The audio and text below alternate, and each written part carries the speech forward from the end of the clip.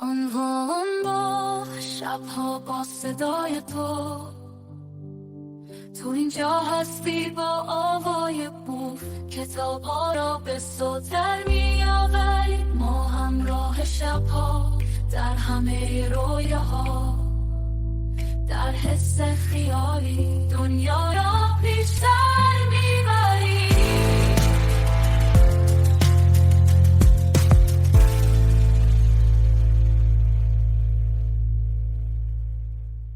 نام کتاب همیشه همان. نویسنده رضا حقی. انتشارات نشر اینترنتی آوای بوف. سال انتشار 2023. راوی نیکا قربانی. امور فنی و انتشار قاسم قره‌داغی. تاریخ اجرا خرداد 1403. تعداد صفحات 134 صفحه. موضوع رمان. تولید صوتی کتابخانه اینترنتی آوای بوف. آوای بوف یک گروه مردم نهاد است که توسط عده‌ای علاقه‌مند به کتاب با دغدغه ارتقای فرهنگ کتاب و کتابخوانی و استحکام بستر خرد اجتماعی تشکیل شده و تاکنون تولید و انتشار هزاران کتاب صوتی را در کارنامه خود دارد. با توجه به اینکه این گروه وابسته به هیچ سازمان و ارگانی نیست و تمامی فعالیت‌ها به صورت داوطلبانه و رایگان انجام می‌شود، لطفاً اگر در این رابطه احساس مسئولیت دارید، در معرفی ما به دیگران سهیم باشید. avayaboof.com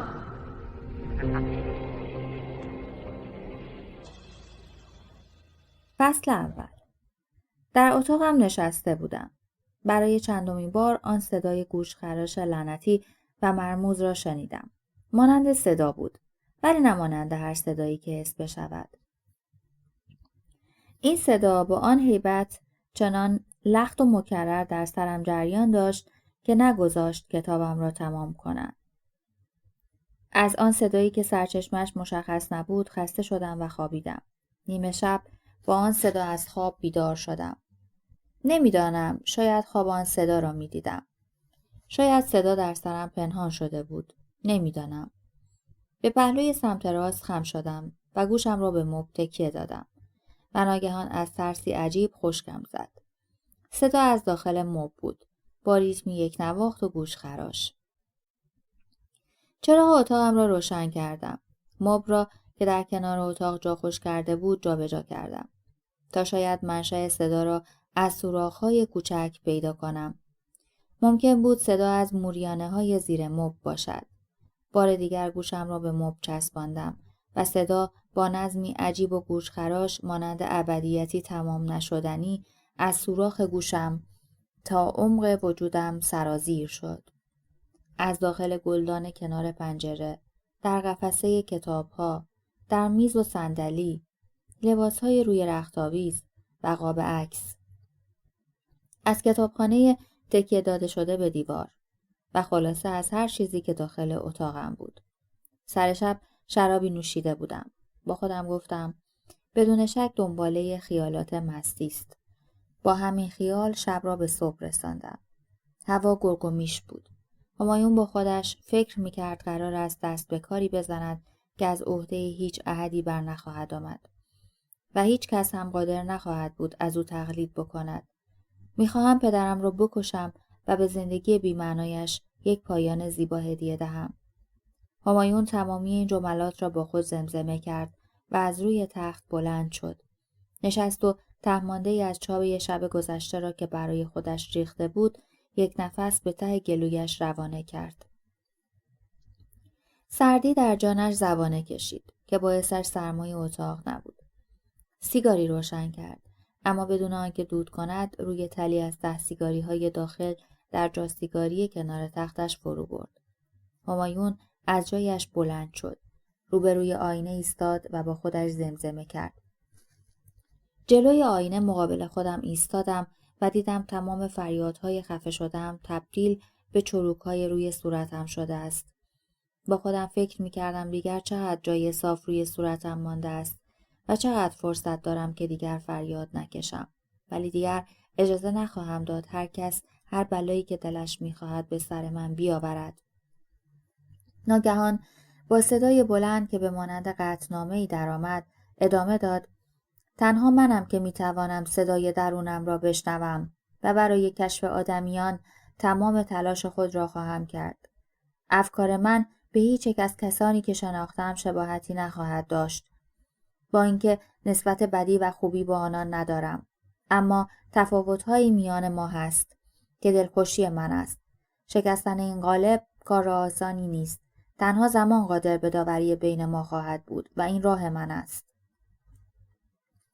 صدای باز شدن وحشیانه در باعث شد صدای همایون در گلویش تبدیل به سنگ شود.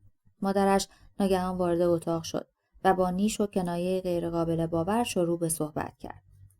باز چت شد؟ تو هم عین باباتی. کل زندگی شده پر شکست و بدبختی. بیکاری و رذالت. پاشو دیگه، کافیه. برو یه شغلی برای خودت دست و پا کن. یه فکری به حال خودت بکن. از داداشت یاد بگیر. با اینکه سربازه وقتی میاد خونه ساعت استراحتش رو میره سرسازی آقای مومنی تا یه لقمه نون در بیاره. ولی تو چی؟ این آشغال بی‌خاصیت. این جملات را گفت و در را محکم بست. احساس عجیبی دارم، مانند از دست دادن نیروی جوانی. تحمل کردن و صبوری در برابر بسیاری از چیزها برایم ناممکن شده است. مادامی که در اتاقم را باز می‌کنند، سر و صدای تمامی ساکنان گورستان و آدم‌های زنده در سرم محو می‌شود. سکوت دهشتناکی مرا به آغوش خودش می‌کشد. از راه پله‌ها مرا به سمت تخت خواب می‌برد و در میان لحاف چرک مرده دفنم می‌کند. عرق سردی تمام وجودش را در بر گرفت و حالت غمزده بر وجودش چنگ زد. اگر کسی او را می‌دید با خودش می‌گفت هر آن ممکن است خودش را از پنجره به درون کوچه پرتاب کند و به این زندگی که به آن هدیه الهی می‌گویند پایان بدهد. برایش عجیب بود. مادری که او را به دنیا آورده است چطور برایش آرزوی مرگ می‌کند؟ حضور مادرش قرار بود مایه آرامش او شود. اما حالا فقط مسبب سیاه‌روزی و مرده انگاری روح و ذهنش شده است. چند تکه لباس روی کتابی گذاشت که قرار نبود بخواند و چند لباس که قرار نیست بپوشد. نشست و سیگار دیگری را روشن کرد. اما این بار سیگار را دود کرد و چمدانش را بست. اتاقش تبدیل به یک دخمه تنگ و تاریک و سرد شده بود که حتی فضایی برای قدم زدن برایش فراهم نمی ساخت. درب اتاق پدرش همیشه باز بود و هر زمان که از کنارش رد می شد هراس دهشتناک و لرزشی عجیب بر او مستولی می شد. زیرا بابت بدهکاری به پدرش احساس شرمندگی و ناراحتی داشت. این موضوع از چند ماه پیش فاصله بسیار زیادی بین آنان ایجاد کرده بود. همایون همواره حالت کودکی را داشته که شاهد نگاه دو پهلوی پدر خود بوده است. هیچگاه به قطع یقین نمی‌داند که این نگاه جدی و بیروح اثر تایید است یا ملالت. چرا که همیشه از پدر خود واکنش‌های متضاد دیده است. گاهی در زندگی هر روزه در کنار این پدر مستقیما مورد عتاب قرار نگرفته یا حتی گاهی مهربانی‌هایی نیز در نگاهش دیده است. اما هیچگاه این احتمال منتفی نمی‌داند که همین پدر با بهانه یا بی بهانه شلاق را بر جانش بکشد. همایون نمی‌توانست مستقل زندگی کند و ناچار از همزیستی با پدرش است. از طرفی دیگر با چنین پدری امنیت جانی و روانی کامل ندارد. همایون از کودکی آموزش دیده است که در تناقض زندگی کند، با تناقض و خود تناقض زیست کند و به تدریج از لحاظ ذهنی و وجودی در برابر خطرات موجود در زندگی با چنین پدری بیمه می شود. چمدان را کنار پایش گذاشت. تصمیم داشت از خانه خارج شود و به سمت سراح امین حضور برود. در را گشود. باید برای گرفتن اسلحه و فشنگ برای نقشه امشب پیش می رفت. پولی را که قرار بود بابت اسلحه به محمود بدهد از درون چمدان برداشت و داخل جیب اوورکوت مشکی خودش چپاند و لبه پالتو را بلند کرد تا از گزند سرما در امان باشد. از پله ها پایین آمد و وارد خیابان شد. باید پیش از تاریکی هوا خودش را به محلی میرساند که محمود گفته بود. مادرم پشت سرم گفت یه مرد به هوای تازه احتیاج داره. امشب به طرز عجیبی هیچ چیز محدود و منفرد نیست. امشب از آن شب‌هایی است که انسان در عنصر طبیعت ناپدید خواهد شد و اندیشه‌های تلخ و گزنده در سرش چرخ می‌خورد. با این حال هنوز بودند خانه‌هایی که به لطف گرما خود را زنده نگه می‌داشتند. چراغ برخی خانه‌ها هنوز روشن بود. بوی غذاهای مختلف، بوی آش نظری هنوز در خیابان مشام آدم را عطرآگین می‌کرد. همایون در کوچه روبروی پنجره اتاقش ایستاد و در تفکرات خودش غوطه‌ور شد. فیلسوفان درست گفتند که جهان و دنیایی که در آن زندگی می‌کنیم بسیار تاریک و مبهم است. راهش را پیش گرفت. علت وجودی اشیا چیست؟ اینکه بدانم خداوند همه چیز آفریده است پاسخ من نیست. خداوند در یک مفهوم مجرد تداعی کننده تلخکامی‌های انسان معاصر است. با این همه توضیح خدا بسیار راحت‌تر از توضیح وجود جهان است. سیگاری روشن کرد و دوباره در افکارش غرق شد. عالم اندیشه من بسیار تاریک و نامطمئن است. اما چه چیزی عالم این اندیشه را نورانی خواهد کرد؟ قدمهایش آهسته شد. همایون موقع حرف زدن با خودش چند بار به عقب برگشته بود. احساس می‌کرد کسی او را تعقیب می‌کند. حق داشت. افکارش سالهاست که او را پیگیری می‌کنند و گاهی از دل تاریک‌ترین و سردترین شب‌ها خودشان را نشان می‌دهند. به یاد مرضیه افتاد، با آن معصومیت از دست رفته، آن نگاه ژرف و عمیق، آن لب‌های قرمز و برجسته، چشمان مشکی و درشت، گونه‌های گلگون و موهای گلابتونی‌اش، به خنده‌های بی‌پایان و چهره موقر و متینش. هر بار که ذهن همایون به موضوع عشق می‌رسید، حاضر نبود صدای خود را بلند کند. حتی حاضر نبود در تنهایی با خودش صحبت کند. سیگارش را به جوی آب پرتاب کرد و ناگهان صدایی شنید و باعث سرگیجه و سردرگمی‌اش شد. صدا. ترتیب این کارو میدیم. همایون دست باچه به عقب برگشت ولی کسی نبود. گوشه‌ای از پیاده رو نشست. هوا سرد بود. گوشه‌ای زانو زده بود و جز صدای عبور ماشین از روی برف‌های آب شده و پرتاب آنها روی ماشین‌های پارک شده صدایی به گوش نمی رسید. از جایش بلند شد و بی‌اعتنا راهش را ادامه داد. باید چند دقیقه‌ای به خود زمان بدهد تا فکر قضا و قدر محتوم خودش را به ناامیدی بسپارد. خداوندا، چرا این سرنوشت نصیب من شده؟ زندگی احمقانه است. چرا باید به کشتن پدرم انتخاب کنم؟ میتونم برو بندیلم و ببندم و خودم را اینجا گم و گور کنم و برم. همیشه در حال گفتگو و بحث با خودش بود. اما همیشه برای دفاع از این بخش از افکارش فقط به این نکته دقت میکرد و این نکته را برای خودش مطرح میکرد. دیگر اجازه نمیدهم این ملعون بلایی که سر من آورد را سر حمید و مادرم بیاره. هنوز کاری نکرده بود. همایون بیگناه بود و معصوم. سر تا سر پهنا و ژرفای بیگناهی خود را در انزوایی درک کرده بود. مرد خوبی بود، آنقدر که حتی اجازه داده بود پدرش در عمق افکارش پنهان شود و هرچقدر که دوست داشت آزارش بدهد. هوا به طرز غریبی سرد و استخوان‌سوز بود. قدمهایش را شمرد و تمام مدت در خاطراتش قدم زد. از مقابل مغازه ساعت‌سازی آقای مومنی که می‌گذشت، ناگاه نگاهش به برادرش حمید جلب شد که سخت مشغول کار بود.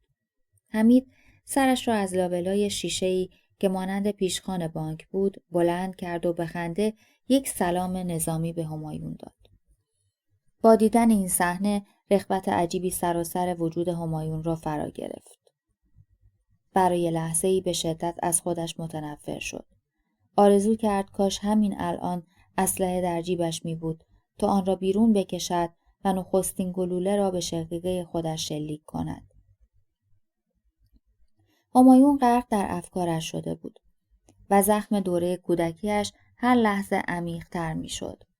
درون گردابی مرموز می‌افتاد. سایه‌های حاضر در ناخودآگاهش آن خاطره را مانند شوخی بی‌مزه‌ای به او یادآوری می‌کردند.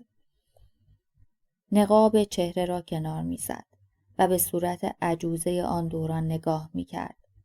باغ‌ها خشک می‌شدند و اسکلت جمجمه‌هایشان نمایان می‌شد. در جهان در مقابل چشمان همایون با ریتمی تند و خشن در حال نابودی بود. با خودش عهد بسته بود. با ساز آن نرقصد و به آن تن ندهد. این موضوع مصداق جامعی ندارد. زمانی که داغی وجود دارد این موضوع به عینیت تبدیل می شود. در 17 سالگی تصمیم داشت خودکشی کند. زخمی که از کودکی با خودش داشت گاهی سر باز می کرد. به چرک می نشست، آب می داد، ورم می کرد و می ترکید و روحش را به خونابه می کشاند. پس از چند وقت چرک مرد می شد و روحش را به زنجیر می کشید. علاقه ای نداشت درباره آن اتفاق با کسی صحبت بکند. اما وقتی نام محمود به میان می آمد تمام استخوان‌هایش شروع به لرزیدن می کرد. نیمه های شب بود. خودش را به حمام رساند. دستهایش لرزش عجیبی داشت. تنش مورمور می شد و گوشهایش زنگ می زد. چند قرص آسپرین خورده بود و تصمیم داشت تیغ را روی شاهرگ گردنش بلغزاند. روی صندلی پلاستیکی سفید داخل حمام نشست. لباسهایش را در نیاورده بود.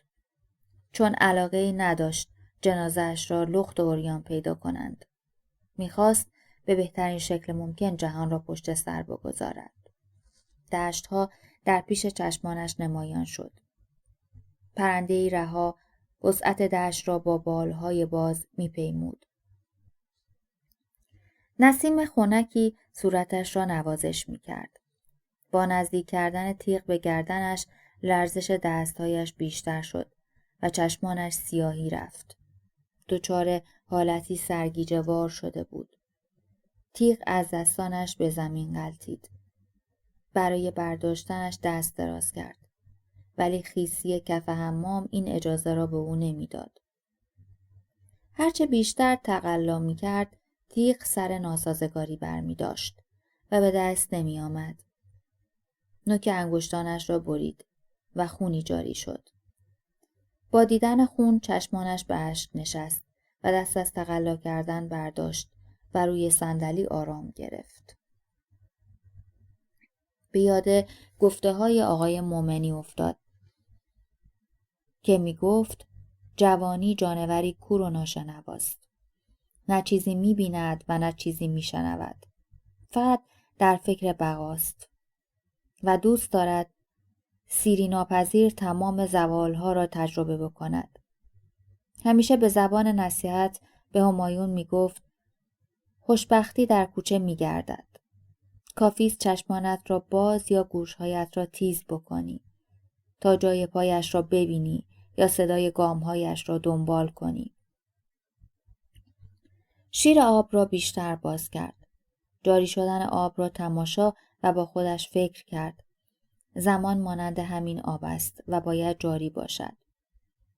جوانی هم جانوری است که از ماهیت فلسفی خودش بیخبر است. باید بی‌اعتنا به آن اجازه داد تا راهش را پیش بگیرد. از همان جوانی به قیام علیه سرنوشت خودش به پا خاسته بود و می‌خواست شکستش بدهد. خونش را بریزد. ریشه هایش را با دندان از اعماق روحش بیرون بکشد و در لابلای زخم‌هایش گوری بنا کند و در عزایش تا واپسین نفس مویه کند. برای لحظه‌ای خودش را در آغوش مرضیه تجسم کرد. مورمور شد. غصه‌اش گرفت. در حمام را بست. شرمسار و ناامید به تنهایی و آغوش کتاب‌هایش بازگشت. در تنهایی به نصیحت‌های سبکسرانه و احمقانه آقای مومنی می‌اندیشید. به این فکر می‌کرد که خواسته‌هایش تا چه اندازه بزرگ و دست نیافتنی شده است. فکر قبولی در کنکور، رفتن به دانشکده هنر و معماری یا ازدواج با دختری که شاید سالها بعد ملاقاتش خواهد کرد. همه چیز در پیش چشمانش از برآورده کردن نیازهایش عاجز می‌ماند. کنجکاوی حتی روحش را هم اغنا نمی‌کرد. روی تخت خوابش دراز کشید و کتاب نیمه باز گوشه تخت خواب را گشود. به پاراگراف اول که رسید، آسپرین ها کار خودشان را کرده بودند. آرام دراز کشید. کتاب روی سینه‌اش رها شد و به خواب رفت. همایون به خودش آمد. همایون در کوچه بود. حمید سراسیمه با یک روپوش خاکستری از پشت پیشخوان با دستان سیاه و یک ساعت مچی که مشغول تعمیر آن از میان ساعت‌هایی که تلمبار شده بود به سمت خیابان دوید. در سر راهش حتی یکی دو باری به ساعت‌های مغازه نیز برخورد داشت. اما همایون قبل از رسیدن حمید با یک جست از مقابل مغازه ساعت‌سازی دور شد. همه جمعیت در پیاده‌رو فاصله‌ای بین دو برادر انداخته بود. حمید می‌خواست با پریدن و چابکی برادرش را ببیند، ولی موفق نشد و با دلخوری و پرسش‌های بی‌پاسخ به داخل مغازه برگشت. همایون با خودش فکر کرد قطعاً این آخرین باری بود که او را می‌دیدم. نباید ارتباطی بین ما باشد. اصلاً علاقه‌ای ندارم بعد از کار امشبم پلیس به حمید مشکوک شود و او را شریک جرم من تلقی کند. سر و صدای جمعیت بسیار زیاد بود. بخار ناشی از اگزوز ماشین‌ها هوا را اشغال کرده بود. هیچ هوای تازه‌ای برای نفس کشیدن وجود نداشت. سردش بود و این سردی اصلاً از سرمای زمستان نبود. آسمان چنان برفی را روی زمین گسترده بود که حتی یک نقطه سیاه در میان این حجم از سفیدی دیده نمی‌شد. هنگام قدم زدن مدام خاطراتی ذهنش را به پریشانی می‌کشاند. سالها پیش وقتی همایون تازه وارد 20 سالگی شده بود، پدرش مجبورش کرده بود در کارخانه ساخت صابون مشغول به کار شود. شغلی به شدت سخت و استخوان‌سوز. حتی انسان‌های بسیار قوی بنیه هم طاقت 1 ماه کار کردن را در آنجا نداشتند.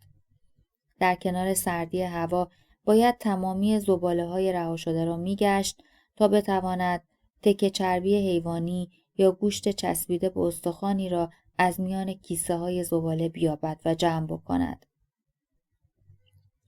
تصور اینکه آن محیط چه بلایی سر انسان می‌توانست بیاورد قابل وصف نبود. او باید از میان انبوه زباله‌ها لاشه حیوانات مرده را جمع و در گوشه‌ای ترنبار می‌کرد و سپس فاصله 20 دقیقه‌ای تا ورودی کارخانه را گز می‌کرد و بعد از وزن کردن و تحویل بار دوباره به همان مکان برمیگشت و از نو مشغول جمع‌آوری لاشه حیوانات و ته‌مانده استخوان‌ها می‌شد. در یکی از همین روزها همایون کیسه بزرگی با وزنی سنگین پیدا کرد. ترسید و با گام‌های کوتاه و لرزش زیاد به کیسه زباله نزدیک شد. در کیسه را باز کرد. فریادی بلند کشید و روی زمین افتاد. ماه هنوز شادان در آسمان بود و ابری دیده نمی‌شد. اما هوای اواسط دی ماه بسیار سرد و شکننده بود. پتوی همراهش را دور خودش پیچید و در کیسه را از پهلو پاره کرد. در نگاه اول بینی کوچک دختر بچه‌ای را دید که سوراخ‌هایش با خاک پر شده است. لبانش به کبودی نشسته بود. سرش را برگرداند تا چشمهای بازش را نبیند. پیشانیش با جسم کندی شکاف بزرگی برداشته بود. سنش بین 4 تا 5 ساله به نظر می رسید. به انتهای پلاستیک دست برد، تکه های بریده شده بدن دختر نمایان شد. پتو از روی شانه‌هایش افتاد. اشک پهنای صورتش را پوشاند. نگاهی به اطرافش انداخت. سمت چپش تپه خاکی کوچکی را دید. تصمیم گرفت کودک را دفن کند. دلش مالامال از ترس شد. کیسه زباله به محض بلند کردن پاره شد و قطعه‌ای از بدن کودک بیرون افتاد. بیشتر که نگاه کرد متوجه شد که مچ دست دخترک است. آن را به داخل کیسه انداخت و جای پارگی را با دست دیگرش در مشت گرفت تا دیگر تکه های بدن دخترک بیرون نریزد. از گوشه نایلون هنوز لباس گلگلی آبی پیدا بود. شب آویخته از مرگ بود. سرما تمام زورش را میزد تا جلوی همایون را بگیرد. چند لاشخور در آسمان محیط زباله‌دانی پرسه می‌زدند. هوا رو به تاریکی می‌رفت. قرار بود 10 دقیقه قبل خودش را به در کارخانه برساند تا سوار مینیبوس بشود و در نزدیکترین میدان خیابان را به سمت خانه پدری گز بکند. ولی همایون هنوز اینجا بود. بقیه یقین داشت سرویس برگشت به شهر رفته است. خطر بزرگی را به جان خریده بود. ممکن بود سگ‌های گرسنه تکه پاره‌اش کنند یا از سرما نیش عقرب و مار بمیرد. ماندن در آنجا، آن هم در سرما و کولاک، پیش از استخدام به او اخطار داده شده بود. اما همایون دل رفتن نداشت. میخواست دخترک را خاک بکند تا طعمه حیوانات نشود. پیش خودش گفت این دختر لیاقت یک مراسم خاکسپاری را دارد. لیاقت زندگی کردن را هیچ کدام از ما نداریم. با زحمت خودش را از لابلای زباله‌های ریخته شده در پای تپه بالا کشید. باد سردی می‌وزید. هوای آن بالا خیلی سرد بود. زمین زیر پایش بسیار محکم بود. خاک بود و سنگریزه ها و در گوشه و کنار آبهای یخ زده و او با خود فکر کرد چگونه باید زمین را بکند. با تکه چوبی که در کنارش قرار داشت مشغول حفر زمین شد. به ضربه 4 یا 5 که رسید چوب از وسط شکست و انگشتانش با زمین سفت و یخ زده برخورد کرد. به خودش لرزید. درد بدی در استخوان دستش احساس کرد. با دم و بازدم دستهایش را گرم کرد و شروع کرد با سنگ‌های بزرگ و نوک‌تیز زمین را کندن. اما بیفایده بود. زمین به قدری سفت و سخت بود که قرار نبود با این ضربه ها ذره‌ای از غرورش عقب نشینی کند. آب از آب تکان نمی‌خورد و سنگ‌ها کنار نمی‌رفتند. هرچه بیشتر جان می‌کند کمتر به نتیجه می‌رسید. با عجله به روی پاهایش ایستاد تا بتواند وسیله‌ای آهنی برای کندن پیدا بکند. با سرعت خودش را به پایین تپه رساند و در میان زباله‌ها شروع به جستجو کرد. آسمان شب تصمیم داشت نور را از او دریغ کند. هر چیزی که روی تپه ممکن بود به کارش بیاید را داخل گونی چپاند. چراغ نفتی، چوب، حلبی، دارو، چند عدد قاشق و چنگال، یک بسته کبریت، هر چیزی که میشد به کندن زمین یا زنده ماندن خودش کمک بکند. به سرعت خودش را به بالای تپه رساند. باید آتشی برپا میکرد تا هم از گزند سرما در امان بماند و هم سگها و لاشخورها یا گرگ را از او دور کند. قاشقی را بیرون کشید تا مشغول کندن زمین بشود. اما زمین زیر پایش به قدری سفت بود که پس از چند بار تلاش قاشق نیز تاب برداشت. میخواست سر قاشق را صاف بکند که ناگهان قاشق در دستش به 2 قسمت تقسیم شد. دستهایش را روی زانو رها شد و تا می توانست فریاد کشید و گریه کرد. زمین آمادگی پذیرفتن این معصومیت از دست رفته را نداشت. زمین سر ناسازگاری برداشته بود و سینه‌اش سنگین و مالامال از کینه شده بود. این مهمترین کاری بود که تصمیم داشت به سرانجام برساند. تکه چوب‌ها یا علف‌های هرزی را که در اطرافش بود جمع کرد تا بتواند با کمک کبریت و مقداری نفت آتشی برپا بکند. پس از گذشت چند 10 دقیقه به سختی و مرارت توانست آتش کوچکی را دست و پا کند. نگاهش را به سمت شعله‌های آتش برگرداند. خدا می‌دانست همایون به چه چیزی فکر می‌کند. نگاهش را به سمت پایین تپه دوخت و صدای زوزه سگ‌های گرسنه را شنید که در میان زباله مشغول جستجو بودند.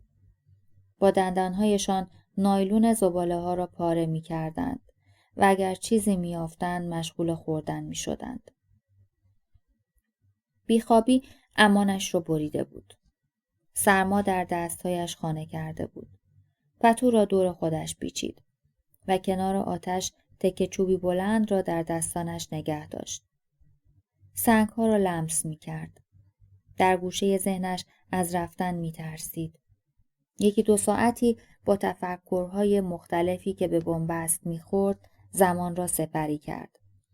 نمی‌دانست چه خاکی باید به سرش بریزد.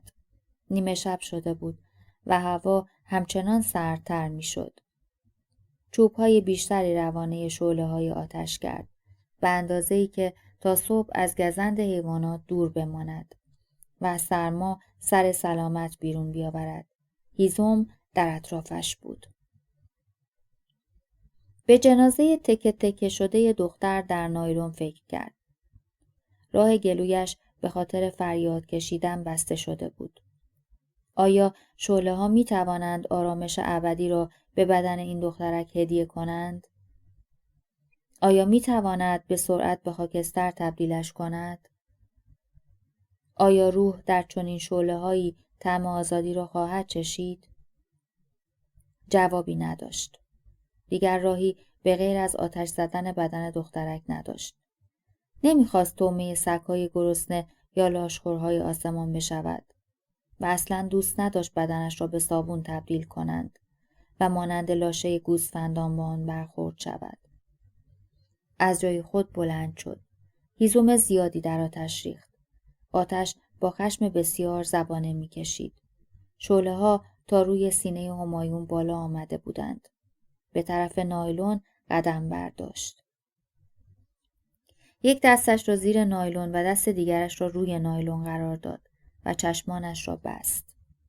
با پرتاب کردن نایلون با سمت شعله‌ها چند هیزم بر اثر برخورد تکه گوشت‌ها به کناری پرتاب شدند.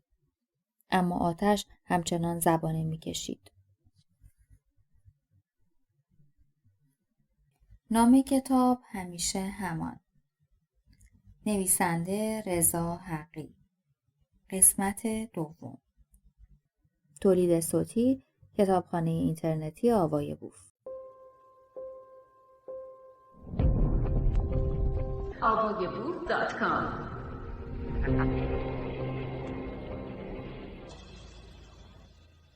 چشمانش را باز کرد و یکی از پاهای دخترک را دید که هنوز کفش قرمزی به پا داشت. به خودش لرزید. میخواست فریاد بزند. اما گلویش خشک بود و دستانش زیر بارشی از خاکستر پنهان شده بود. تسلیم سرنوشت که شد، با پا تکه‌ای از بدن دخترک را که کنار آتش افتاده بود به سمت شعله‌ها هدایت کرد. دوباره هیزم درون آتش ریخت. این جملات در ذهنش تاب می‌خورد. می‌خواهم نشان بدهم که دیگر نمی‌شود. زور می‌زنیم نمی‌شود. ایمان می‌آوریم نمی‌شود. فریاد می‌زنیم نمی‌شود. سکوت می‌کنیم نمی‌شود. مقاومت می‌کنیم نمی‌شود. مبارزه می‌کنیم نمی‌شود. تسلیم می‌شویم نمی‌شود. ما رها شده ایم. ما همینیم. گویی این جملات را مانند سخنانی که بالای سر یک جنازه می‌خوانند ادا کرده بود. از دور زبانه‌های آتش و مردی که کنارش ایستاده بود تداعی خلق جهانی به دستهای ابلیس را نشان می‌داد.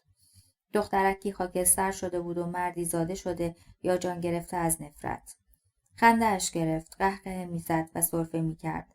لابلای خنده‌هایش به سرش مشت می‌کوفت. تک و تنها در قلب بیابان، در لابلای فضولات و زباله‌های مردم شهر، بالای تپه‌ای مشرف به چراغ‌های شهر روی دو زانویش نشست. احساس می‌کرد تمامی اهانت‌های دنیا با هرج و مرج در روحش به هماهنگی رسیده بود. صدای سگ‌ها با نخستین بوی گوشت‌های سوخته بلند شد. خود را از تپه‌ها بالا کشیدند، اما جرأت نداشتند نزدیک شوند. صورت همایون به خاطر نزدیکی به آتش به سرخی نشسته بود و این اولین بار بود که گرما را با تمام وجودش حس می‌کرد، اما سنخیتی با آن گرما نداشت. بدن و روح همایون از جنس سرما و زمستان بود. فردای آن روز کارگرهای کارخانه صابونسازی همایون را در حال نیمه هوشیار یافته بودند و در جلوی خانه او را راهی اتاق خوابش کردند. دکتر گفته بود تشنج روحی کرده است و باید چند روزی استراحت کند. رنگ صورتش قرمز مایل به قهوه‌ای شده بود. گرما تا لایه سوم پوست صورتش را از بین برده بود. تا 2-3 سال بعد به او می‌گفتند همایون در آتش. بشکه‌های نفت، پاره آجرها و کیسه‌های زباله سرتاسر خیابان را اشغال کرده بود و وضعیت اسفباری را به مردم این شهر تحمیل می‌کرد. سردی هوا در کنار بوی مشمئز کننده حاصل زباله‌های رها شده گوشه خیابان بود. موش‌ها قیام کرده بودند. این شهر لعنتی را باید خراب کرد و بر سر گورش نشست و گریه سر داد.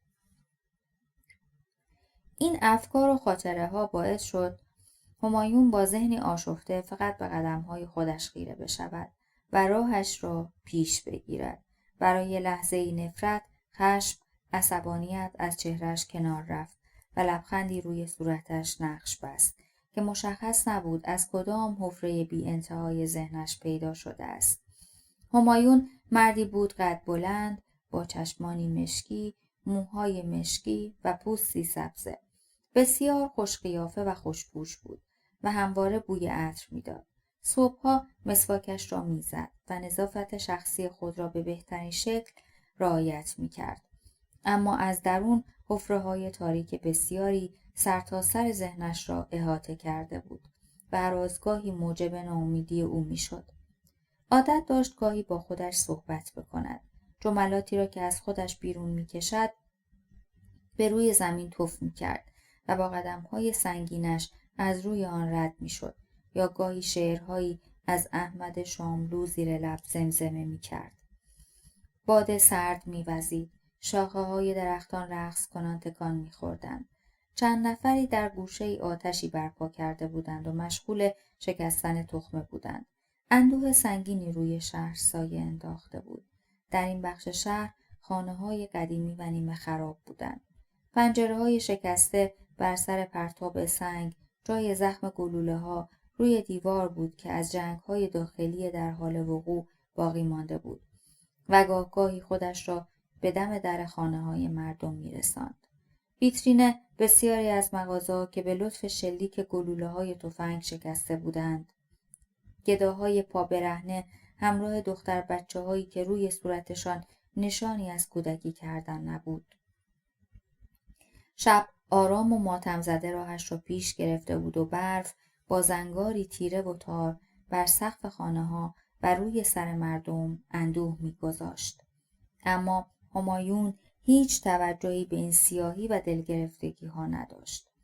تمامی زندگی او در همین خط بطلان خلاصه شده بود. نیروی ویژه‌ای در سرتاسر وجودش موج می‌زد و آن را به خدمت خود می‌گماشت. بی هیچ حرفی به راه خودش ادامه می‌داد و غمگین بود. اما از درون ترسی داشت که نکند چیزی مانع به وقوع پیوستن این سعادت بشود. سعادتی که باعث وجود داشتن و معنا پیدا کردن همایون شده بود. سعادتی به نام انتقام. از سراح همین حضور به داخل کوچه‌ای پیچید و هنوز چند قدمی بیشتر بر نداشته بود که از ترس به پشت سرش نگاهی انداخت. ناگهان تمام وجودش به لرز افتاد که حاصل سرمای زمستان نبود. مردی قوی هیکل بدون اعتنا از کنار همایون عبور کرد و وارد سومین خانه از سمت راست شد. همایون نیز قرار بود وارد همان خانه بشود. این کوچه یادآور خاطرات بسیاری بود. در کنار در روی یک تخت سنگ نشست و سیگاری روشن کرد. نگاه همایون به صندوق صدقات سر کوچه بند شد و خاطره‌ای زنده در پیش چشمانش جان گرفت. اوایل زمستان بود. سردی آن سالها تفاوتی با سالهای بعد یا قبلش نداشت. همایون 16 سالگیش را با نخستین قرار مردانه جشن می گرفت. نخستین قرار دوستی خود را با درد و رنج در شبهای اول زمستان در سراح امین حضور گذاشتند. قراری از جنس درد و دوستی، از رویاهای تو سری خورده، از آرزوهای دست نیافتنی، از هر آن چیزی که باعث خرد شدن روح آدمیزاد می شد. فرهاد، محمود، همایون و احسان حقشان را می خواستند و گرفتنی ترین حقشان احساس رضایت از زندگی بود که آن نیز دست نیافتنی به نظر می رسید. همایون همیشه می اندیشید در چنین سرزمینی که آغشته به لجنزارهای بی پایان است، چگونه گاهگداری گل عشق و آزادی جوانه می زند. پدر بزرگ همیشه می گفت جوانان روحهای بزرگی دارند و این روحها بسیار خطرناک هستند. همایون با آنان نگاه می کرد و به حرفهایشان گوش می سپرد. یکی از آنها کارگر زمینشور رستورانی بود که باید از طلوع آفتاب تا پاسی از شب برای چندر گازپول محیط 200 متری را تمیز می کرد. او آسیب دیده و سرخورده بود و نفسش از این حجم از کار بند آمده بود. دیگری خواننده جشن‌های عروسی بود. غرق الکل بود و راه نابودی را به خوبی می دانست و در همین راه قدم می زد. دیگری معلم پیانو بود. آهنگ‌های شاد می نواخت و مردم را سر کیف می آورد. همایون خسته بود. پشت لبانش به تازگی سبز شده بود و نمی‌دانست با جوانیش چه کند. حالش خوب نبود. گویا از مراسم خاکسپاری برمیگردد. با خود فکر می‌کرد خرد خوبی‌ها از خرد بدکاری‌ها خطرناکتر است. ساعت نزدیک 2:30 شب بود. سکوت و سیاهی سرتاسر خیابان را در مشتش می‌فشرد. هر چند دقیقه موتورسیکلت یا ماشینی عبور می‌کرد. پلیسی در کار نبود. سردی هوا جرأت بیرون آمدن آدمی را در نطفه خفه کرده بود. محمود پیشنهادی داد که به جز همایون همگی سریع قبول کردند. محمود گفت باید بریم حقمون از خیابونا و خونه‌های خالی برداریم. همایون مردد به زمین خیره شد و نمی‌فهمید منظور محمود دقیقاً چیست. محمود ادامه داد: 1 ساعت دیگه همدیگر رو همینجا می‌بینیم و داشته‌هامون تقسیم می‌کنیم. از هم جدا شدند. همایون هنوز ایستاده بود و نگاهش زمین را سوراخ کرده بود. محمود برگشت و دستی به صورت همایون کشید و گفت: یادته میگفتی میخوای مرد چی؟ حالا وقتشه. تنها در سراح امین حضور قدم میزد. برف شروع به باریدن کرد. نمیدانست منظور محمود از مرد شدن چیست. نمیدانست وقت چه چیزی فرا رسیده است. فقط میدانست باید دست به کاری بزند تا در نگاه دوستانش سرفکنده نشود. گویا بیشتر وظیفه بود، نه تمایل. قدرت تند حرکت کردن را از دست داده بود. به کرکره مغازه‌ها تکیه داد و سرش را به میله‌های زنبوری شکل آن چسباند. نفسش بند آمده بود. این پا در هوایی خطرناکتر از چیزی بود که قصد انجامش را داشت. مرغ روحش دیگر نمی‌توانست در تخته بند تنش آرام بگیرد. بالهایش را باز می‌کرد و تصمیم به پرواز داشت. صدایی به گوشش می‌رسید. صدایی یک نواخت مانند کشیده شدن چیزی روی زمین. مرد سپور از کنارش رد شد. کمرش خمیده بود و نگاهش جز کف زمین چیزی را نمی‌پایید. آرام از کنارش عبور کرد. گویا اصلاً متوجه حضور همایون نشده بود.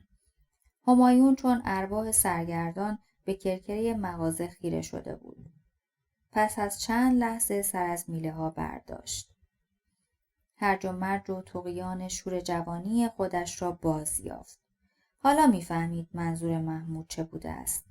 ذهنش گنگ بود اما تصمیمش را گرفته بود. از کنار خیابان یک سیخ نازک جنس مفرق یافت. به نزدیکترین صندوق صدقات که رسید، آدامسش را به سر آن چسباند و سیخ را وارد صندوق کرد. تقلا کرد. در اول یکی دو اسکناس کهنه به دست آورد. بارها و بارها این کار را تکرار کرد. دیگر ترسی نداشت. برف موهایش را سفید کرده بود. انگشتانش یخ بسته بود و خون با آخرین توان به اندامش نیرو می‌بخشید. حدود 20 تا 30 اسکناس و چند سکه از درون صندوق بیرون کشید. دوباره ترس و واهمه بر جانش افتاد. از دور صدایی شنید. برگشت. اما کسی نبود. گویا خواب آن صدا را می‌دید. خوابی که در تمامی شب‌های زندگیش می‌دید. موریانه ها. حالا حقیقت این صدا را در تمام اطرافش حس می‌کرد. درخت‌ها، تیرهای چراغ برق، کرکره مغازه‌ها، چراغ چشمک زن سر سراح امین حضور، حتی از آجرهای ساختمان‌ها صدای موریانه به گوش می‌رسید که تصمیم داشت تمام شهر را بجود. عرق سردی بر تنش نشست، مانند حیوانی تیر خورده تلو تلو می‌خورد. وقتی به محل قرار رسید، هنوز چند دقیقه‌ای تا ساعت مقرر باقی مانده بود. احساس بدی داشت. تصمیم نداشت شور جوانی خودش را با دزدی آلوده بکند. یک سمت مغزش دستور میداد باید دوباره دست به چنین کاری بزند. این کار حق اوست. شاید بقیه با دزدی از مال دیگران به حقشان برسند، اما من حق خودم را دزدیدم.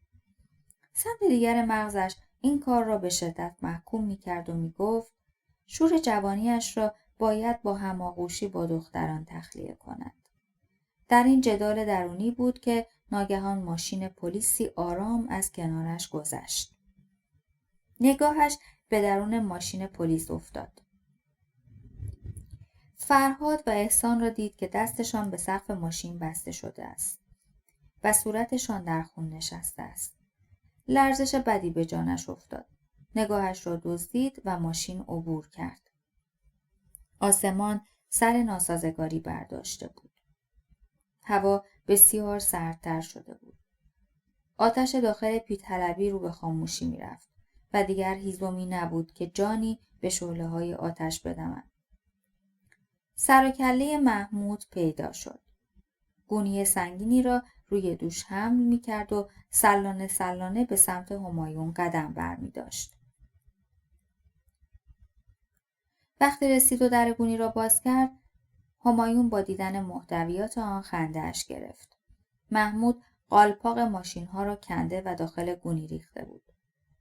محمود جثه‌ای ریز داشت، اما نترس و بسیار جسور بود. نگاهی به همایون کرد و گفت: تو چی کار کردی؟ تونستی چیزی گیر بیاری؟ همایون دستهایش را در جیبش فرو برد و اسکناس‌های بیمایه و کهنه را نشان محمود داد. محمود نگاهی از سر ناامیدی به همایون انداخت و گفت: پس نیاز به تقسیم کردن نیست. تو پولا رو برای خودت بردار، منم این قالپاقا رو. محمود سرش را پایین انداخت و راهی خانه پدری شد. همایون نیز پابرچین خودش را از پله‌ها به اتاق رساند. نمیخواست کسی از ساعت ورودش به خانه باخبر شود. گاهی احساس سرما می کرد و گاهی هم در آتش ترس می سوخت. می ترسید گرفتار ژاندارمری بشود. این که نمی‌دانست چه بر سر فرهاد و احسان آمده است باعث عصبانیتش می‌شد. خواب‌های عنکبوتی‌اش دوباره خودنمایی می‌کرد و تارهایش را به دور ذهن همایون می‌کشید. تب و لرز شدیدی داشت. چند پتو به دور خودش پیچید و سرش را در بین دست‌هایش فرو برد. چند روزی را با حالت بیماری سپری کرد. خبری از مدرسه نبود. مادرش هم کاری به کارش نداشت. آن سالها همایون تنها تر شده بود. پدرش در مسافرت کاری طولانی مدت بود و مادرش سرگرم بزرگ کردن حمید 5 ساله بود. گره کوری به اعماق ذهنش افتاده بود. دهانش تلخ شده بود و گلویش سوزش بدی داشت. چند باری محمود به در خانه آمده بود و سراغ همایون را می گرفت. اما همایون قصدی برای نشان دادن خودش نداشت. احساس می کرد از چند شب پیش از بهشت خداوند رانده شده است. مصیبت زده پوچ و توسری خورده شده بود. نمیدانست دزدی ممکن است چیزی را در درونش بکشد که دیگر زنده نخواهد شد. گویا طرف دیگر ذهنش موفق شده بود. او نباید دزدی میکرد. اسکناس‌ها هنوز در جیب شلوارش بود. حتی جرأت نزدیک شدن با آن را نداشت. از کرده خودش بسیار پشیمان بود. صبح روز هفتم از خواب بلند شد. پشت میزش نشست و کاغذ و خودکاری برداشت. میخواست با نوشتن از اضطراب درونیش کم بکند. با خود فکر کرد ممکن است با کمک کلمات بتواند تشویش‌های ذهنیش را به بیرون تف کند. نخستین کلمات روی کاغذ ردیف شدند. از نوشتن می‌ترسید. اما فکر می‌کرد شاید این کار او را از دست نخستین حرکت غیر انسانی و اخلاقیش یعنی دزدی کردن برهاند. داستانی پر از عشق را شروع کرد. شخصیت‌ها بسیار مثبت و آکنده از دورویی و ریا همراه با عشقی خالص را روی کاغذ با کلمات رسم می‌کرد.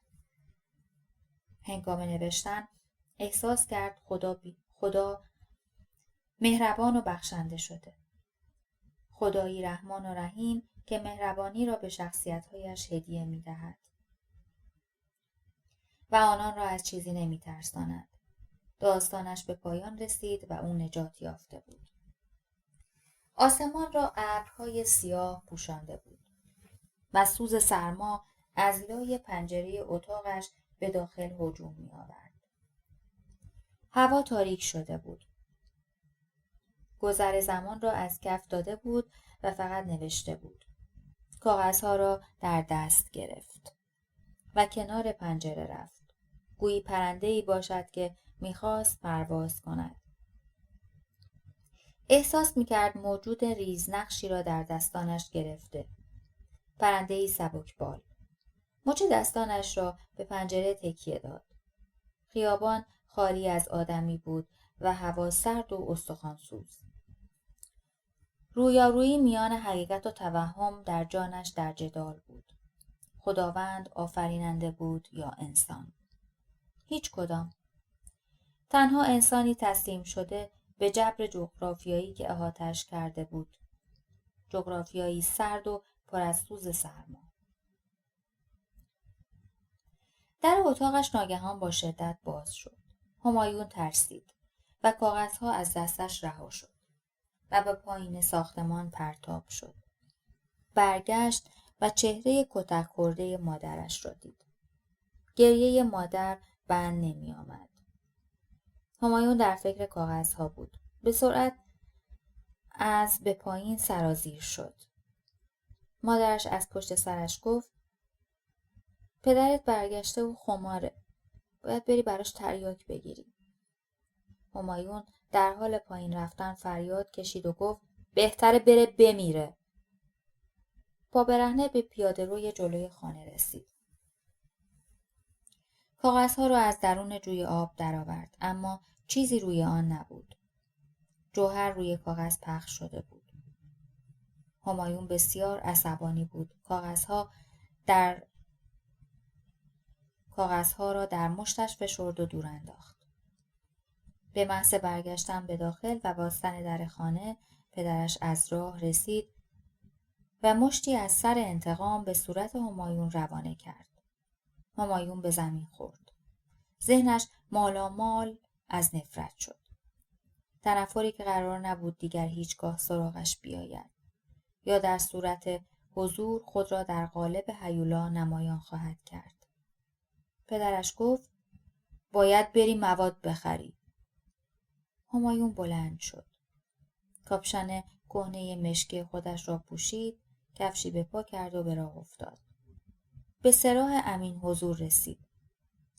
همیشه برای خرید مواد به سراغ محمود می آمد. عموهای او مواد فروش بودند.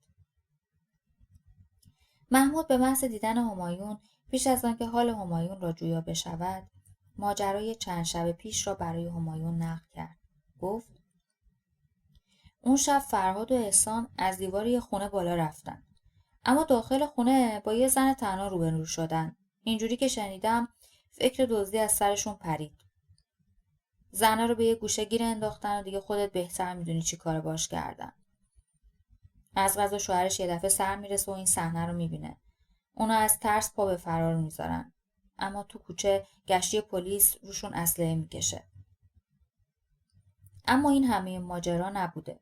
سر زن بدبخت اینقدر وحشی بازی درآورده بودند که تو 5 دقیقه اول زیر دست و پای فرهاد و احسان خفه شده بود. احمقها اصلا خبر نداشتن دارن با یک زن مرده هماغوشی میکنن. فکر میکردن زن بیهوش شده. حالا جرمشون قتل و تجاوزه. شانس بیارن حبس ابد بهشون بخوره. ولی یکی از عموام گفت شک نکن تیربارونشون میکنن. جالبه نه؟ نیم ساعت پیش خبرش رسید جفتشون رو حلق‌آویز کردن. همایون به فکر فرو رفت. محمود رفت تا مقداری مواد برای همایون بیاورد. همایون فکر میکرد که انسانهای داستانش همیشه زنده میمانند. خدایان بودند که در انتهای قصه کشته میشدند. همایون به خودش آمد. از جایش بلند شد و به سمت در حرکت کرد. در نیمه باز بود. ولای در پاره آجوری گذاشته بودند که در باز بماند. با خودش فکر کرد اگر در این کوچه تنگ و تاریک کسی او را تعقیب کند، تمام برنامه‌هایش نقش بر آب خواهد شد. با این میزان از ترس و استرس به طبقه 3 ساختمان رسید و دوباره به فکر فرو رفت که اگر واقعا این کار را بکنم چه اتفاقی برایم پیش خواهد آمد، یا اینکه آیا از عهده من ساخته است یا نه. راهی که قرار بود به محمود برسد با چند کارتون و برچسب‌هایی به زبان انگلیسی احاطه شده بود. بر روی آنها نوشته شده بود با احتیاط حمل شود و در دمای -15 درجه نگهداری شود. علامت خطر بزرگی روی آنها خودنمایی می‌کرد. اما درجه داخل این ساختمان حتی -1 هم نبود. به نزدیکی زنگ در رسید. آن را با دودلی و تردید فشار داد. پیرزنی چروک و از کار افتاده با یک عینک ته استکانی که یکی از دسته‌هایش شکسته بود، با سیگاری در دست و هیکلی درشت و قدی کوتاه مانند جن جلوی درب ظاهر شد. به صورت تکیدش نمی آمد که این گونه چابک و سریع باشد. ناگهان به ذهنش رسید که این پیرزن مادر محمود است. بی‌ادبانه و بدون سلام کردن سراغ محمود را گرفت. پیرزن نگاهی شماتتبار و از سر عصبانیت به همایون انداخت و گفت برو انتهای راه رو. مراقب باش. به جایی نخوری نره خر. بوی ماندگی، عرق و تریاک در تمام خانه به مشام می رسید. بیشتر مانند خانه ارواح بود تا انبار داروهای سرطانی. محمود وارد کننده و فروشنده داروهای قاچاق سرطانی بود. از دور محمود را دید. با خودش گفت کی فکرشو میکرد محمود دانشجوی ممتاز دانشگاه پزشکی قاچاقچی دارو بشه. اونم نه داروی تاریخ مصرف دار، بلکه داروی تقلبی به درد نخور که ممکنه کسی رو به کشتن بده یا فلج بکنه. یه جورایی تروریسته و از مردن آدما اونم به صورت غیر مستقیم لذت میبره. اما محمود اینطور نبود. جامعه و آدمهای اطرافش از محمود چنین آدمی ساخته بودند. به درگاهی رسید. دور یک میز چند نفر مشغول خوردن عرق کشمش بودند. به سرعت نگاهش را از لوازم روی میز دزدید و به چشمان محمود خیره شد. اما روی میز چه بود؟ ابزار درست کردن کوکتل مولوتوف برای اعتراضات و اغتشاشات فردا که قرار بود در میدان ژاله برپا شود. محمود شتک به شانه همایون زد و گفت کجا بودی پسر؟ از سر ظهری منتظرت بودم.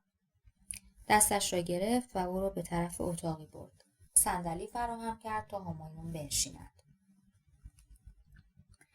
همایون به سرعت باد روی صندلی ولو شد و دستانش را به یکدیگر رساند تا مقداری گرما به آن برسد. محمود ادامه داد ببخشید که اینجا اینقدر سرده. آخه نمیتونیم اتاقو گرم نگه داریم.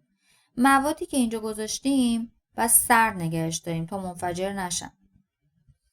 همایون ناگهان نگاهش به شیشه های کوکتل مولوتوف جلب شد و دوباره ترس بر او مستولی شد. محمود گفت نه ترس بابا. قول میدم الان منفجر نشن. یکی از شیشه ها را در دست گرفت و رو کرد به همایون و توضیح داد اینو میبینی؟ این فتیله رو آتیش میزنیم به هر جا که بخوایم پرتاب میکنیم. نمیدونی همایون معجزه میکنه. ماشینای پلیس رو عرض چند دقیقه خاکستر میکنه. داخل بانک، فروشگاه، هر جا که لازم باشه پرتش میکنیم و خلاصی. بابت هر کدوم 200 شایی گرفتم و برای خودم 100 تا شایی آب خورده. ولی خب به خطرش میارزه. سودش خوب بود. کار سختی نیست. در تمام این صحبت‌ها همایون فکرش جای دیگری بود و به کلمه از حرفای محمود اهمیتی نمیداد. ولی نگاهش متمرکز روی محمود بود و حس شنوندگی در صورتش موج می‌زد. محمود بلند شد و به طرف گوشه اتاق قدم برداشت و سیگاری روشن کرد و دوباره با بغض ادامه داد نه ترس همایون منفجر نمیشن. این دود فقط قراره از داخل منو بخوره. از بیرون فقط دود داره. از این پنجره میزنه بیرون. اشک در چشمانش حلقه شد و با فریاد گفت آخه کی تو این روزای حالی ازمون پرسید؟ بابام اعدامی بود. ایشالا نور به قبرش بباره. ولی میدونی همایون پسر یه اعدامی بودن چه تبعاتی داره؟ نمیدونی که. لامصب فقط گرفتی اونجا نشستی و زل زدی به من. لعنتی یه چیزی بگو. اصلا نگو. خودم میگم. وقتی بابامو کشیدم بالا تو محل چو انداختم باباش سیاسی و عضو گروه توده بوده. به والله فقط داشت یه دختر از دست ماموره که داشتن میکشتنش بیرون میکشید و نجات میداد. اصلا نمیدونه سیاست چیه.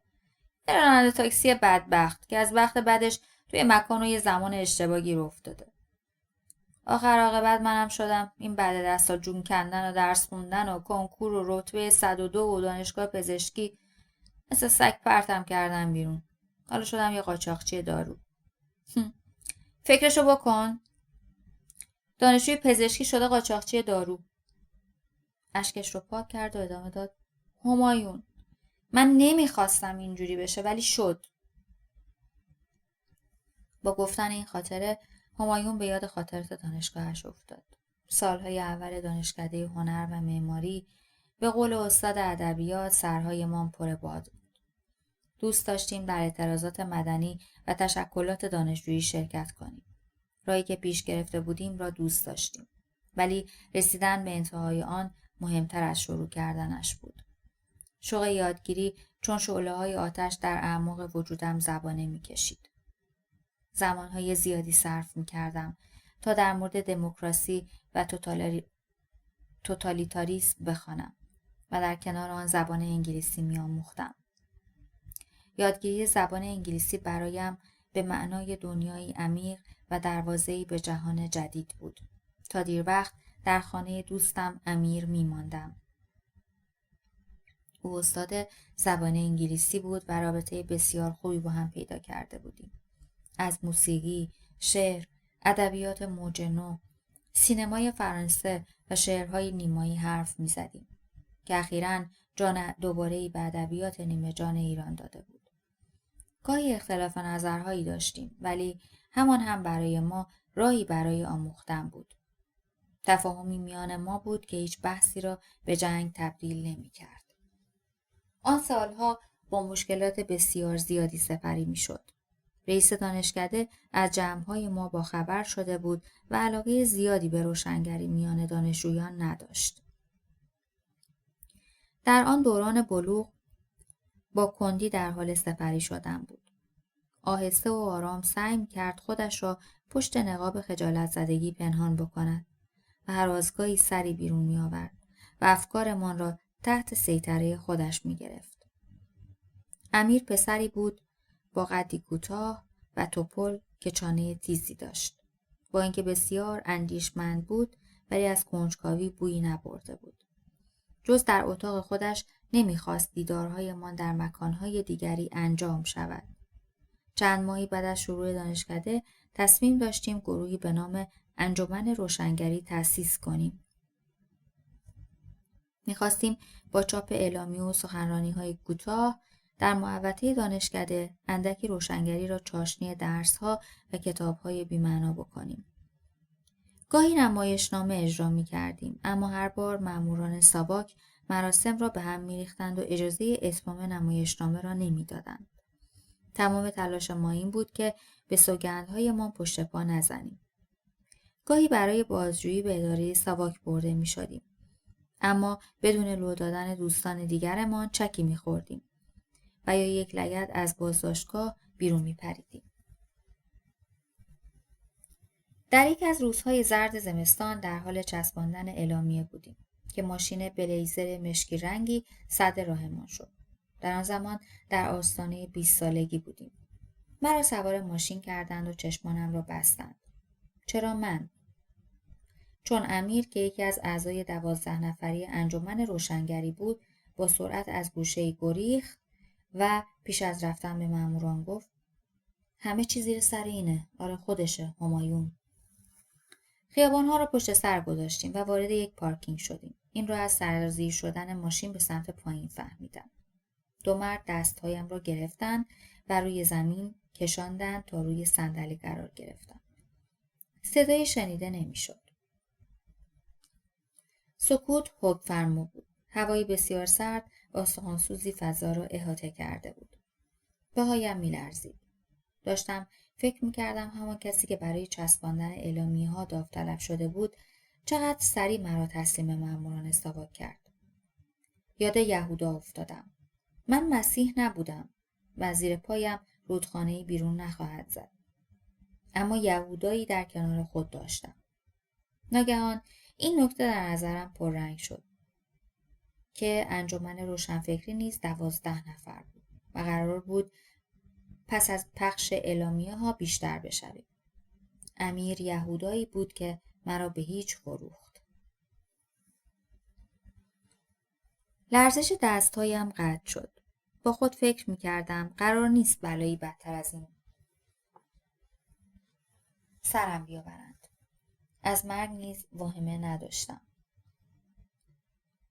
چشم‌بندم را برداشتم. چشم‌هایم سوخت. نوری شدید دقیقاً روی صورتم بود. پس از چند دقیقه نور را پایین آوردند و توانستم مردی را ببینم که روبرویم نشسته بود. مردی با چانه‌ای پهن و آویخته، گوش‌های گلکلمی و خال‌های قهوه‌ای رنگ. موهای داخل گوشش چشم آدم را نوازش می‌کرد. چشمان آرام و سردش به رنگ سبز بود.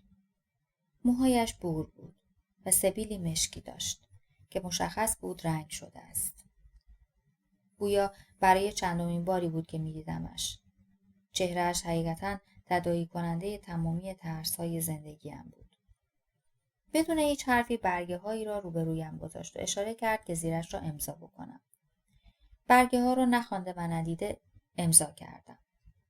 1 هفته در انفرادی بازداشتگاه ساواک در تاریکی غلط می‌خوردم و دیوارهای انفرادی را با گچی که روی زمین افتاده بود نقاشی می‌کردم. روز آخر روی دیوار نوشتم همایون اینجا بود. پس از 7 روز آزاد شدم. حدس می‌زدم چه چیزی را امضا کردم. زمانی که به دانشگاه برگشتم، غریبه‌ترین شخص در میان اطرافیانم بودم. نه صحبتی می‌کردم، نه پاسخی می‌دادم. سرم در لاک خودم بود. با مشقت و بدون ذره‌ای تمایل یا انگیزه سال اول دانشگاه را تمام کردم. 20 روز مانده بود تا پدرم تمام زندگیم را به آتش بکشد و کشید و من دانشگاه را برای همیشه با آدم‌های پست درونش تنها گذاشتم و به تاریکخانه ذهنم نزدیکتر شدم. صف آرزوهایم قرار نبود شکسته شود. امیر نیز به فرانسه پناه برده بود. محمود دستی به شانه همایون کشید و او را به زمان حال بازگرداند. بیا بگیر. هیچی هم نگو. همین که شنیدی واسم کافیه. میدونم چه هفتیری نیاز داری. اینم 7 تا فشنگ. فقط امیدوارم باش خودی نزنی. الانم سرتو بنداز پایین، شطور دیدی ندیدی. سریع اینجا دور شو. یالا. ایستاد. نفس ترسیده‌اش را تازه کرد. سری در را باز کرد و از راهرو به شکل غریبانه و غربت زده عبور کرد. تمامی خاطراتش با محمود را قدم زد تا به مرضیه برسد. برف سر ایستادن نداشت و بعد از رفتن همایون به داخل خانه، آسمان برفی را روانه زمین کرده بود. قطعاً سالیان بعد خواهند گفت آن روز لعنتی. تمامی ماشین ها از کار افتاده بودند. سگ‌ها زوزه مرگ سر می دادند. همایون دستهایش را در جیب اوورکوتش مشت کرد و فشنگ ها را شمرد. فلز فشنگ هیجان و ترسی به جانش انداخته بود. کتاب امروز در هیچ کجای زندگیش، حتی زمانی که پدرش تمامی کتابهایش را بار وانت کرده بود و برای بار دوم جلوی درب دانشگاه مقابل دوستانش بنزین روی آن ریخت را و باعث شد همایون دیگر در اطراف دانشگاه پیدا نشود، تجربه نکرده بود. گلوله ها را می شمرد و قدم می زد. تصمیم داشت سرمایه درونش را با گرمای دیدار راضیه خنثی کند. با خود فکر کرد امشب خیلی ها خواهند مرد. به هیچ کجای دنیا بر نمی خورد. زمانبندیش دقیق بود. مادرش برای آش پشت پای حمید به خانه خاله خواهد رفت و شب را قطعاً آنجا می ماند. شاید همین الان هم رفته باشد. بی اطلاع از میان جمعیتی عبور کرد که شعار مرگ بر شاه را سر می دادند. با زحمت خود را از میان ازدحام نه چندان بزرگ عبور داد و به نزدیکی سینما لاله رسید. یاد روزی افتاد که قرار بود با امیر به تماشای فیلم غریبه بیا بروند و یک دل سیر به سینمای آن روزهای ایران بخندند. سیگاری روشن کرد و راه خودش را به سمت درب اصلی دانشگاه تهران ادامه داد. دست فروش های کنار خیابان سرتاسر بساط خود را با نایلون پوشانده بودند و آتشی برپا کرده و در حال کاسبی کردن بودند. نزدیک دست فروشی رسید که مشغول فروختن کتاب بود. کلاهش را بالاتر برد و کتاب 100 سال تنهایی را تماشا کرد. آن کتاب را خوانده بود و می‌دانست بعد از آن باید 100 سال تنهایی را با خود مانند لاک پشتی به هر کجا که می‌رود ببرد. اشک در چشمانش حلقه زد. سردش بود. تاریکی دست جنبانده بود. ساعت 5 عصر به بساط مرضیه رسید و بالای سر او ایستاد. با صدای بلند شروع به خواندن کرد. روز شیرینم که با من آشتی بودش، نقش ناهم رنگ گردیده، سرد گشته سنگ گردیده. با دم پاییز عمر من کنایت از بهار روی زردی. نزدیک شد. دستهایم را گرفت و به سراسر وجودم نفوذ کرد. با تک تک سلولهایم احساسش کردم. مراحل زندگی مانند تکه های پازلی می ماند که یک فرد باید آنها را در جای خودش قرار دهد تا در آخرین دم و بازدم زندگی خیش تصویر دلخواهش را مشاهده و این جهان را بدرود بگوید. اما من کدام قطعه از پازل این جهان لعنتی هستم که هیچ کجا جایم نیست. آینه ها با آینه ها پشت می کنند و ابدیت به پایان خودش نزدیک می شود. اما من با آخرین آینه که هنوز پشت نکرده خیره می شوم. هیچ چیز از این چهره نمی فهمم. مال دیگران معنایی دارد، مال من نه. حتی نمی توانم حکم کنم که زیباست یا زشت. بگمانم زشت است، چون به من این طور گفته شده است. اما این در من اثری ندارد. حتی یکه می خورم که کسی بتواند یک همچون کیفیتی به آن نسبت دهد. انگار یک تکه خاک یا پاره سنگی را زیبا یا زشت بنامیم.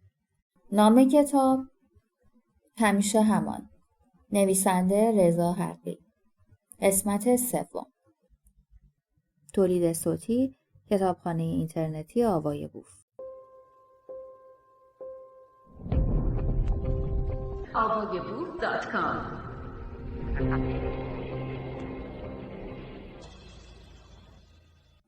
مرزی خودش را به گونه چپ همایون رساند و بوسه‌ای به صورت او زد. با این حرکت همایون از اعماق فکرش به سمت مرزیه روانه شد.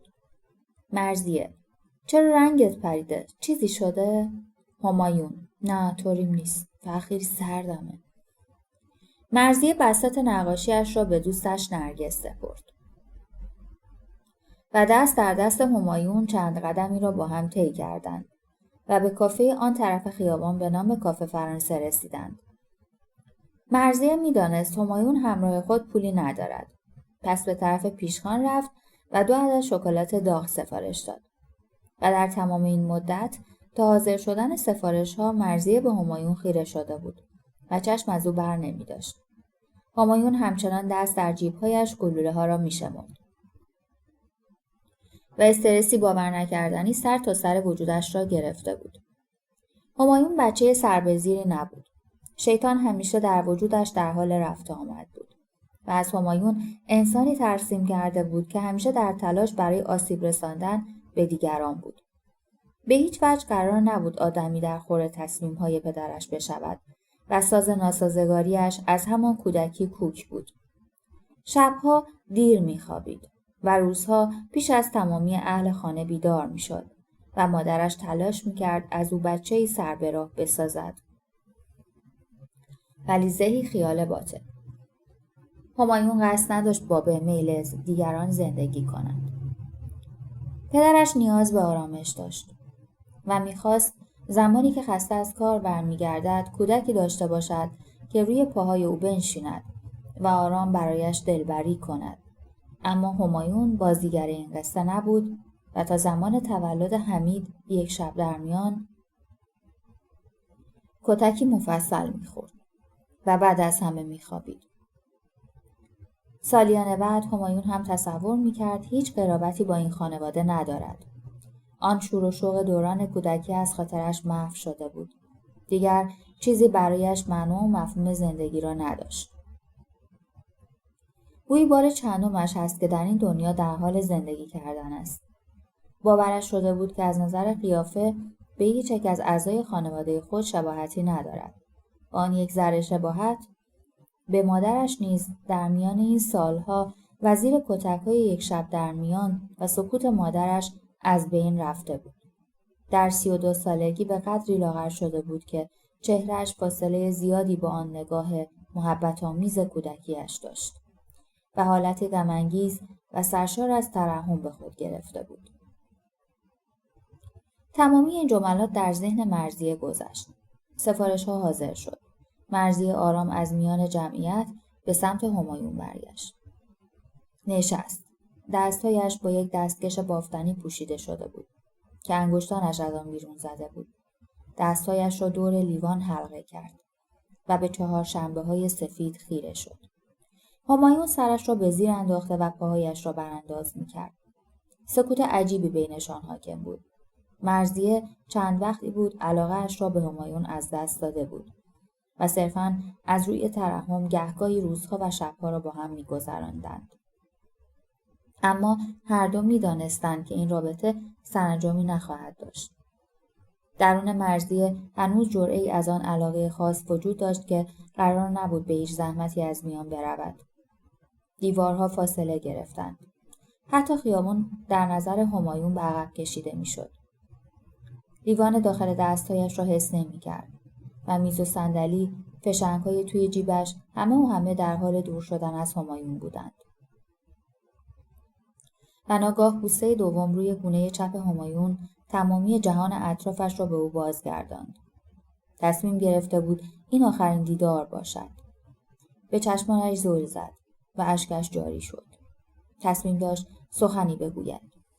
اما مرضیه دست روی دهان همایون گذاشت و پشت دستش را بوسید. چشمانشان با فاصله کمی در مقابل هم قرار گرفت. آیا گرمای دست مرضیه قرار بود زندگی دوباره به همایون ببخشد؟ از خودش پرسید.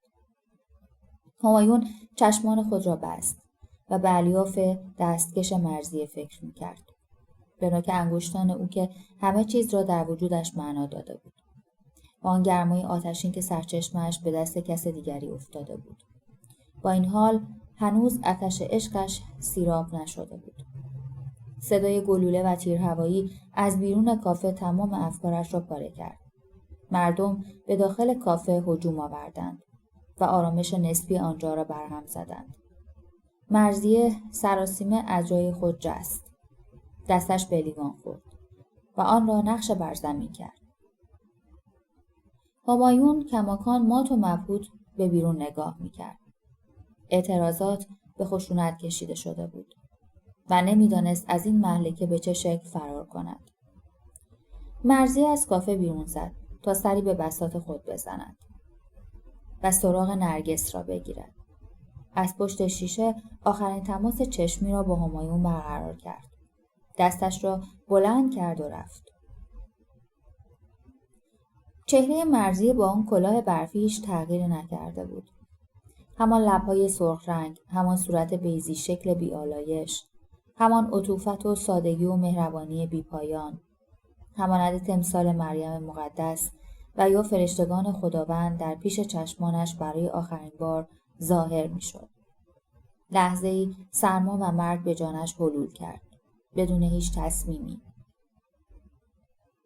برای لحظه‌ای سرش را روی دستهایش گذاشت و در سکوت ذهنش غرق شد. همایون دست در جیب از کنار پیاده‌رو آرام وارد خیابان فخر رازی شد و به سمت پایین شروع به حرکت کرد. خیابان مملو از آدم‌هایی بود که به این سو و آن سو می‌دویدند. اما همایون با آرامشی عجیب به راه خودش ادامه می‌داد و در تمام این مدت فشنگ‌ها را در دستش می‌فشرد. سرش را برف پوشانده بود. همایون به ساعتش نگاه کرد. ساعت از 5 گذشته بود و می‌دانست همکنون حمید در حال جمع کردن وسایل خود برای رفتن به پادگان است و تا نیم ساعت دیگر پدرش در خانه تنها خواهد بود و می‌تواند برنامه خودش را عملی کند. دوباره به فکر فرو رفت. لحظاتی در نمایش زندگی وجود دارد که احساس می‌کنیم همگی در آن ثانیه‌ها تحت تاثیر قرار گرفته‌ایم. ما به عنوان انسان با صدها نوع ذهنیت، مشغله و درگیری فکری مختلف وارد این جهان شده ایم. از خیابان‌ها، آن وضعیت شلوغ پرهرج و مرج جهان بیرون آمده ایم و اکنون در مدت زمان کوتاهی با دیدن کار گروه کوچکی از انسان‌ها در یک نمایش روی صحنه به نقطه‌ای رسیده ایم که احساس می‌کنیم این تنها لحظه حقیقی است. لحظه بودن و حضور و همحسی با بقیه آدم‌ها. تمام آنچه به شخصیت، منش، گذشته، ایده و رفتار برمیگردد. در نوع قدم برداشتن، حرکت کردن انسان‌ها نهفته است. باید خشمم را درک بکنم. در تمام این سالها در تلاش بودم تا جوابی برای این سوال درونم بیابم. راه رهایی از خشونت چیست؟ مسیری که باعث می شود خشم و خشونت در وجود انسان بجوشد، از کجا چشمه می گیرد؟ و چگونه می توان آن را خراب کرد؟ رهایی از چنگال داد و ستم برای من از هر چیزی، حتی آب و غذا، با اهمیت‌تر شده است. می دانم این خشم باعث فساد ذهن، تحلیل روح و از هم گسیختگی مهربانی هم خواهد شد. باید خشمم را درک بکنم، اما پایانی برای خشم من در کار نیست.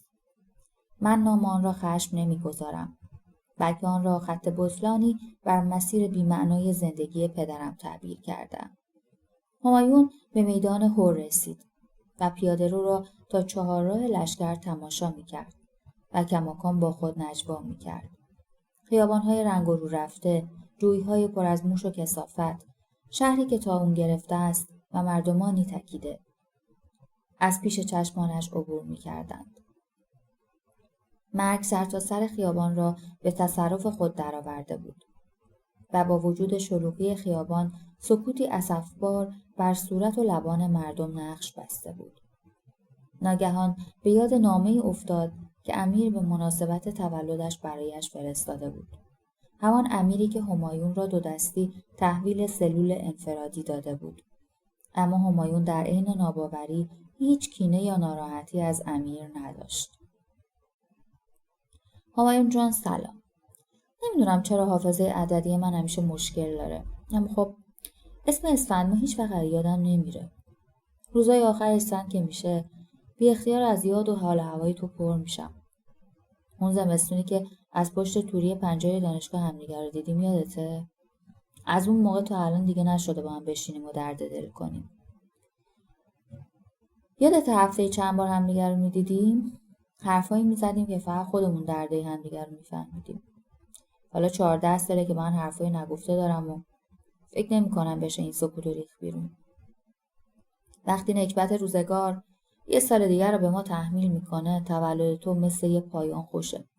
در روزای آخر اسفند، صدای فرهاد. تولدت مبارک ای سمبل رفاقت. همچنان در فکر بود. من خیلی بهتر از بدترین کاری هستم که قرار است انجامش بدهم. در این اوورکوت سیاه هیکلم از ریخت افتاده بود. خالی از هر انگیزه، توان و قدرتی بود. به انتهای گرفتاری و بدبختی رسیدم. در خانه، در اتاق پدرم، چیزی انتظارم را می‌کشید که شکنجه‌ام می‌داد. این سرمای استخوان‌سوز و سقف‌های شکم داده و برفایی که زیر پای رهگذران سفیدیش مانند روزهای تاریک و سیاه شده بود. همه دست به دست هم داده بود تا روزگار مرا سیاه بکنند. حال و احوالم را نفرت انگیزتر، بنیانم را سست‌تر، اندوه و غربتم را عمیق‌تر بکند. راه فرار و علاجی برای خودم پیدا نمی‌کنم. هیچ دارویی قرار نبود حال مرا بهتر کند. از آینده این شهر غمزده و از سرنوشتم ناامیدم. در تمامی مسیر به مرضیه و آن دیدار عجیب و غربت زده و آن لحظه‌های عاری از حس دردمندی و روشنبینی نسبت به روابط گذشته خودشان فکر می‌کرد. او مرضیه را می‌پرستید، ولی هیچگاه جسارت ابراز علاقه صادقانه را پیدا نکرده بود و این باعث شده بود سردی بر رابطه آنها راه پیدا کند. 100 جور فکر و خیال، 100 جور شک و گمان پشت هم از ذهنش می‌گذشت. امکان 100 جور حدس و گمان بود، اما جایی برای یقین وجود نداشت. در این لحظات آخر هر چیزی شکلی تأمل برانگیز و سرراست با خصوصیات خاص خودش، شکلی از یک قضیه محتوم را به خود می گرفت. در چنین شرایطی یک انسان چطور می تواند راه را از چاه تشخیص بدهد؟ همانند یک جفت تاس که به هوا پرتاب می شود و به همان شکل در همان ارتفاع می ماند و قصد افتادن ندارد. این فلسفه بی‌تفاوتی و پادرهوایی صادقانه ترین تصویرش از زندگی بود. واضح ترین تصویر از جامعه‌ای که در آن قانون‌های ثقل اجسام با وحشت طرد و انکار می‌شوند. با خود می‌اندیشید هیچ وقت توانایی درک نویسنده‌ها، قاضی‌ها و پزشکان را نداشت که چگونه به وظیفه حرفه‌ای خود عمل می‌کنند. انسانی که همیشه همه جا از او می‌خواهند عقب بکشد، از مرزهایش، دلخوشی‌هایش، دوست داشتن‌هایش، وابستگی‌ها و خواسته‌هایش. تصمیم داشت درس بخواند، کتابش را چاپ کند، مهاجرت کند و خودش باشد. اما همه از او می‌خواستند عقب بکشد. برای صلاح دیگری، برای خواسته دیگری و به خاطر از هم نپاشیدن و در امان ماندن دیگری. همایون در رنج دیگران شریک بود و پذیرفته بود برای رهایی از این شر باید سالها در جهنم زندگی کرد. باید هر روز و هر ساعت بجنگد. برای طبیعی ترین خواسته هایش با پیچیدگی اندوهبار زندگی در جهانی که می طلبد بین قربانی بودن یا جلاد بودن یکی را انتخاب کند. سیگاری کشید و ساعتش را نگاه کرد. 20 دقیقه از 7 گذشته بود و یقین داشت پدرش در خانه تنهاست. ساعت 8 شب 14 سالگی‌اش را به خاطر آورد که به خاطر دزدی از جیب پدرش برای خرید چند کتاب چنان کتک خورده بود که تا 3 روز پس از آن ادرارش را در طشتی تخلیه می‌کرد که مادر برایش می‌آورد. پدرش در اتاق راه می‌رفت و فریاد می‌زد: این بیرگ دیوس کجاست تا بزنم بکشمش؟ چند ساعتی بود که از دزدی همایون خبردار شده بود و مادر پنهانی به او خبر رسانده بود خانه نرود. 3 روز گذشته بود اما عصبانیت پدر هنوز فروکش نکرده بود. برای یافتن همایون خانه تک تک اقوام را گشته بود. دست آخر در منزل خاله بزرگش به اسم فهیمه پیدایش کرده بود. منزل آنها حدود 4 خیابان با منزل خودشان فاصله داشت. در خاطرش مانده بود از جلوی خانه خاله فهیمه تا خانه خودشان بیشتر از 100 تا پس گردنی خورده بود و 100 تا لگد در نشیمنگاهش نشسته بود. سرش فرم کرده بود و همه اینها تاوان دزدیدن تنها 2 شاهی بود. زمانی که به خانه رسیدن پدرش گفت تمامی آن کتک‌ها به خاطر 2 شاهی بود. ما بقیه کتک را باید برای دزدی نوش جان کنیم. گویا پدر فلسفه خوانده بود و به خوبی نفس دزدی را در صورت یک کودک 14 ساله آن هم در شب تولدش به خوبی تشخیص میداد. پدر دست همایون را گرفته بود و به اتاق حمید برد. مادر نماز می‌خواند. اگر یک بمب صوتی را کنار گوشش منفجر می‌کردی امکان نداشت نمازش را قطع کند و به قدری آهسته نماز می‌خواند که کاسه صبر همه را لبریز می‌کرد. حمید 4 ساله بود و با صدای گریه از خواب بیدار شد. برایش بسیار عجیب بود که دردی را حس نمی‌کرد. وقتی به صورت و چشمان برادرش خیره شده بود، آرامش عجیبی ته دلش را قرص می‌کرد. گویی حمید با آن صورت معصوم داروی آرام بخش موثری برای همایون شده است. مدت زیادی از آن شب و از آن نگاه گذشته است، اما زمانی که آن صورت را به یاد می‌آورد کماکان جانی دوباره بر رگ‌هایش جاری می‌شد. اشک تمام صورتش را پوشانده بود اما دردی را حس نمی‌کرد. مادر پس از 20 دقیقه خودش را به داخل اتاق انداخت و روسریش را پهن زمین کرد. درست در جلوی پای پدرم و قسمش داد به ناموس زهرا که دست از سر همایون بردارد. داری پسرمو میکشی.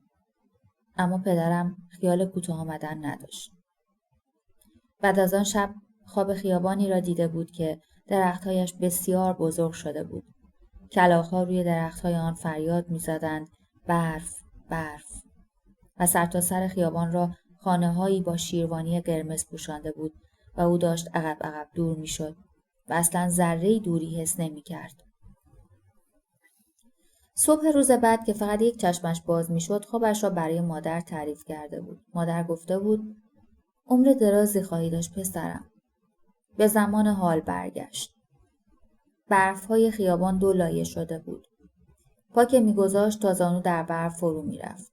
این حجم از برف خیلی عجیب بود و بوی آخر زمان می‌آمد. حتی روی ماه هم دریای بحران‌ها را نزدیک و در میان دریای آسایش و دریای آرامی نامگذاری کردند. آسایش می‌آید، بحرانی برمیخیزد و دوباره آرامش برقرار می‌شود. ظاهراً تسلای زندگی همین است. بحران یا آسودگی مدام و پیوسته وجود ندارد. غمی می‌رود، مسرتی زاده می‌شود. ما به جهانی تعلق داریم که نمی‌پاید. نه آسایشش، نه بحرانش و نه آرامشش. همیشه همین بوده. همراه زمستان بهار می آید. همراه اندوه شادمانی و همراه تاریکی نور. شاید دیر بیاید این مسرت و سرور، ولی می آید. بعد از هر بحرانی در نهایت آسایشی هست و آرامشی. حتی روی کره ما. با رسیدن به در خانه نفسهایش به شماره افتاده بود و ترسی عجیب دوباره در جانش جای گرفته بود. دستش را از روی گلوله‌های داخل جیبش برداشت. سیگارش را خاموش کرد و دست کلید را از جیب سمت چپش بیرون کشید و به درون سوراخ قفل فرو برد. ناگاه صدای ترمزهای ماشینی رشته افکارش را پاره کرد و باعث شد همایون از ترس و هیجان به سرعت در را باز کند و وارد خانه شود. در را پشت سرش بست. برق رفته بود، ولی همایون اصلاً متوجه تاریکی خیابان و خانه‌های کناری نبود. اصلاً انتظار رفتن برق را نداشت. حالا کارش بسیار سخت شده بود و باید در دل تاریکی با پدرش روبرو شود. با خودش فکر کرد چه خاکی باید به سرم بریزم. ولی یک لحظه به این فکر کرد که لحظه کشتن پدرش در تاریکی به شدت میتواند دراماتیک شود. اندوه آسمان تمامی نداشت. برف. آنقدر به باریدن برف دقت کرده بود که صدای بارشش در سرش تمامی نداشت. همچنان پرضرب و ملال‌انگیز بارش را بر روی زمین می‌گذاشت. از پله‌ها آرام خودش را بالا کشید.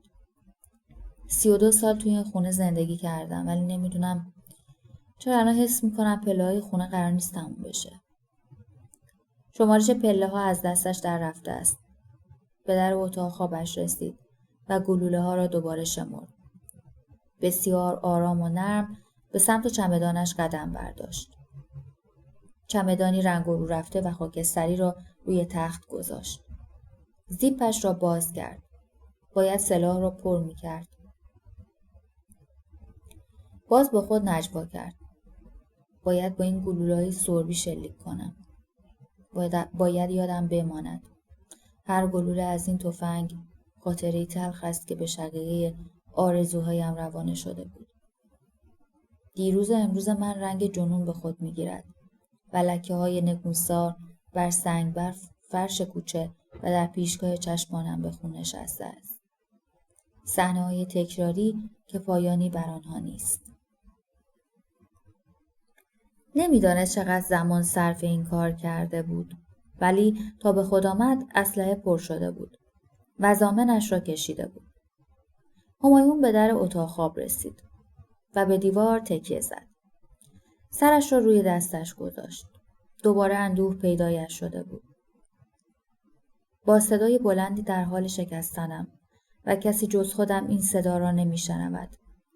این صدا با این ضرباهنگ آرام و ملایم تمام سرنوشتم را به سیاهی گره زده و ورطه ناامیدی من پایانی نخواهد داشت. به جسمم نگاه می‌کنم که روی خاک افتاده است. ساکت و بی صدا روی این موضوع تمرکز کرده که بتواند نوک انگشتانش را تکان بدهد و این بختک را از خود برهاند. برف. امیدوار است فردا طلوع خورشید را از پنجره ببیند و این آخرین غروبی است که قرار است با تفنگ تمام بشود. با خود زمزمه می‌کرد شب دردهایم چرا تمامی ندارد من شکست خواهم خورد و برایم اهمیتی ندارد که چه کسی پیروز خواهد شد. من مرگ را زیستم در آوازی غمناک. آهسته و آرام قدمهایش را به سمت اتاق خواب پدرش راهنمایی کرد. شعله‌های آتش شومینه اتاق خواب پدرش را از زیر در نوری هیجان انگیز را به درون راهرو ساطع کرده بود و دید پدرش در حال قدم زدن در اتاق است. پدرش معمولاً عادت داشت هنگام رسیدگی به حساب و کتاب کارخانه‌اش داخل اتاق راه برود. در عرض چند ثانیه هر گونه تظاهری غیر ضروری جلوه می‌کرد. سرمستی خیال‌انگیز ناشی از ترس و انتقام‌جویی، میل به کشتن و شکنجه دادن و له کردن صورت آدم‌ها مانند جریان آب در وجودش سرازیر شده بود و چهرهش را به یک دیوانه دلغک عربده‌جو تبدیل می‌کرد.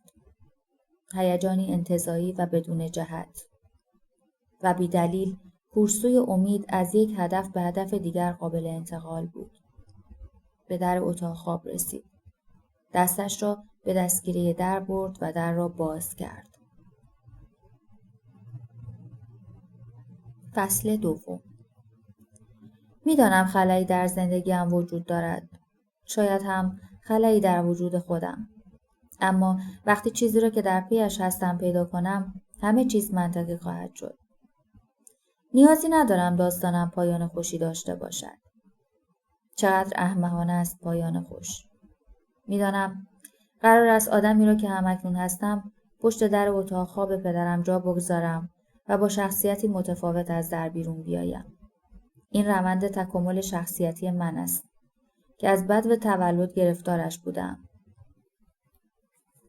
حالا زمانش رسیده است. الان باید قدم بعدی را بردارم. گویی در بیوزنی غریبانه و ملالتباری رها شدم. به سر کوچه که رسیدم سیاهی‌ها به ذهنم پا گذاشته بودند. مفهوم هر چیزی در ذهنم برعکس و ناخوشایند جلوه می‌کرد. همه چیز نسبی شده بود. اول بار که پدرم با کمک حمید کتاب‌ها و دفتر شعرهایم را جمع کرد و در به پشت وانت را بست، می‌خواستم خودم را به آنها برسانم. ولی پدرم داخل ماشین نشست و حرکت کرد. هرچه می‌دویدم نمی‌رسیدم. گویا با دویدن من آرزوها و تلاش‌ها و دلخوشی‌هایم در حال دور شدن بودند. چند دقیقه‌ای دویدم، ولی دیگر نه ماشینی بود نه آرزویی. فقط کوچه‌ای بود که با دویدن من طولانی‌تر می‌شد. گوشه‌ای نشستم. اشک پشت چشم‌هایم و پلک‌هایم تلمبار شده بود. دست‌هایم می‌لرزید و پاهایم یخ کرده بود. ذهنم پریشان بود. با زحمت سیگاری درآوردم. باران می‌بارید. می‌دانستم که تمام کتاب‌هایم پشت وانت خیس شده است. خودش را رها کرد. از جایش بلند شد و به راه افتاد. و با خود بهترین داستان کوتاه زندگی خود را مرور می‌کرد که مبادا از خاطرش برود. به اولین لوازم تحریری که رسید کاغذ و خودکاری خرید. زیر سایبان مغازه ساعت‌سازی آقای مومنی نشست و نوشت. 2 روزی می شود که اتاقم را تحویل گرفتم. فصل بهار آهسته از پس کوه‌ها نزدیک می شود. با اینکه امیدی به التیام این زخم‌ها ندارم، پدرم سیگار می کشد و مادرم پشت هم با چکش روی دار قالی می کوبد. خواهرم مدام در حال عاشق شدن است و من آخرین افکارم را مرور می کنم. عید فطر 17 سال پیش بود. نان برای خوردن نداشتیم و من به فکر این بودم که چرا جلوی دمپاییم مثل لبای شتر آویزون شده و خودم رو میکوبیدم به زمین که دمپایی میخوام. حالا هم فرق زیادی نکرده و هنوز نان برای خوردن نداریم. ولی من خودم رو به در و دیوار میزنم که راهی پیدا کنم که فردا شب راحت‌تر بمیرم. مثل عید فطر که میخواستم راحت‌تر راه بروم. قرار است فردا شب خودم رو بکشم. چجوری؟ هنوز نمیدانم. ولی این را میدانم که الان نزدیک 3 ماه است که دارم بهش فکر میکنم. و مثل تازه عروس‌ها که برای شروع زندگی حاضر میشوند، منم همه چیز را برای یک مرگ ایدئال حاضر کردم. چه چیزی حاضر کردم؟ یک جفت دمپایی لب شتری که از بچگی همیشه همراه خود داشتم و امیدوار بودم میراث فرهنگی دست روش بذاره، چون 17 سال و 3 ماه از عمرش میگذشت. همراه یک دست نوشته. شاید بهتر باشه بگم شبیه یک دل نوشته. اصول خاصی ندارم. شهاب دوستم همیشه میگفت عمو رضا، همه چیز باید اصولی نوشته بشه. بعد ساختار سپرده رو رعایت کنی و پیرنگ به شخصیتات بدی. پیچ قصه رو رد کنی. منم همش زل میزدم با اون لبای شطوریش که حرف میزد و دست آخر دستی به سبیلاش و پیشانیش میکشید و میگفت عمو رضا تو هیچ بخی نمیشی. درست میگفت. همه چیز باید طبق اصول و ساختار درستش سپری شود. انسان وقتی از روی اتفاق، عادت، خطا یا سهلنگاری به دنیا می آید، چطور می تواند در زندگیش اصولی را رعایت کند؟ از پنجره بیرون را نگاه می کنم. نزدیک غروب است و شاخه‌ها زیر بارش سنگین برف خم شدند. یک جفت یا کریم روی شاخه ها نشستند و لعنتی ها زیر این بارش برف هم بیخیال یکدیگر نمی شوند تا هر کدام سرپناهی پیدا کنند. گاهی از خودم میپرسم یعنی چی که دنیا بر اساس جفت تشکیل شده؟ هر جا که نگاه میکنی حتما باید با یکی نر باشه، با یکی ماده. نام کتاب همیشه همان. نویسنده رضا حقی. قسمت 4. تولید صوتی کتابخانه اینترنتی آوای بوف. avayaboof.com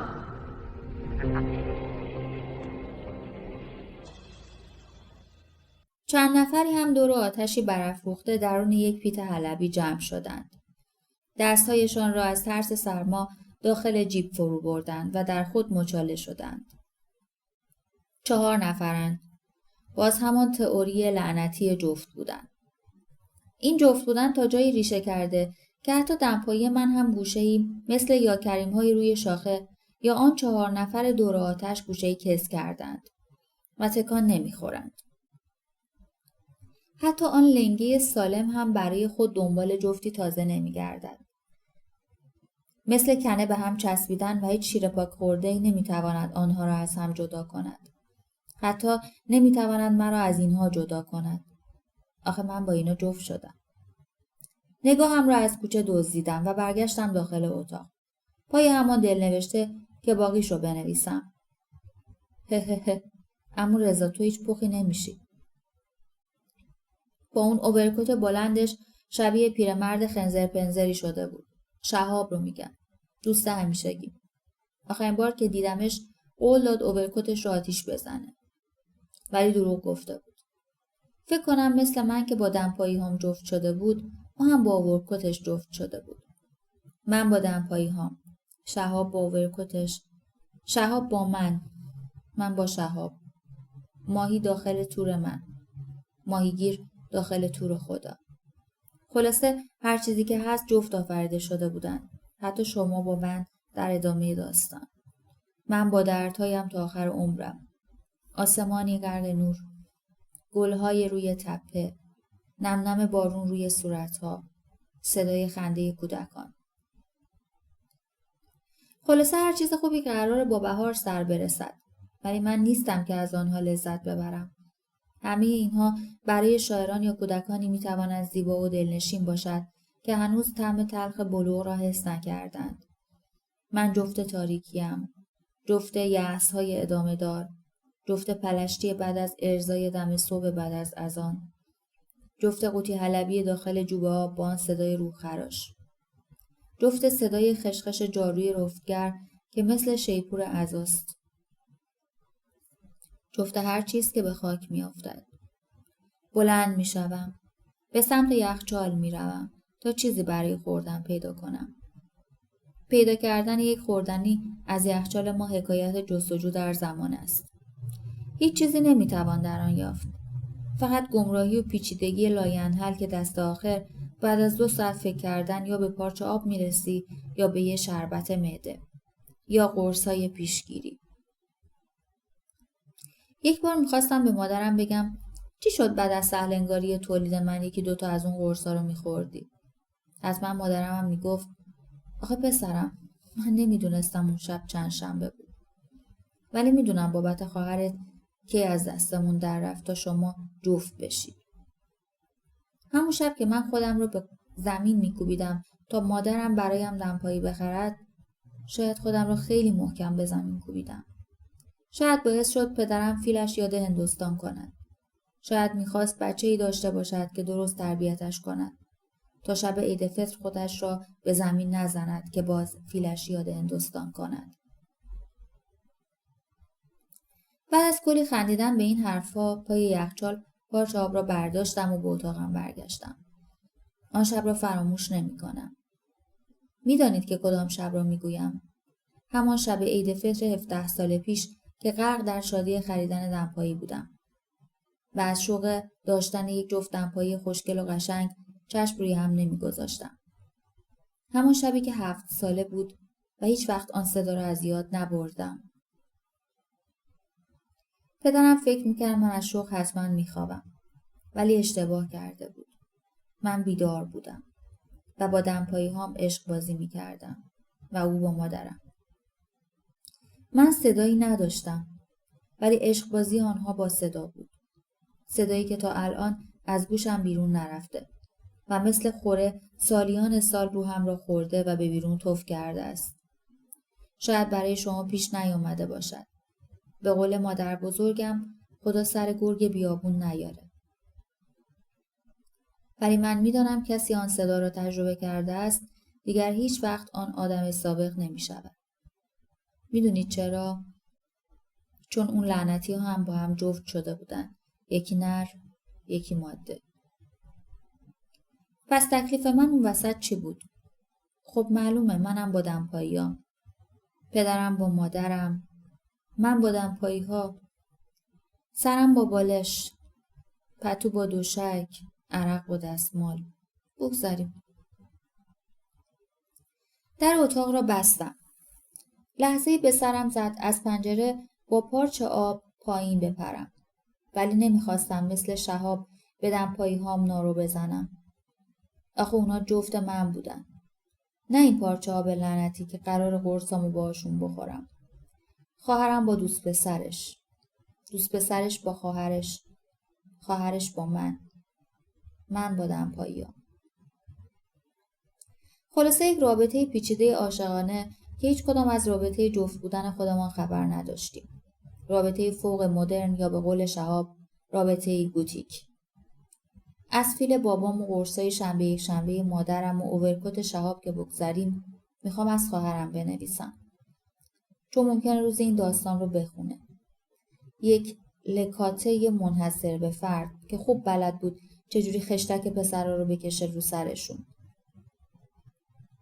به جز همون دوست پسر همیشگیش. آخه اونو خیلی دوست داشت. عاشقش بود. میمرد براش. خلاصه یه جفت منحصر به فرد بودن.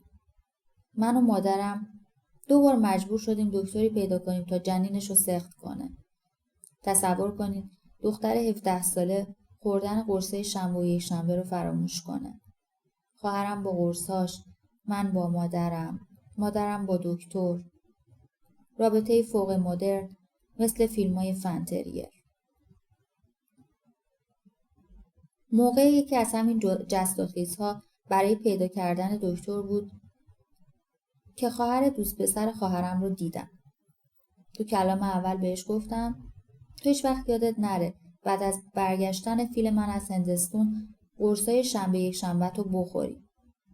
ولی ای دل غافل که نمیدونست که اون روز چند شنبه بود. 3 شنبه بود یا جمعه. شنبه بود یا دوشنبه. ولی این بار مادرم نبود تا با دکتر سقط جنین یاد هندوستان بکنند و من بابا شدم.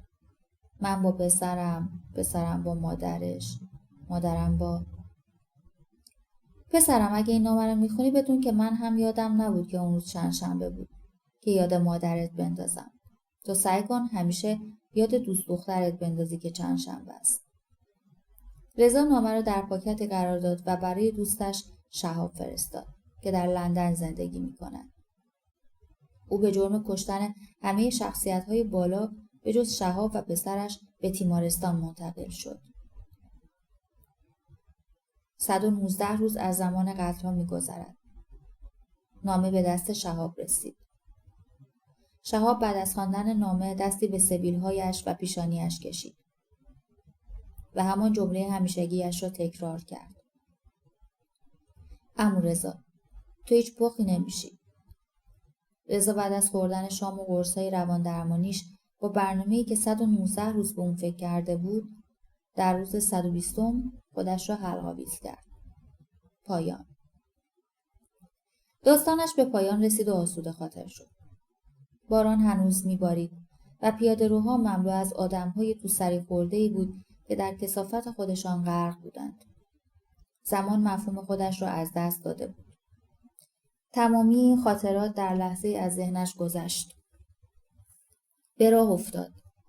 اما به کجا تصمیم داشت برود؟ نه خانه‌ای، نه آسایشی، نه. تنها کینه بود که اشک‌های چشمش بذر آن را آبیاری می‌کرد. با پدرم چشم در چشم خواهم شد و ماشه را خواهم کشید. قبل از اینکه اجازه گفتن کلامی را به او بدهم. نمیگذارم وصیتی بکند. در چشمانش زل میزنم و بنگ بنگ. لحظه‌ای به خودش آمد. دستگیری در دستش بود. از این طرف در تا آن طرف در زخم‌های چندین سال از ذهنش می‌گذشت. تا دوباره کینه کهنش رنگ لباس شب عید را به خودش بگیرد و گرفت. قدمی نزدیکتر و ناگهان با دیدن تصویر زنی در قاب عکس 4 نفره خانوادگیشان ذهنش آشفته شد. نامش ناهید بود. ناهید زنی مطلقه با دختری 4 ساله بود که در سبزی فروشی پایین ساختمان مشغول کار بود و 2 سال پیش از شوهرش جدا شده بود. ناهید دوست صمیمی مادر و همسفره و همنشین بلند مدت تنهایی پدرش بود. در محل شایع شده بود که ناهید با پدر همایون وارد رابطه عاطفی شده و چقدر ناهید بابت این موضوع سرافکنده بود و جز مغازه و خانه ما جایی برای رفتن نداشت. او زن بور زیبا با چشمانی سبز و درشت و موهای مشکی پرکلاقی که می توانست هر مردی را در آنی شیفته خودش بکند. اما این تصور اشتباه بود. پدرش هیچ رابطه‌ای با ناهید نداشت. حتی مادرش هم از این همنشینی با خبر بود و مانند چشمانش به شوهرش اعتماد داشت. چندی بعد ناهید زیر پای همایون نشست تا با او وارد رابطه بشود و به خواسته‌اش نیز رسید. اما گویی همایون به جز مرضیه به هیچ زنی در اطرافش گرایش احساسی نداشت و این رابطه پس از چند ماه تمام شد. همایون با خودش اندیشید که چه شب‌هایی در آن طرف خانه با ناهید شب را به صبح می‌رساندند و روزها بوی شب می‌دادند. همینطور که به چشمان درشت ناهید نگاه می‌کرد، گویی فاصله آنها تنها چند دم و بازدم است. این نگاه برایش غریبه نبود. مانند نخستین نگاه شیطنت‌آمیز ناهید که 2 سال پیش همایون را اسیر خواسته‌های خود کرده بود. همایون اسیر کابوسی شده بود که دست از سرش بر نمی داشت. در آن سوی در چیزی غیر قابل انکار، غیر قابل تحمل در شمایل کاملی از ظلمت ایستاده بود. چیزی هراسناک که قدرت روبرو شدن را از همایون سلب می کرد. ولی عمیق‌ترین و شگرفترین احساس او خودفریبی مدام بود. چون می دانست پشت این در ظلمت به چه شکلی بر او مستولی خواهد شد و آمادگی رویارویی با آن را بسیار وقتها داشت. ترسی شگرف از روبرویی با پدرش بر وجودش مستولی شد. همانند بیرون کشیدن دندانی کرم خورده یا خاطری از یک رویا یا تکه‌ای از مغزش که قدرت این را داشت آن را به درون ظلمت خودش بکشاند. همیشه پیش از کشف حقیقت در رویا از خواب می‌پرد، اما این بار رویایش به حقیقت غیرقابل انکار تبدیل شده بود. مرگ در دستانش بیضه کرده بود. مرگی که پایانش به رویاهای بی‌نتیجه‌اش می‌رسید. می‌دانست پس از مرگ پدرش دیگر رویایی نخواهد دید و خواب را بر خود حرام خواهد کرد. در باز شد. پدرش روبروی درب ایستاده بود و به چشمان همایون خیره بود.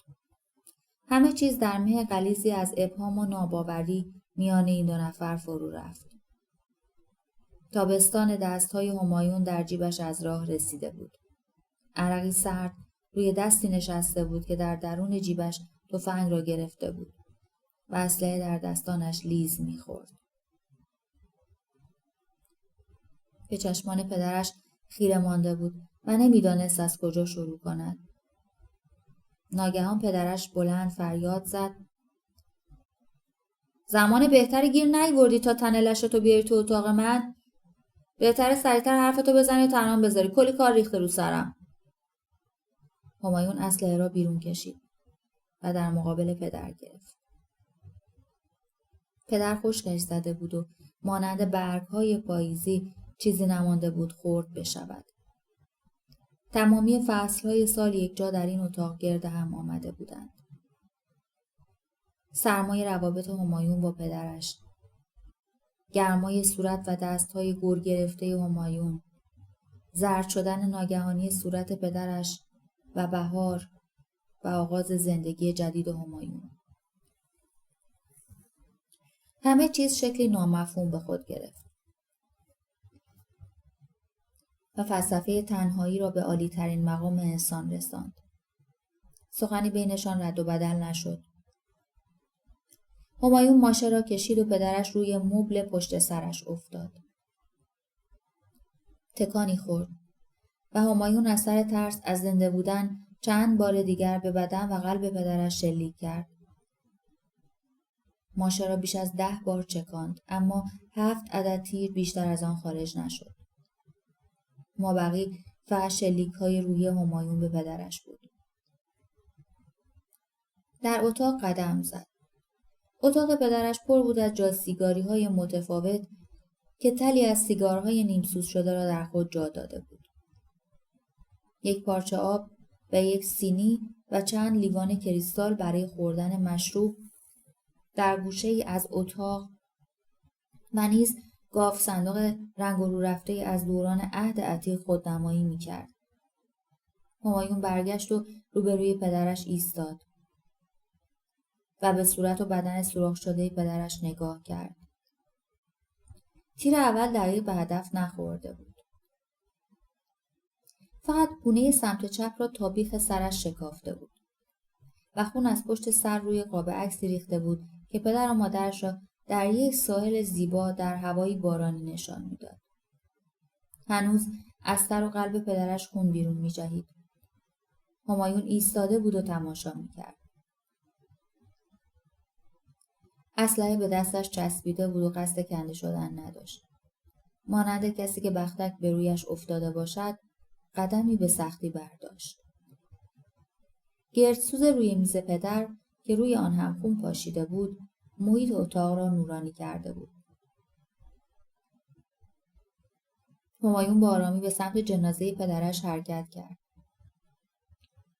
و دستمال سفید را که همیشه پدرش هنگام چرت زدن روی چشمانش میانداخت برداشت و روی سر پدرش کشید.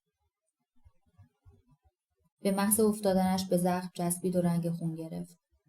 البته در آن تاریکی به سختی میشد خون روی دستمال را از راه دور تشخیص داد. با این حال از نزدیک حدس این موضوع که سوراخی روی گونه سمت چپ است خیلی هم سخت نبود. همایون به پشت میز پدرش رفت. به سختی میشد چیزی را در نگاه اول تشخیص داد. کشوهای میز را یکی پس از دیگری وارسی می‌کرد تا بالاخره در کشوی سوم دست کلید گاف صندوق را پیدا کرد. اسلحه در دست راستش بود. تصمیم نداشت آن را درون جیبش بگذارد. از جایش بلند شد و پرده پنجره را کنار زد. خیابان از بوی سطل زباله‌های سوخته و گاز اشک‌آور و لاستیک‌ها پر بود که تمامی خیابان را اشغال کردند. در هر گوشه که چشم می‌انداختی یک نفر سر میان دو زانویش فرو کرده بود تا چشمانش را از سوختن بر اثر گاز اشک‌آور نجات بدهد. ساعت نزدیک 9 شب بود و از خیابان صدای شلیک گلوله به گوش می‌رسید. میدان جنگ شده بود. با این وضعیت همایون آرامش شگفت‌انگیزی را در خود احساس کرد. سیگاری از جیبش درآورد و آن را با فندکی که میان اسلحه و سیگار حایل شده بود روشن کرد. از نو نگاهش به ساختمان روبروی خانه افتاد. ناگاه دو چشمی درشت و ترسناک به چشمانش خیره شده بود. همایون با خود فکر کرد شاید هنگام روشن کردن سیگار اسلحه را در دستش دیده باشد. روی تیره پشت همایون عرق سردی نشست. وحشتی مرگبار پنجه در پنجه همایون کرده بود. تیر نگاه ناهید لحظه‌ای نپایید. اما دلهوری عجیبی به جانش انداخت. ناهید خیره به چشمان همایون و همایون نیز خیره به پنجره روبرویش. داستان آشنایی خودش با ناهید ذهنش را آشفته کرده بود. به جمعیت نگاه می کردم. هر کسی سرش به کاری گرم بود. پیرمردی کور با عصای سفید در حال تلاش برای رد شدن از خیابان بود. پسر بچه‌ای در حال شکستن شیشه‌های ساختمان متروکه سر کوچه بود و باران سر ایستادن نداشت و نیمی از مردم نایلون روی سرشان پیچیده بودند. همایون گوشه‌ای نشسته بود و با دیدن این صحنه از جایش بلند شد. مردی قوی‌هیکل در حال کتک زدن زنی بود. مردم زن را می‌شناختند. زن ناهید نام داشت که از شوهرش به خاطر خیانت‌های جنسیش طلاق گرفته بود. حتی گویا چند بار ناهید را مجبور کرده بود برای پول با مردهای دیگر رابطه جنسی داشته باشد. این موضوع را فقط عده‌ای کمی از زنان محل باور داشتند. زنانی مثل مادر من. اما اغلب زنان معتقد بودند ناهید برای آزادی جنسی و ارتباط گرفتن با پسرهای مجرد و بقال و چکال محل از شوهرش طلاق گرفته است.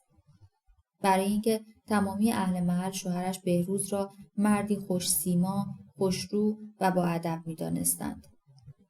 اما کسی چه می‌دانست پشت درهای اتاق خانه آنها چه می‌گذرد؟ در شهر ما ظاهر یک فرد تمامیت او و داشته و نداشته یک انسان محسوب می‌شود و انسانیت به ورطه پوچ و تمسخرآمیز تبعید شده است. برای متوقف کردن مرد از جایش بلند شد. اما قبل از اینکه کاری بکند، زنی با سرعت از کنار همایون رد شد. مادرش بود که برای کمک به ناهید از دست برادرش تلاش می‌کرد. موفق شد و ناهید را از زیر دستان قوی برادرش جدا کرد. زیر بغل ناهید را گرفت و از کنار همایون آرام رد شدند. ناهید نیم نگاهی به همایون کرد و نیشخند شیطنت‌آمیزی روی لبانش شکل گرفت. همایون پاهایش لرزید و دست و دلش را باخت. خیابان سرد و پر از کثافت بود. دود غلیظی چاشنی باران پاییزی شده بود و فضای شهر را تا جایی که میشد سیاه کرده بود. نگاهش را به دوردست آسمان دوخت و دریافت که این باران و دود محدوده خاصی دارد. محدوده‌ای به اندازه شهری که در آن بزرگ شده بود و فکر فرار از همان لحظه که نه، بلکه از 28 سال پیش در ذهنش بود. همزمان او و ناهید سرشان را برگرداندند و برای بار دوم نگاهشان به هم گره خورد. و هر دو نیشخندی زدند. همایون پشت سر آنها وارد خانه شد. همایون هنوز 28 سال داشت. و بلوغ جنسی او به درازا کشیده بود و هنوز در این سن با هیچ کسی ارتباط عاطفی و عشقی نداشت. پس از مدتی همایون شجاعت به خرج داد و به بهانه خرید از سبزی فروشی به سراغ ناهید رفت. اندک اندک کلامی و حسی اولین قرار عاشقانه آنها را رقم زد. غروب جمعه رنگ معصومیت از دست رفته را به خود می گرفت. در سایه سار درختان فندق ایستادند. زاویه تابش آفتاب که از بین برگ‌های درختان بیرون زده بود بر چهره هر دوی آنها گرمای لطافت بخشی را پخش می‌کرد. ناهید کمربند قرمز رنگی را به دور کمرش بسته بود و موهایش در دستان باد جابجا می‌شدند. جلوتر از همایون قدم برمی‌داشت. گویا اینجا را می‌شناخت. چون تمام راه را با اطمینان می‌پیمود و از روی عادت بود که باتلاق‌ها را تشخیص می‌داد. پیدا بود بارها به اینجا آمده است. همایون پشت سر ناهید در حال حرکت بود و دسته‌گلی در دستانش داشت که برای ناهید آورده بود. احساس آرامشی در خونش جریان داشت و به نگاه کردن به قامت کشیده ناهید احساس حقارت می‌کرد. به یک محوطه خالی در میان انبوه درختان و بوته رسیدند. ناهید اینجا را خوب می‌شناخت. دقایقی به هم نگاه کردند. همایون به سمت ناهید کشیده می‌شد. دسته‌گل را می‌خواست به ناهید بدهد که از دستش مانند آب سرازیر شد. چند لحظه بعد ناهید در میان بازوان همایون بود. احساس ناباوری محض در جانش شعله می‌کشید. همایون به جز احساس تماس بدنی حس خاصی در وجودش نبود. تنها احساسی که داشت به ناباوری و غرور خلاصه می‌شد. تراوت و شادابی صورت ناهید و قامتش او را به هراس انداخته بود. ناهید دستان همایون را گرفت و نشستند. سپس رو به او گفت: عجله نکن. کل بعد از ظهر رو وقت داریم. من اینجا رو خوب میشناسم. اگه کسی بخواد نزدیک بشه از 100 متری صدای پاهاشو میشنویم. همایون گفت: قبلا هم این کارو کردی؟ خب معلومه که آره. با همسایه ها؟ آره معمولا. با همسایه های متأهل؟ نه، با اون خوکای لعنتی. ولی خیلی بیشتر از حیوانات تمایل به خیانت به همسرشونو دارن. قلب همایون میخواست از سینه‌اش بیرون بزند. ناهید بارها و بارها با پسرهای جوان و مردهای مجرد به این مکان آمده بود. با خود فکر کرد شوهرش حق داشت. زنهای محل درست میگفتند و برادرش حق داشت. برادرش حق داشت ناهید را در میان کوچه به باد کتک بگیرد. ناهید هر چیزی که فساد نام داشت را با خود به همراه می‌کشید. یک نوع از ریاکاری به اسم علاقه و عشق در میان بود. همایون شوکه شده بود. دستانش شروع به لرزیدن کرد. سیاهی دور چشمانش حلقه زد. دوست داشت دست در گردن ناهید بیاندازد و همانجا ناهید را به کارم مرگ بفرستد. به خودش آمد. جملاتی را از سر هراس با لبان لرزیده و بدن مورمور شده بیان کرد. همایون گفت: ناهید، هر چقدر بیشتر با مردای دیگه ای باشی علاقه من به تو بیشتر میشه. نمیفهمم چی میگی. من از عفاف و پاکدامنی متنفرم. از خوبی کردن بیزارم. دوست دارم همه آدما تا مغز و استخون فاسد بشن. غریزه حیوانی همایون از دهانگاهش بیرون جسته بود و در مقابل چشمانش پرده‌ای از جنون کشیده شده بود. دراز کشیدند و باران شروع به باریدن کرد. پس از چند روز بارقه‌ای از امید در ذهن همایون پدیدار شده بود و شکوفایی بهار از سرانگشتانش سرازیر شده بود. احساس تولدی دوباره را داشت که تازه از پستان بهار شیر می نوشد. چندین بار با همین روند عشق بازی در مکان مخفی ادامه داشت و تا اینکه همایون تصمیم گرفت اتاق بالای مغازه ساعتسازی را از آقای مومنی اجاره کند. یکی از همین روزها ناهید برای مادر همایون آش نظری پخت و به دم خانه رسید.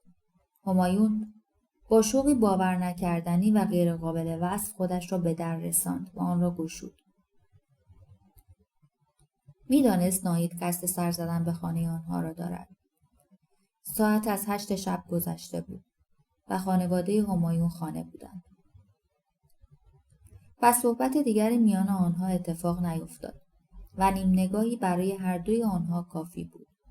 اما همایون تصمیم داشت اجاره اتاق بالای مغازه آقای مومنی را با ناهید در میان بگذارد. اجارش نسبتاً کم بود و آقای مومنی مرد بسیار محترمی بود و اعتماد بیش از اندازه‌ای به همایون داشت. شاید تنها کسی که توانایی درک همایون را داشت همین آقای مومنی بود.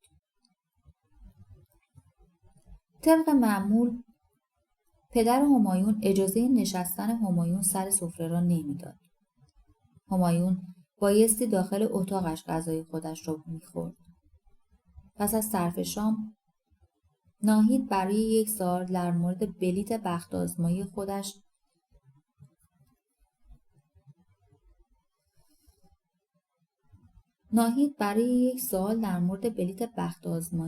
خودش را به اتاق همایون رساند. خبری که قرار بود بهم بدی چیه؟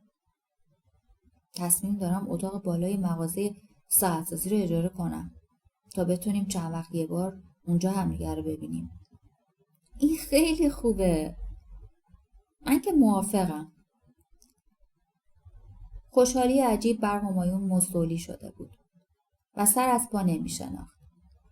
گوشه دنجی برای همصحبتی که گویا 100 سال طول کشیده بود تا سر و کله‌اش پیدا بشود. نام کتاب همیشه همان. نویسنده رضا حقی. قسمت 5. تولید صوتی کتابخانه اینترنتی آوای بوف. avayaboof.com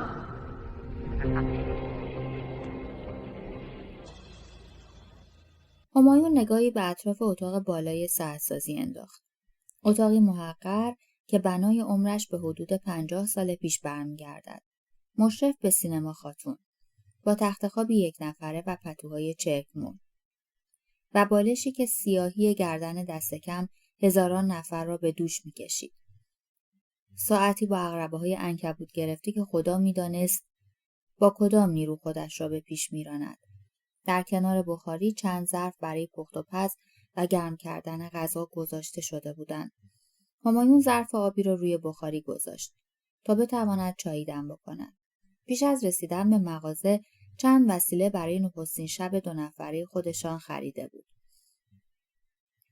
ناهید گفته بود ساعت 8:30 شب، نیم ساعت بعد از بسته شدن مغازه ساعتسازی، خودش را از در پشتی ساختمان به همایون خواهد رساند. ساعت از 8:30 گذشت و ناهید هنوز نیامده بود. چای و قند داخل قندان در درون سینی پیش روی همایون انتظار ناهید را می‌کشیدند. همایون در دلش مدام می‌گفت حماقت، حماقت، حماقت. حماقتی آگاهانه و انتحارآمیز و سراسر جنون و دیوانگی. ترسی عجیب در ذهنش شناور شده بود. ترسی از جنس انتظار. و حاضر شدن برای یک کتک مفصل از پدرش. به خاطرش رسید هنگامی که پدرش قصد کتک زدن او را داشت، چند دقیقه‌ای در خلأ و انتظار معطلش می‌کرد و بعد به حساب همایون می‌رسید. این نخستین قرار نیز همان بود. بدون شک هر کسی دلش می‌خواست مکان دنجی داشته باشد که گاه و بیگاه در آن به تنهایی خویش سری بزند. ساعت 9:15 شده بود و جانش به لبانش رسیده بود. از جایش بلند شد تا به خانه برود یا روی تخت دراز بکشد که ناهید سر رسید. ناهید با چهره‌ای مغموم رو به همایون کرد و گفت موضوع منتفی همایون. کدوم موضوع؟ از چی حرف میزنی؟ من نمیتونم اینجا بیام. برای چی؟ چه اتفاقی افتاده که نظرت عوض شد؟ این دیگه به تو مربوط نمیشه. فقط امشب و والسلام. دیگه خشونت همایون به یک بار منفجر شد و سکوتی تلخ سرتاسر اتاق را پر کرد. ناهید، اگه تو نباشی تمام خاطرات من شروع میکنه به درد گرفتن. قبل از تو از بیشتر از 100 نفر این حرف رو به من زدن. حالا وقتشه برای آخرین بار کارمون رو شروع کنیم. روی تخت دراز کشیدند. ساعت از 12 گذشته بود که خوابیدند. نزدیکای صبح بود. همایون با چشمای خیس و بالشی مچاله شده در بغلش از خواب پرید. ناهید با چشمانی کورمال سرش را بلند کرد و نیم نگاهی به همایون انداخت. خورشید اول صبح از لابلای پرده‌های چرک‌مرد اتاق بالای مغازه ساعت‌سازی نورش را به داخل اتاق پرتاب کرده بود. ناهید زیر لب کلماتی نامفهوم گفت. شاید مضمونش میتوانست این باشد. چیزی شده؟ همایون دستایش را روی بالش فشار داد. با شنیدن صدای ناهید عصبانیتش بیشتر شد و چشمانش کاسه خون شد. ولی دم بر نیاورد و به همین جمله اکتفا کرد. خواب بدی دیدم. تصمیم داشت ناهید را در جریان خوابش قرار دهد. اما از گفتن کلام باز ایستاد. همایون با چشمانی بسته به پشت دراز کشید و در ذهنش به پیچیدگی رویایش میاندیشید. دریای پرتلاطم ذهنش پر بود از کلافهای سردرگمی که هزاران گره را با خودش به دوش میکشید. رویاهای بیکران و شفاف که گویی تمام زندگیش را در یک لحظه از پیش چشمانش عبور میداد. همانند طلوع آفتاب که بر روی پوست بدن لختشان میلغزید. ناهید، تا حالا بهت گفته بودم مادرم رو کشتم؟ مادرت که زنده است، چرا مزخرف میگی؟ نه، اونو تو رویاهام کشتم. چون پدرمو بیشتر دوست دارم. نمیدونم، شاید اونم بکشم. چرا حالا مادرت؟ چرا پدرت رو نکشتی؟ آخه مادرم همیشه سکوت میکرد و پدرم هر کاری دوست داشت میکرد. آخه مادرم من رو زاییده، نه پدرم. همایون دوباره چشمانش را بست تا برای یادآوری رویایش تمرکز بکند. چشمای مادرش را به یاد آورد. روی مادرش افتاده بود و هر کاری میکرد دستانش از گردن مادر جدا نمیشد. مانند طفلی که بخوای دهانش را از پستان جدا کنی و نمیتوانی. همایون از جایش بلند شد و چرخی بی هدف و دایره‌وار درون اتاق زد. هر از چندگاهی پایش به پایه تخت خواب یا بخاری کنار اتاق میخورد. خودش را کنار پنجره پیدا کرد و یاد حرفهای دیشب ناهید افتاد که گفته بود این بار و این دیدار آخرین دیدار آنهاست. به تنهاییش رشک برده بود. دلش برای خزیدن در غار بیکسی یک ذره شده بود. اما قرار نبود ناهید او را تنها بگذارد. ولی قرار بود ضربه بزرگی به پیکره امید اندکش بزند. برگشت و حرکت ذره‌های معلق در هوا را تماشا کرد که در اثر تابش نور خورشید به درون اتاق بلند شده بود و در امتداد آن قامت کشیده ناهید را میدید. فکر کشتن ناهید ناگاه از فکرش گذشت و به این اندیشید که بالش را روی صورت ناهید فشار بدهد تا آنجا که دست و پاهایش از حرکت بایستد و بعد لباسش را تن کند و به جست از اتاق مغازه ساعت‌سازی خارج شود. یا اینکه میتوانست آخر شب بماند و بدن بیجان ناهید را به چند قطعه قابل هم تقسیم بکند و هر کدام را به گوشه‌ای بیاندازد. هیچ کس از آمدن ناهید به این اتاق اطلاعی نداشت، حتی آقای مومنی. اما به سمت تخت حرکت کرد. خم شد، لباسهایش را پوشید و به سمت در روانه شد. لحظه تصمیم گرفت برگردد و صورت ناهید را تماشا کند. اما پشیمان شد.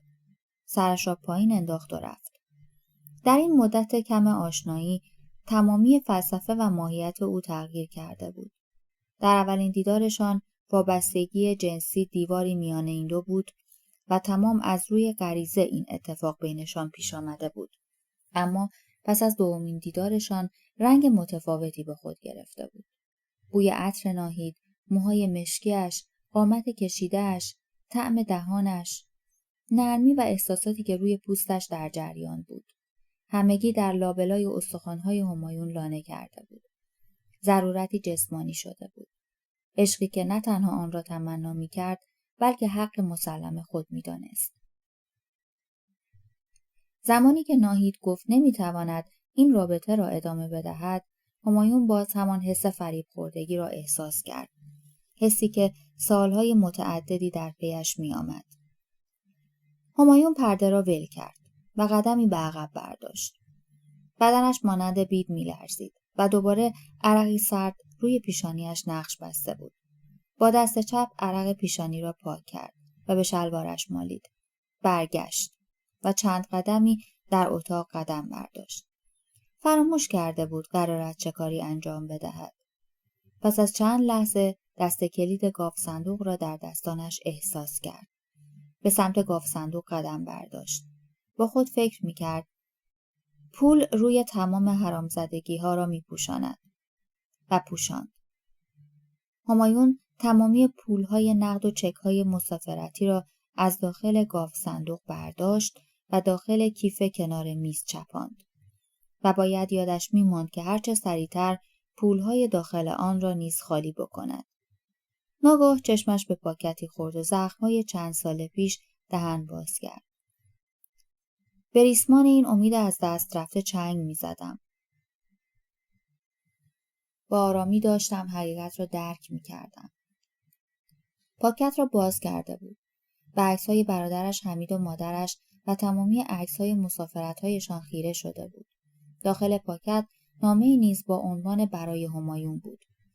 دستانش به لرزه افتاد و جانش آکنده از طلسم‌های عجیبی شد و در پیش چشمانش پرده‌ای از خودباختگی نقش بسته بود. بیرون از خانه کماکان صدای آدم‌ها می‌آمد. آدم‌هایی که در حال آشوب و خرابکاری بودند. همایون نامه را گشود و در جا خشکش زد. بالای آن نوشته بود: همایون، پسرم، دوستت دارم. لحظاتی دچار چنان حیرتی شد که انداختن نامه به خندق خاطراتش غیر ممکن به نظر می رسید. از بازخوانی آن جمله خودداری کرد و اصلاً علاقه‌ای نداشت از واقعیت کلمات اطمینان حاصل کند. نامه را تا زد. درون پاکت گذاشت و پاکت را به داخل کیفش فرو کرد و برگشت. و بعد از دیدن این صحنه با خود فکر کرد که ای کاش بر نمیگشت. پرده‌ای از جنون هنوز در پیش چشمانش بود و کنار نمی رفت. مفهوم زمان و مکان و انسان را فراموش کرده بود. در تاریکی قامت کشیده مادرش را در درگاهی در احساس کرد. سایه مادرش پشت سرش افتاده و صورت با نور شومینه سرخی به رنگ خون گرفته بود. لبانش می لرزید و حالت تشنج به او دست داده بود. همایون با سرعت خودش را به مادرش رساند. مادرش در آستانه در ایستاده بود و نگاهش به صورت شوهرش که غرق در خونش خشک شده بود خیره مانده بود. همایون اسلحه را کشید که شلیک بکند، ولی مادرش در همان موقعیت قدمی به عقب برداشت و به پشت روی زمین افتاد. حالت چشمهای مادرش دقیقاً همانند پدرش بود. ترکیب متعادلی از ناامیدی و توکل. دستان همایون به دور گردن مادر حلقه شده بود و مادر بدون اینکه حرکتی به خود بدهد فقط به چشمان همایون زل زده بود و کم مانده بود چشمانش از حدقه بیرون بزند. چند دقیقه دستهایش دور گردن مادر حلقه شده بود. جای کبودی روی گردن و قطره اشکی از روی شقیقه به موهایش چسبید. پاهای مادر تکانی خورد و همایون با صورتی غرق در جنون قرار نبود دستهایش را از گردن مادرش جدا کند. هنوز نمی‌دانست سرنوشت در حال رقم زدن چه مصیبت‌هایی است. فقط میخواست این جنون از پیش چشمانش کنار برود. دستهایش به شکل عجیبی بیکار و غافلگیرانه روی بسته نظری قرار گرفت. چشمهایش به گوشه‌ای خیره بود و دهانش باز و پاهایش روی زمین کوبیده میشد. حس عجیبی از بی‌تفاوتی در درون سینه‌اش در جریان بود. با خود فکر کرد به صورت مادرش نگاهی نکند. به همان شکل که پدرش روی صندلی تکیه زده بود، به صندلی نرم کنار صندلی پدرش تکیه زد و اندیشید. من با کوهی از تجربه‌های تلخ دردآور نشستم. با شکست‌های پی در پی و افت و خیزهای بیشمار. غم و اندوه شروع به تسامح می کند. با آدم مدارا می کند و کم کم برای انسان نرم و روان می شود. با غم نباید سازش کرد. فکر این که در هیچ کجای این جهان لعنتی کسی به انتظارم نیست و برای رفتن به جایی اجباری را تحمل نخواهم کرد، تلخی گزنده‌ای به جانم نشسته است. با خود زمزمه کرد. مادر، این تنهایی چه زمان به پایان خودش نزدیک خواهد شد؟ جان به لب شدم. مادر، نیاز نیست نگران من باشی. قرار است همدیگر را در جایی ملاقات بکنیم که تاریکی به آنجا راهی نخواهد داشت. غذای نظری را برداشت و پشت میز نشست و مشغول خوردن غذا شد. بدون فوت وقت. بدون اینکه ترسی از رسیدن کسی داشته باشد. تمامی وسایلش را برداشت و به سمت پله‌ها حرکت کرد. بدون هیچ ناله‌ای که جانم را به نیزه بکشد، تصور می کنم اکنون این من هستم که جایگزین مرگ شدم. این روزها زندگی هرچه بود در نظر او رویایی ملالتبار و ناامیدانه جلوه می کرد. از خانه که بیرون زد دیگر نه آدمی می دید و نه صدایی می شنید.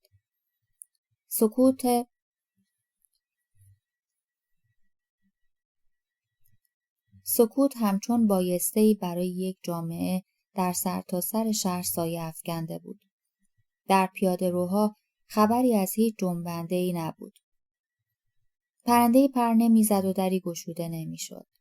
فقط نیم نگاهی به پنجره خانه ناهید انداخت و چراغ را روشن دید. به جز خانه ناهید هیچ چراغی روشن نبود. گویا چراغ‌ها به سفر تاریکی رفته بودند. فراموش کرده بود چمدانش را بردارد.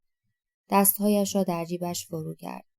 دیگر نه گلوله‌ای برای شمردن و نه سیگاری برای برافروختن. تنها سکوت بود و آرامشی که تا اعماق قلب همایون جاری شده است. طول خیابان کارگر را به سمت میدان پاستور طی کرد. نگاهش به جلو دوخته شده بود و به فکر فرار و رهایی آتشی عجیب بر افکارش انداخته بود.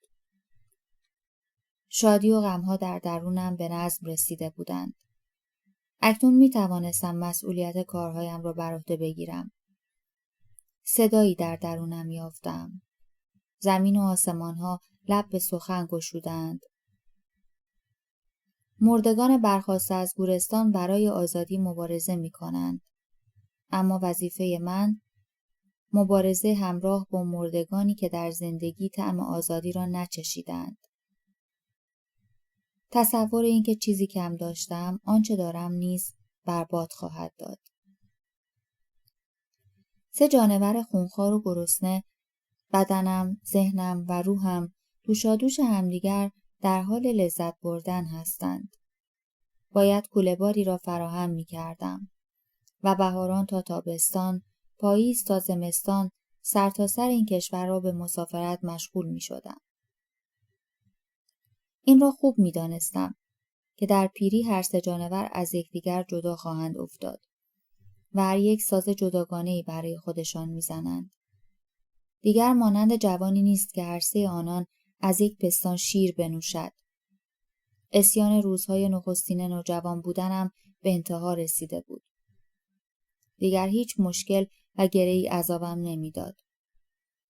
به تازگی داشتم به این باور می رسیدم که زمین مرکز جهان نیست و انسان پس افتاده نفرین شده جانوری درازگوش است. خاطره نچندان دور به سراغ همایون آمده بود. در همان دورانی که با مرزی آشنا شده بود، اکثر مواقع به کوههای اطراف تهران میرفت و اردو میزد. نزدیکای شب بود و باران با شدیدترین حالت ممکن در حال باریدن بود. همایون مانند موش آب کشیده به نزدیکی یکی از دهات‌های نزدیک تهران رسیده بود. در پی خانه‌ای یا بخاری بود که بتواند خودش را در آنجا خشک بکند و چند ساعت را نیز به استراحت بپردازد. کوچه‌ها بسیار تاریک و باریک و توسری خورده بودند. به شکل ناامیدانه قدم می‌زد که ناگهان در نیمه بازی را یافت. تا کمر خودش را به داخل فرو برد و حیاط تاریکی در نظرش مجسم شد. در انتهای حیاط در سمت راست بالای چند پله درون اتاق آتشی برپا بود.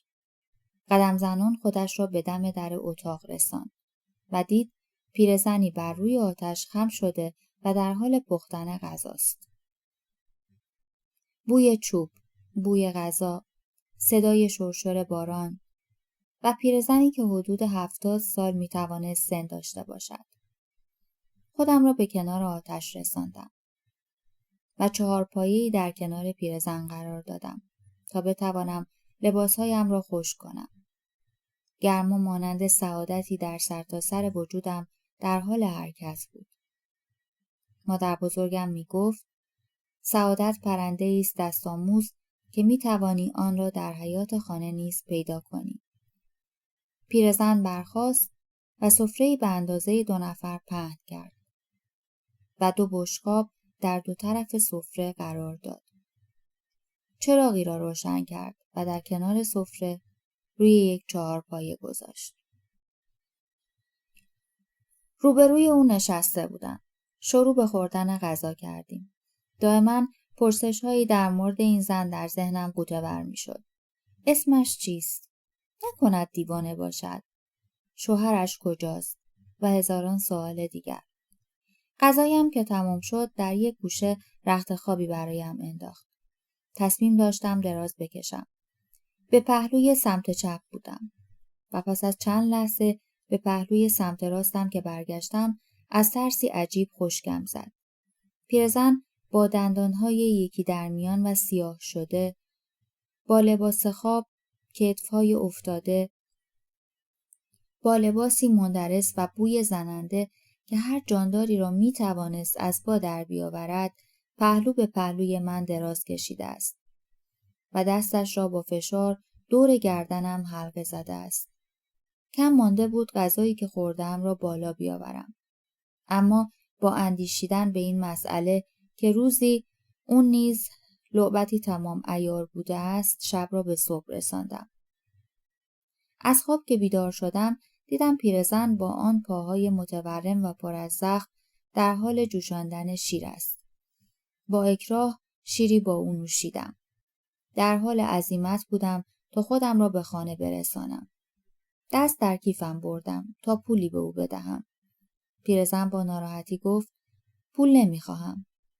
کار ثوابی که دیشب با من کردی برایم بسیار ارزشمند بود. از زمانی که شوهرم فوت کرده است تا به امروز خوابی به این خوبی نداشتم. خدا به همراهت پسر جوان. خودم را به کوچه رساندم. سرازیری را تا پایین تپه مشاهده کردم. فاصله زیادی بود. قدمهایم به حرکت افتاد. دیشب که در حال پرسه زدن در این حوالی بودم، درب همه خانه ها بسته بود. اما اکنون تقریباً درب همه آنها باز است. مردمی در حال رفت و آمد می باشند. بدون توجه به آنان مسیرم را پیش گرفتم. لحظاتی سرم را بالا می آوردم و نگاهی به چهره تکیده ساکنان این روستا می انداختم. به انتهای روستا رسیده بودم که ناگهان با شوک عجیبی قدمهایم بر خاک محکم شد و توان حرکت را از دست دادم. فکر این که در تمام طول مسیر نه یک بچه دیده بودم، نه یک مرد و یا زنی جوان.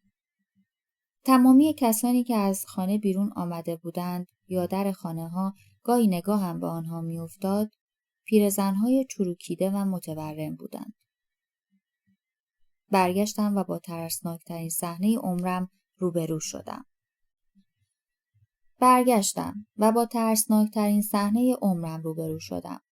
تمامی آنها پیرزن‌هایی بودند که حدود 40 یا 50 نفر در پشت سرم ایستاده بودند و در حال لبخند زدن.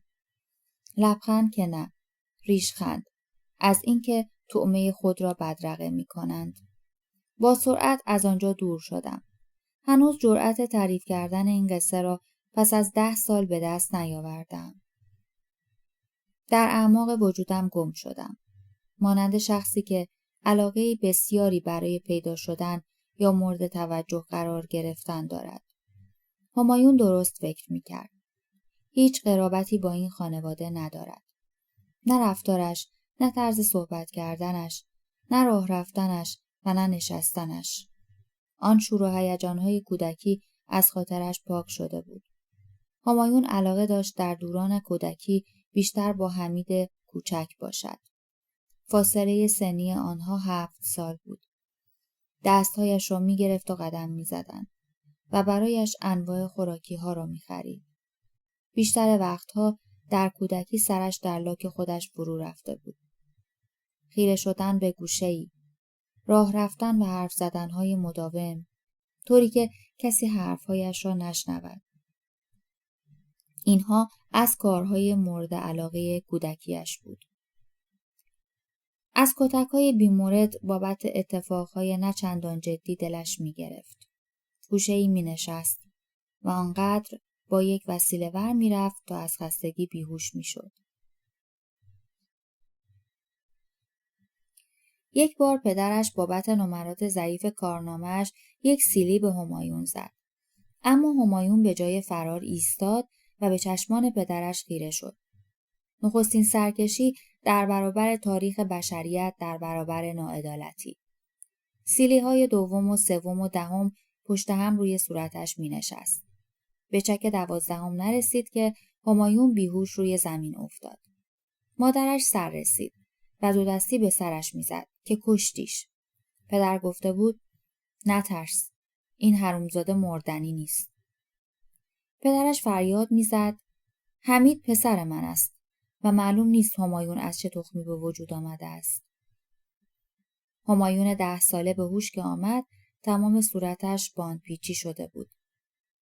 تا جای کبودی‌ها و لب‌های جر خورده‌اش ترمیم بشود.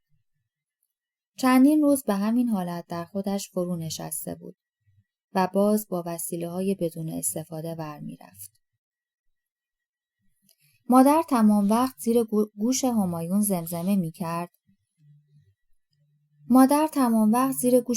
زمزمه می‌کرد ای کاش تو را انداخته بودم. ای کاش به دنیا نمی آمدی. همایون همچنان ور می‌رفت. پدرش می‌گفت انگاری بچه من نیست. همایون بارها در تمامی قامت‌ها از نخستین طلوع آفتاب در این کره نفرین شده زیسته بود. پدر در 18 سالگی حمید برایش تولد بسیار بزرگی گرفت و در بالای مجلس دست حمید را بالا گرفت و اعلام کرد تمامی ارثش برای حمید است و یگانه فرزندی که قرار است آبروی این خاندان را حفظ کند و بر اصالت آن بیفزاید. همایون 31 ساله به اتاقش چپید و سیگاری را روشن کرد که از پدر بزرگش کش رفته بود. کنار پنجره نشسته بود. باران سر ایستادن نداشت. خیابانها را مرگ احاطه کرده بود و بوی لجن مرده از جویهای آب گرفته به مشامش می رسید. موشهایی را می شمرد که از ترس مرگ از خفگی از فاضلاب بیرون زده بودند. به عدد 200 که رسید روی زمین دراز کشید و به سقف اتاقش زل زد و خوابش برد. بیرون این در سور عزای تنهایی‌هایم را به سفره نشستند. مادرش میان این پدر و پسر مانده بود. نه قدرت طرفداری داشت و نه سواد و رغبتی برای آشتی دادن. مثل دو سر مثبت آهنربا که یکدیگر را دفع می‌کردند و این فاصله هر چقدر بیشتر می‌شد قدرت دفع کردن نیز بیشتر بود. حمید شوخ و شنگ بود. بدون هیچ کاستی و ظرفی. خانه را روی سرش می‌گذاشت. از کت و کول پدر بالا می‌رفت و با شیطنت‌های مثال زدنی و شیرین زبانی‌هایش هر آدمی را به خنده می‌انداخت. تمام فامیل از زیبایی حمید انگشت بر دهان می‌ماندند.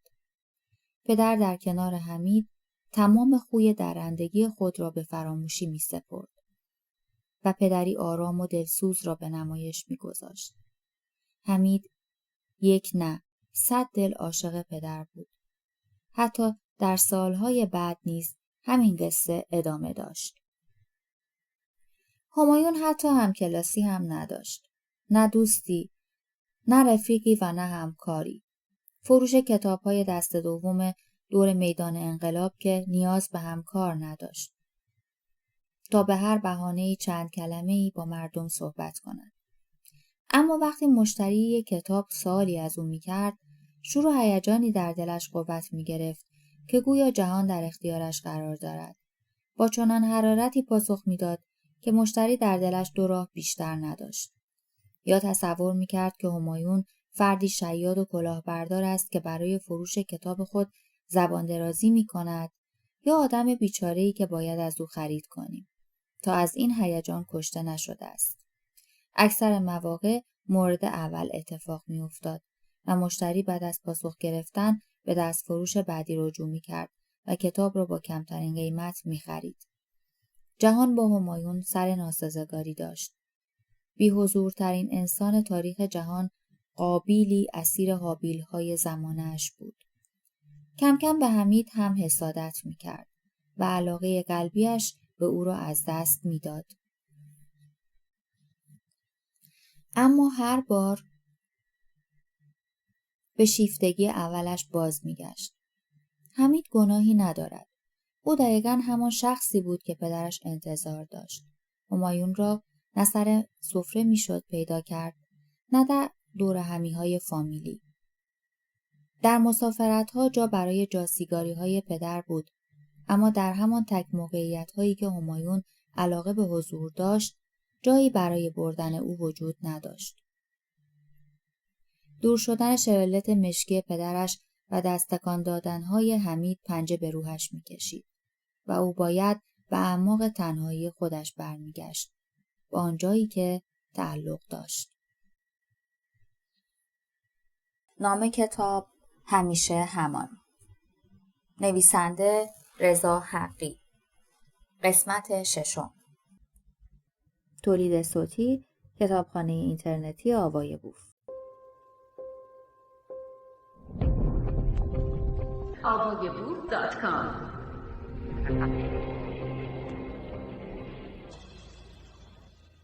همایون شخصی خودخور، صبور و شکننده در تمامی لحظه ها بود. او به دنیا آمده بود تا معنایی به تاریکی فلسفه تنهایی بدهد. مدام در ذهنش رویا پردازی می کرد و از خستگی لای کتابهایش می خوابید. برف و کلاغ‌ها سرود بیقراری همایون را ساز می کردند. ملال از سر و کول شهر می بارید و بارش را به دوش برف‌های یخزده روی زمین می گذاشت. ساختمان‌ها از رنگ و رو افتاده بود و جوی‌ها طغیان کرده بودند. درخت‌ها سبکبال و پرشکوه در خاک نشسته بودند. حسی ترسناک بدل به زندگانی روزمره‌اش شده بود. شاید این حس گریبان تمامی مردمان شهر را گرفته باشد. با خود فکر می‌کرد و در فکرهایش قدم می‌زد. اما آرامشی در لابلای زخم‌هایش خانه کرده بود. دقیقاً برعکس تمامی مردم این شهر، آرامش در ضمیر ناخودآگاه همایون تمامی خاطراتش را به سخره می‌گرفت. خاطراتی که قرار بود به دست فراموشی سپرده شود. از خیابان‌های به ظاهر آشنا اما غریبه عبور می‌کرد. برگرده درختان جای پنجه‌های سرما به چشم می‌خورد. شاخه‌های بعضا نشسته به انتظار رسیدن بهاری بودند که سالها پیش وعده‌اش را داده بودند. همایون بیخواب شده بود، اما باید به سرعت خودش را به خانه محمود می‌رساند که فشنگ و اسلحه به او داده بود.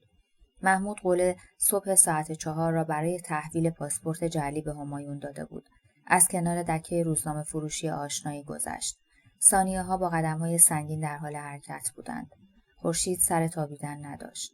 آسمان به سیاهی بالهای کرکسی بود که در پی شکار بی صاحبی بیقرار است. تصور اینکه مغز و ذهن من برای بقا طراحی شده است آزاردهنده بود. از سرشاخه‌ها ریزه‌های برف روی سر همایون می‌ریخت و این برف همان خاکی بود که همیشه اطرافیانش بر سرش می‌ریختند. موسیقی متن جیک جیک پرنده‌ای سبکبال است که سرما را به سخره گرفته است.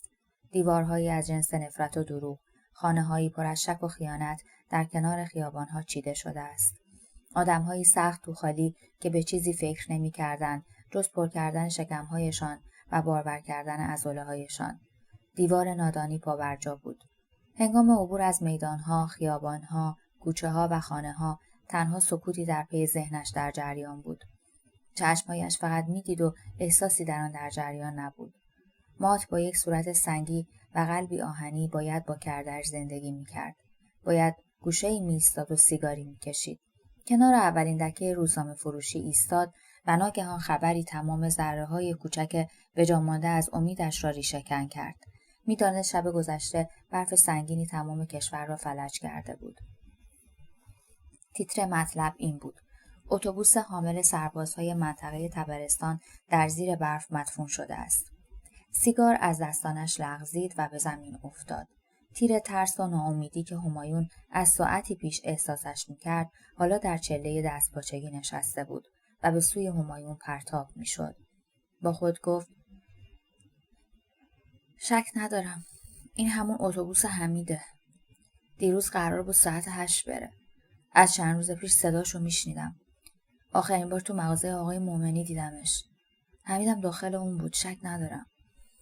سیگار دیگری را با دستپاچگی و ناامیدی روشن کرد. چند قدمی به عقب برداشت و فکر کرد. در یک شب تمام اعضای خانواده‌اش کشته شدند. امروز 22 بهمن است. کودتای درونش دوباره شکل گرفت و آرامشش را دزدید. با خود زمزمه کرد: هر بار به اول قصه برمیگردم و نداشته هایم را دنبال میکنم. علاوه بر ترس دچار ناامیدی شده بود. دوست نداشت حمید کشته شود. حمید تنها یار دیرینه سکوت‌های همایون بود. اگر حمید زنده بود آیا میتوانست دلیل کشتن پدرش را درک بکند یا به دنبال انتقام میافتاد؟ سوالات پشت سر هم در سرش مینشست. ناهید برایش اهمیتی نداشت. مرضی اهمیتی نداشت. حتی پدر و مادرش. فقط و فقط میخواست حمید زنده باشد. حتی خودش در پیشگاه چشمانش بی اهمیت شده بود. اینکه گرفتار قانون بشود اهمیتی نداشت. از تیرباران یا اعدام ترس نداشت. اما حمید نباید میمرد. چشمانش به اشک نشست و شانه‌هایش تکان میخورد. فشار وحشتناکی را در شقیقه‌هایش احساس میکرد. ناگاه بلند شد و فریاد زد: حمید، حمید، حمید. ستونهای خودآگاهش به لرزه افتاد و دوباره راهش را پیش گرفت.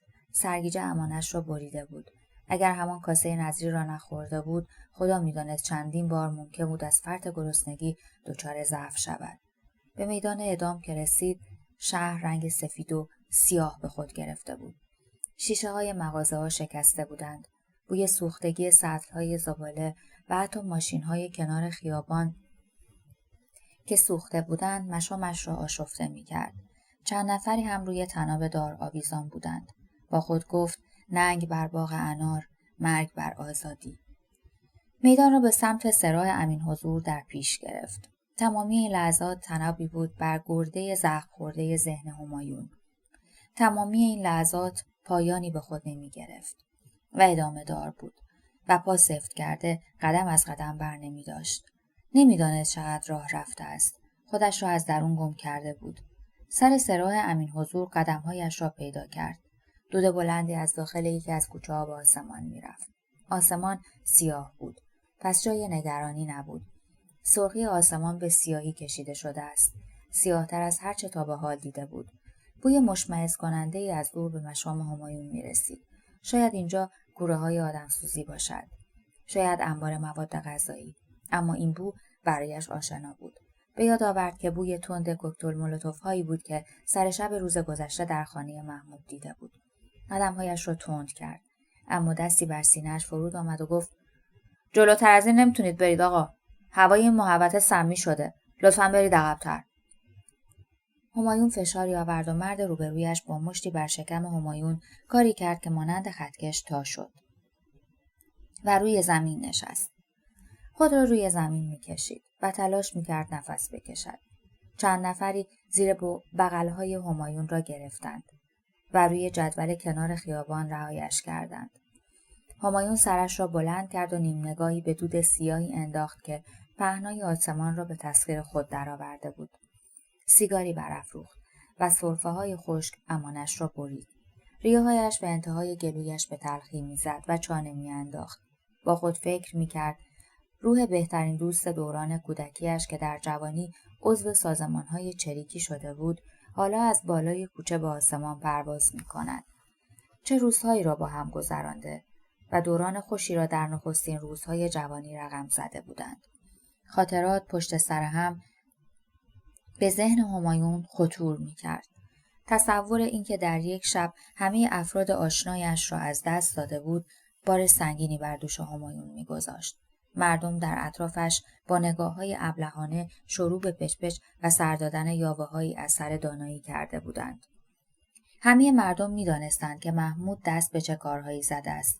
ساختن کوکتل مولوتوف، قاچاق اسلحه، جعل کردن پاسپورت شناسنامه برای افرادی که قصد فرار از کشور را داشتند.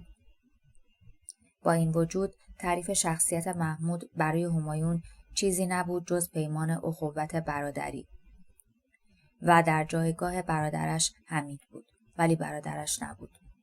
او مانند هیچ کس نبود. محمود خودش بود با تمام خلاهای شخصیتی. محمود همسن همایون بود، ولی 2 بچه داشت و حتم داشت حتما آنها نیز دود شده و به هوا رفتند. در همین اثنا یاد خنده‌های بی‌پایان محمود هنگام اولین مسافرت مجردی خودشان افتاد. محمود گفت: یالا بپر بالا دیگه پسر، الانی که از اتوبوس جا بمونیم. دندون سر جیگر بگیر، دارم میام. همایون از پنجره بالا ساک وسایلش را برای محمود انداخت. همایون در سن 12 سالگی بدون اجازه پدرش به هیچ عنوان قصد مسافرت نداشت و نخستین مسافرتش قرار بود دزدکی و دور از چشم پدرش آغاز شود. نخستین سرکشی و خیره‌سری از نگاه پدر آغاز شگفت‌انگیزی به خود گرفته بود. همایون از پنجره بیرون آمد و پشت اولین وانتی عبوری را گرفتند و با ستای بلند می‌خندیدند. با هیجانی وصف ناپذیر به اتوبوس رسیدند و در انتهای اتوبوس 2 صندلی را اشغال کردند. جثه و هیکل محمود تقریباً 2 برابر همایون بود و با اینکه 12 ساله بودند، ولی محمود حدود 17 یا 18 نشان میداد.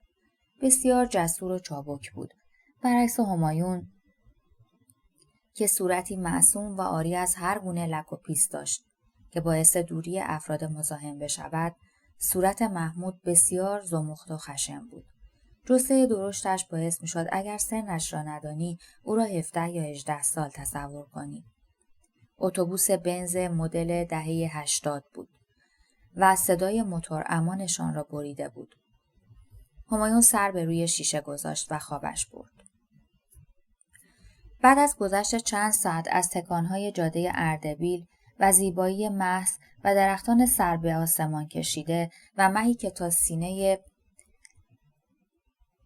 اتوبوس پایین آمده بود، از خواب بیدار شدند. تا به حال چنین زیبایی ندیده بود. به جست خودش را روی صندلی صاف کرد و شیشه روبرویش را با آستین لباسش پاک کرد. با هیجانی عجیب محمود را بیدار کرد و وادارش کرد که با هم به تماشای این زیبایی بنشینند. تصور کنید چهره 2 کودک روی شیشه اتوبوس با بینی‌های جفت شده، چشمانی مشکی و زیبا و موهای لخت و بدون سفیدی، دستایشان را به هم نزدیک کردند و آن منظره را تماشا می‌کنند. به اردبیل که رسیدند ساعت نزدیک 10 صبح شده بود. با عجله خودشان را به اولین مسافرخانه در پایین شهر اردبیل رساندند و اتاقی با 2 تخت کرایه کردند. مسافرخانه در کنار کارخانه یخچال‌سازی بود که صدای بسیار گوشخراش آن روحشان را می‌خورد. با اندک پولی که داشتند اتاقی بهتر از این مکان گیرشان نمی‌آمد. روی تخت افتادند و شروع کردند به وراجی در مورد مسیرهای پر از پیچ و خم جاده‌های اردبیل و اینکه چگونه باید به تهران برگردند. قرار بود پدر محمود به دیدار پدر همایون برود و او را از ماجرای سفر آگاه بکند. محمود اطلاع نداشت که پدرش پس از جریان مسافرت پسرش وقتی تصمیم داشت در درگیری‌های تهران دختری را از دست ماموران ساواک نجات بدهد به جرم خیانت و اغتشاش همان روز اعدام شده است. محمود بی اطلاع از مرگ پدر و همایون در انتظار کتکی مفصل و شاید مرگ در زیر پاهای پدرش به دلیل اجازه نگرفتن بودند. هر دو سبکبال و شاداب به راه افتادند و خودشان را به آبگرم سرین رساندند و تنی به آب زدند. دیو ناامنی و غرور در کمین نشسته بود. قامت کودکانه همایون را از نگاه کریه المنظر خودش برانداز می‌کرد. محمود متوجه این نگاه شد. به سرعت به همایون گفت باید سریعتر از آنجا بروند. به سرعت لباسهایشان را پوشیدند و به راه افتادند. قدمهایشان سریع، دلهایشان لرزان و دستهایشان در دست هم به اولین خیابان سر راهشان پیچیدند. خیابان مملو از جمعیت بود و خیالشان راحت شد. با آرامی دومین کوچه را به سمت آفتاب در پیش گرفتند و روبرویشان به پرچین زیبایی و چشمانداز آن برخوردند و با آن چشم دوختند. دستی به شانه محمود رسید و دستی دیگر به شانه همایون و چنان فشاری ایجاد کردند که هر دو روی زمین نشستند و ناله سر دادند. محمود با چابکی لگدی به پای مرد سمت خودش کوفت. خودش را از بند آنان رهانید و چند قدم آن طرفتر با صدای بلند درخواست کمک کرد. ولی کسی در این اطراف نبود و حداقل 300 یا 400 متر از یک مکان شلوغ فاصله داشتند. محمود بلند گفت همایون زود باش فرار کن. اما همایون همچون ماهی بود که در تور صیاد گرفتار شده باشد. مردی بدو در پی محمود بود که او را به چنگ خودش در بیاورد، اما فایده نداشت. مردی با قامتی کشیده و بلند و دستانی همچون کشتیگیرهای زورخانه همایون را با یک دست از زمین کند و به پشت پرچین برد. کسی ندانست پشت پرچین چه بلایی بر سر همایون آمد. فقط تا رسیدن نفر دوم که دنبال محمود کرده بود دیگر صدای همایون شنیده نمیشد. فقط زجه‌های با فاصله از کشته شدن روح او در پشت پرچین‌های باغ انار در انتهای کوچه‌های اردبیل خبر می‌داد. محمود دیگر به سمت مسافرخانه نرفت. می‌دانست همایون دیگر بر نمی‌گردد. پس با سرعت به سمت ترمینال رفت و سوار اولین اتوبوس تهران شد. از شدت ترس چند باری شلوار خود را خیس کرده بود و لرزشی عجیب بر او مستولی شده بود. دندانهایش را به هم می‌کوبید و مشت‌های گره شده‌اش با هیچ مددی باز نمی‌شدند. به تهران رسید. پدرش مرده بود و در سوگ پدر بود و سخنی هم از همایون به میان نمی‌آورد.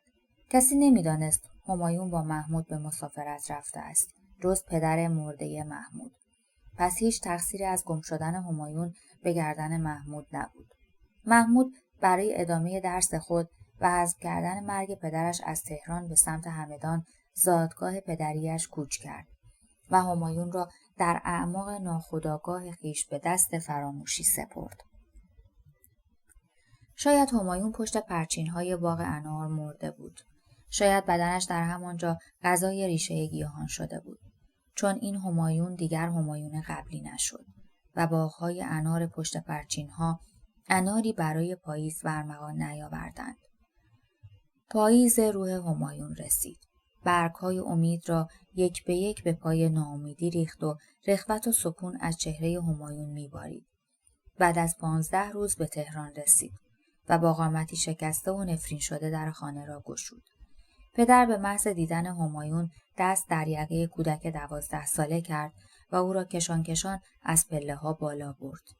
نه مادری در خانه بود و نه حمید از شیرخوارگی بیرون آمده بود. ابتدا چنان مشتی به همایون زد که 2 دندان جلو از جایش کنده شد. همایون نقش زمین شد. چشمانش برق می‌زد. خون غلیظی از دهان و مابین دندانهای همایون فوران کرد. ناله‌ای بسیار کوتاه کرد و خون و بزاق دهانش یکی شد. لگدی از سر ناباوری به صورت همایون 12 ساله برخورد کرد و همایون را تاق‌باز روی فرش انداخت. دیگر همان صدا و ناله خفیف هم بریده شده بود. پدر روی سینه همایون نشست و چندین مشت به دهان و بینی و سر همایون فرود آورد. پاهای همایون به رعشه افتاد و هر چند ثانیه تکان می‌خورد.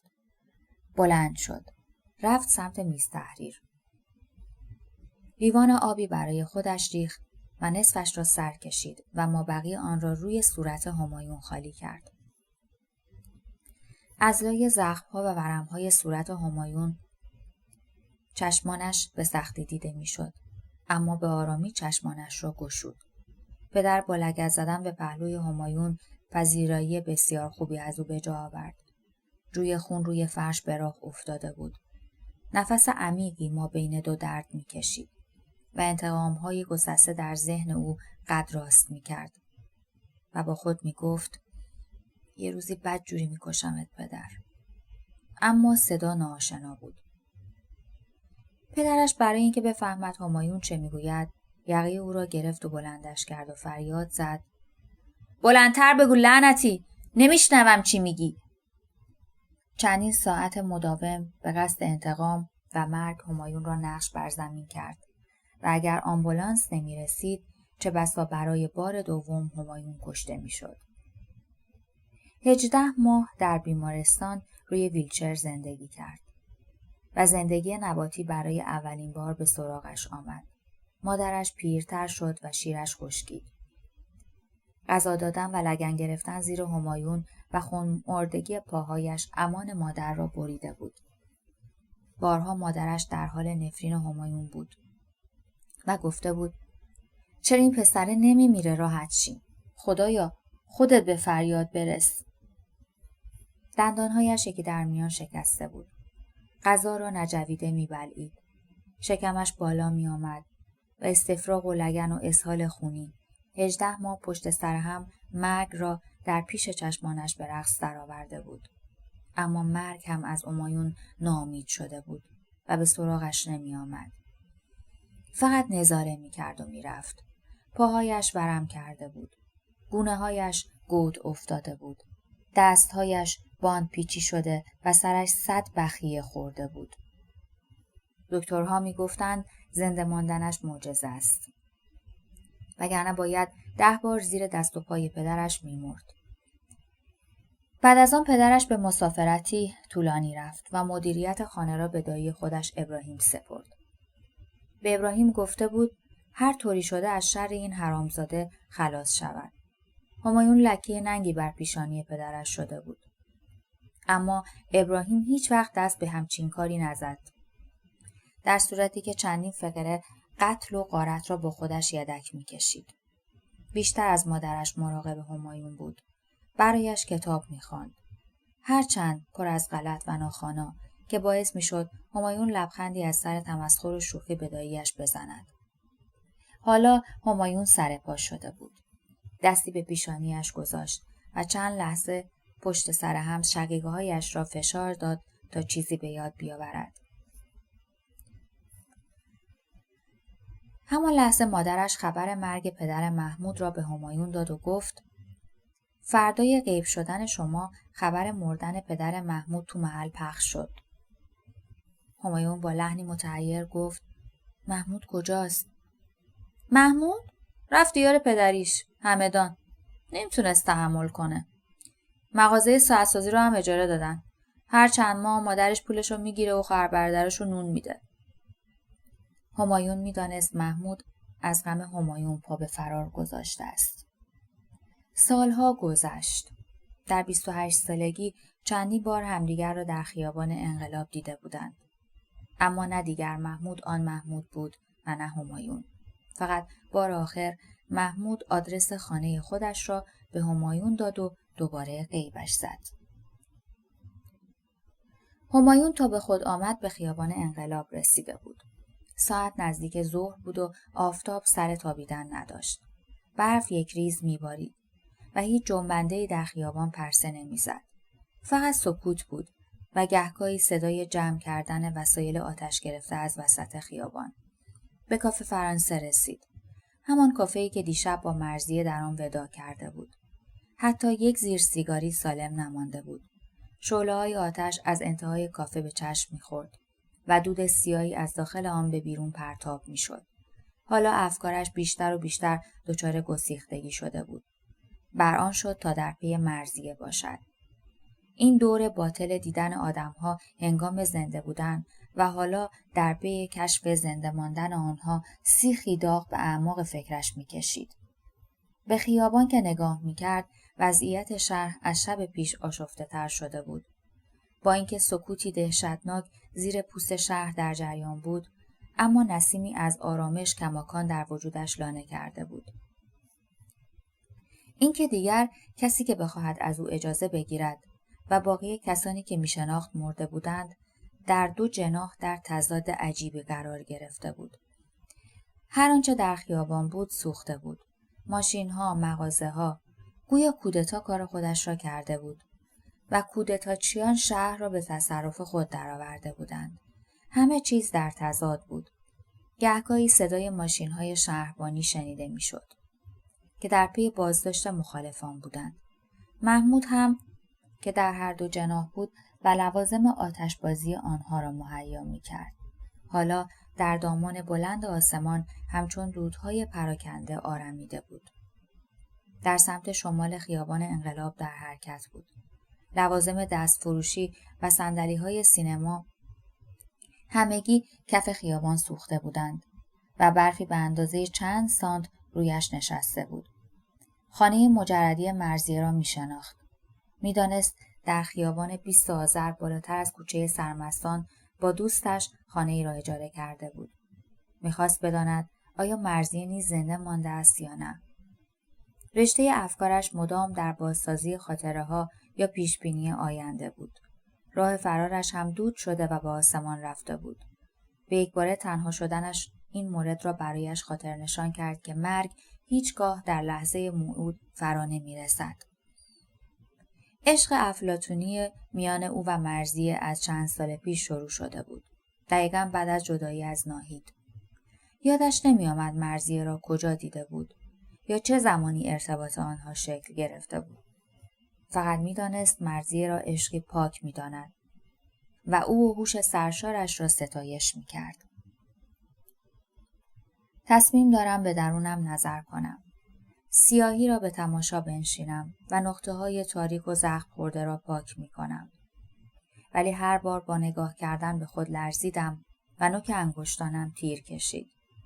دیگر نه ترسی از خدا و نه از بنده خدا دارم.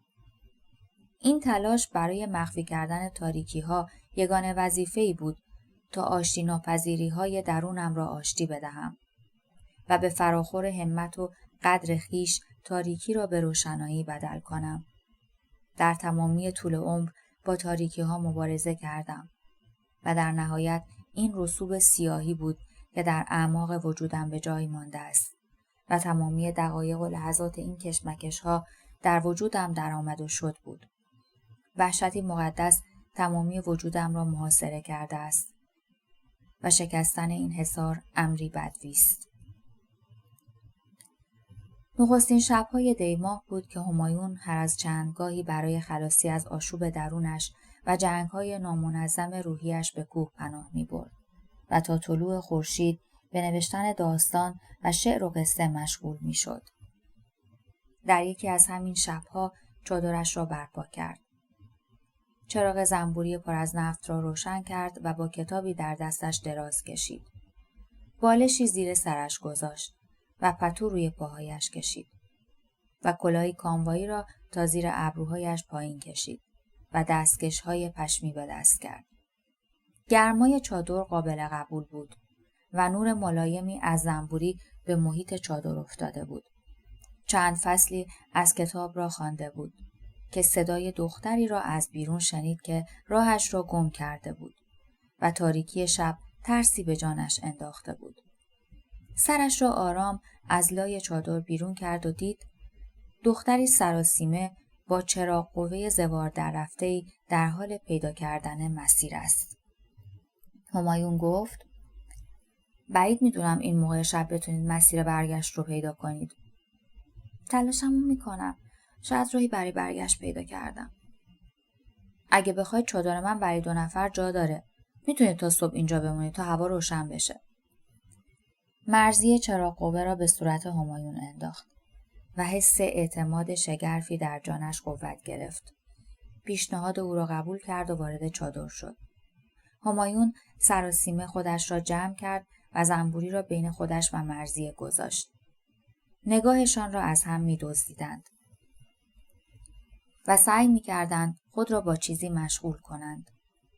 مرضیه کتاب همایون را در دست گرفت و شروع به خواندن کتاب کرد.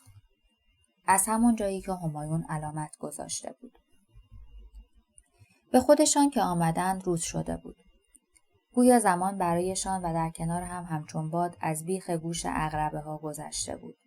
مرضیه با فاصله 1 دست تا آرنج همایون دراز کشید و خوابید. همایون نیز چند دقیقه‌ای به صورت مرضیه خیره ماند. اما سعی می‌کرد میل جنسی خودش را سرکوب کند و وقتی در این کار موفق شد خوابش برد. کل روز را با صحبت در مورد ادبیات اروپای قرن 19، ادبیات باروک و جنبش‌های مدنی دهه 60 امریکا سپری کردند و قدم زدند و ناخودآگاه راهشان را گم کردند. ابری در آسمان دیده نمی‌شد. صدای جیرجیرک‌ها بلند بود. ماه کامل بالای سرشان آویزان بود.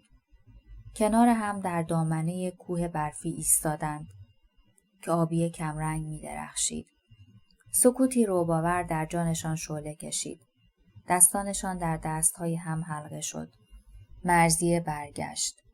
پیشانی همایون را بوسید و راه مستقیم را در پیش گرفت و رفت. به درب خانه مرضیه رسید. ترس و دردی که از مرگ مرضیه به جانش افتاده بود، حالا تبدیل به نفرت شده بود. مرضیه اگر می‌خواست می‌توانست همپای دردهای همایون باشد. اما مسیر عشقی مرضیه متفاوت بود. و همایون جایگاهی در رابطه عشقی مرضیه با نرگس نداشت. این را از مدت‌ها قبل می‌دانست که مرضیه گرایش عاطفی و جنسی به مردها ندارد. حالا نفرت تمام وجودش را گرفته بود و جا پای عشق افلاطونی گذاشته بود. همواره آدم‌های مقابلش را طوری باور کرده بود که خودش را آنگونه باور نداشت. سرش پایین بود. خستگی تمام حواس پنجگانه‌اش را مختل کرده بود. سیگاری را از سر اکراه روشن کرد. به پنجره نیمه باز اتاق مرضیه نگاه کرد. بعید بود در این هوای سرد پنجره اتاقی باز باشد. کمی مشکوک شد و به جلوی درگاه ساختمان رسید. ملال از سر و کولش بالا می رفت و خدا خدا می کرد مرضیه در خانه باشد. تا به خود آمد دستش روی زنگ بود که نرگس از راه رسید.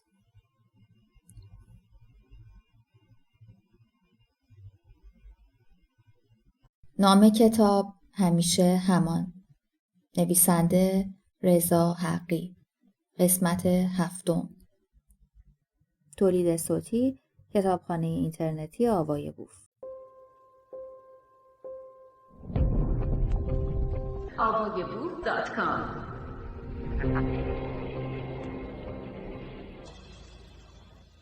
عرقی سرد بر پیشانی همایون نشست. دستش روی زنگ در خشک شد و توان سخن گفتن را از دست داده بود. نرگس گفت: اینجا چی کار داری؟ اومدم مرضیه رو ببینم. برو غسال خونه. مرضیه اونجاست. نرگس به شدت به گریه نشست و تصمیم داشت در را باز کند که کلید از دستش به زمین افتاد. همایون ناخودآگاه خم شد و کلید را برداشت و خودش در را برای نرگس باز کرد. نرگس دوان دوان از راهرو ساختمان و پله‌ها بالا رفت و در را پشت سرش باز گذاشت. همایون که کلید به دست در درگاه در خشکش زده بود به داخل راهرو پناه برد و پله‌ها را آرام طی کرد تا به در اتاق نرگس و مرضیه رسید. با دیدن تابلوی آفرینش میکلانژ ندایی در درونش فعال شد که در آنجا خدایی خفته است که تمام قوانین را پایه‌گذاری می‌کند و باید در برابر خواسته‌های او سر تعظیم فرود آورد. حکم شده بود نرگس باید کشته شود. کسی که فاصله زیادی بین عشق او و مرضیه انداخته بود. همایون قدمی به سمت نرگس برداشت و بدون گفتن جمله‌ای زیر سیگاری آهنی را برداشت. نرگس پشت به همایون مشغول برداشتن چند دست لباس بود. اما دست همایون به لیوان چایی نیمه خورده برخورد کرد و لیوان به زمین افتاد و شکست. نرگس برگشت و زیر سیگاری را در دست همایون دید که به سمت او پرتاب می شود. این صدای خشک و شکسته صدای روح من نبود. با شنیدن شکستن صدای لیوان تمام تنم به لرزه افتاد و به سمت نرگس هجوم بردم. با نگرانی و یکه خوردن بسیار و بدون دفاع در مقابلم ایستاد و پرسید چرا؟ زیر سیگاری از بالا با شدت تمام به سر نرگس فرود آمد و شکافی در پیشانی او به وجود آورد. نرگس نقش زمین شد و دستش را به سرش گرفت. با دیدن خون نیمچه جیغی کشید و از هوش رفت. همایون روی سینه نرگس نشست و صلیبوار دستش را به آسمان برد و ضربه دیگری حواله پیشانی نرگس کرد. سرش شکاف بیشتری برداشت. ضربه های بعدی جان کمتری داشت. ولی کار خودش را کرد. قالیچه دایره‌ای با 4 خانه‌هایی به رنگ آسمان به قرمزی نشست و همایون خسته و بی‌حوصله کنار نرگس دراز کشید و دستانش را روی قالیچه می‌مالید. زانوهایم به درد نشسته است. به احساس خستگی مفرطی در وجودم موج می‌زند. با دیدن سقف بالای سرم آرامش گرفتم. اینجا می‌توانم بخوابم و استراحتی بکنم. اما دایره‌های کوچک روی سقف ذهنم را پریشان می‌کند. با خودم گفتم کشتن این انسان‌ها کار من نبوده. نه، من نبودم. کس دیگری این جزامیان را کشته است. چطور می‌تواند کس دیگری باشد؟ یعنی درون من کس دیگری زندگی می‌کند؟ حدس و گمان تمام این سالها به حقیقت نشسته بود. در اعماق وجودم لایه‌های سیاهی کنار زده شده بود و می توانستم به دقت به تماشا بنشینم. لایه‌های تاریکی و ملال، صدای فریاد معصومیت‌های از دست رفته، جانورانی با چنگال‌های خونی و چشمانی از صدقه درآمده که با شاخ‌های تیز و خونالود تمام این سالها درونم آرمیده بود. در پی طعمه‌ای برای سیر کردن امیال سیری ناپذیرش بود. با خود فکر می‌کردم دیگر نجاتی در کار نیست. درونم از سیاهی دیگر پاک نخواهد شد. به سقف خیره ماندم. و صدایی از درونم بلند می شود که آری این منم.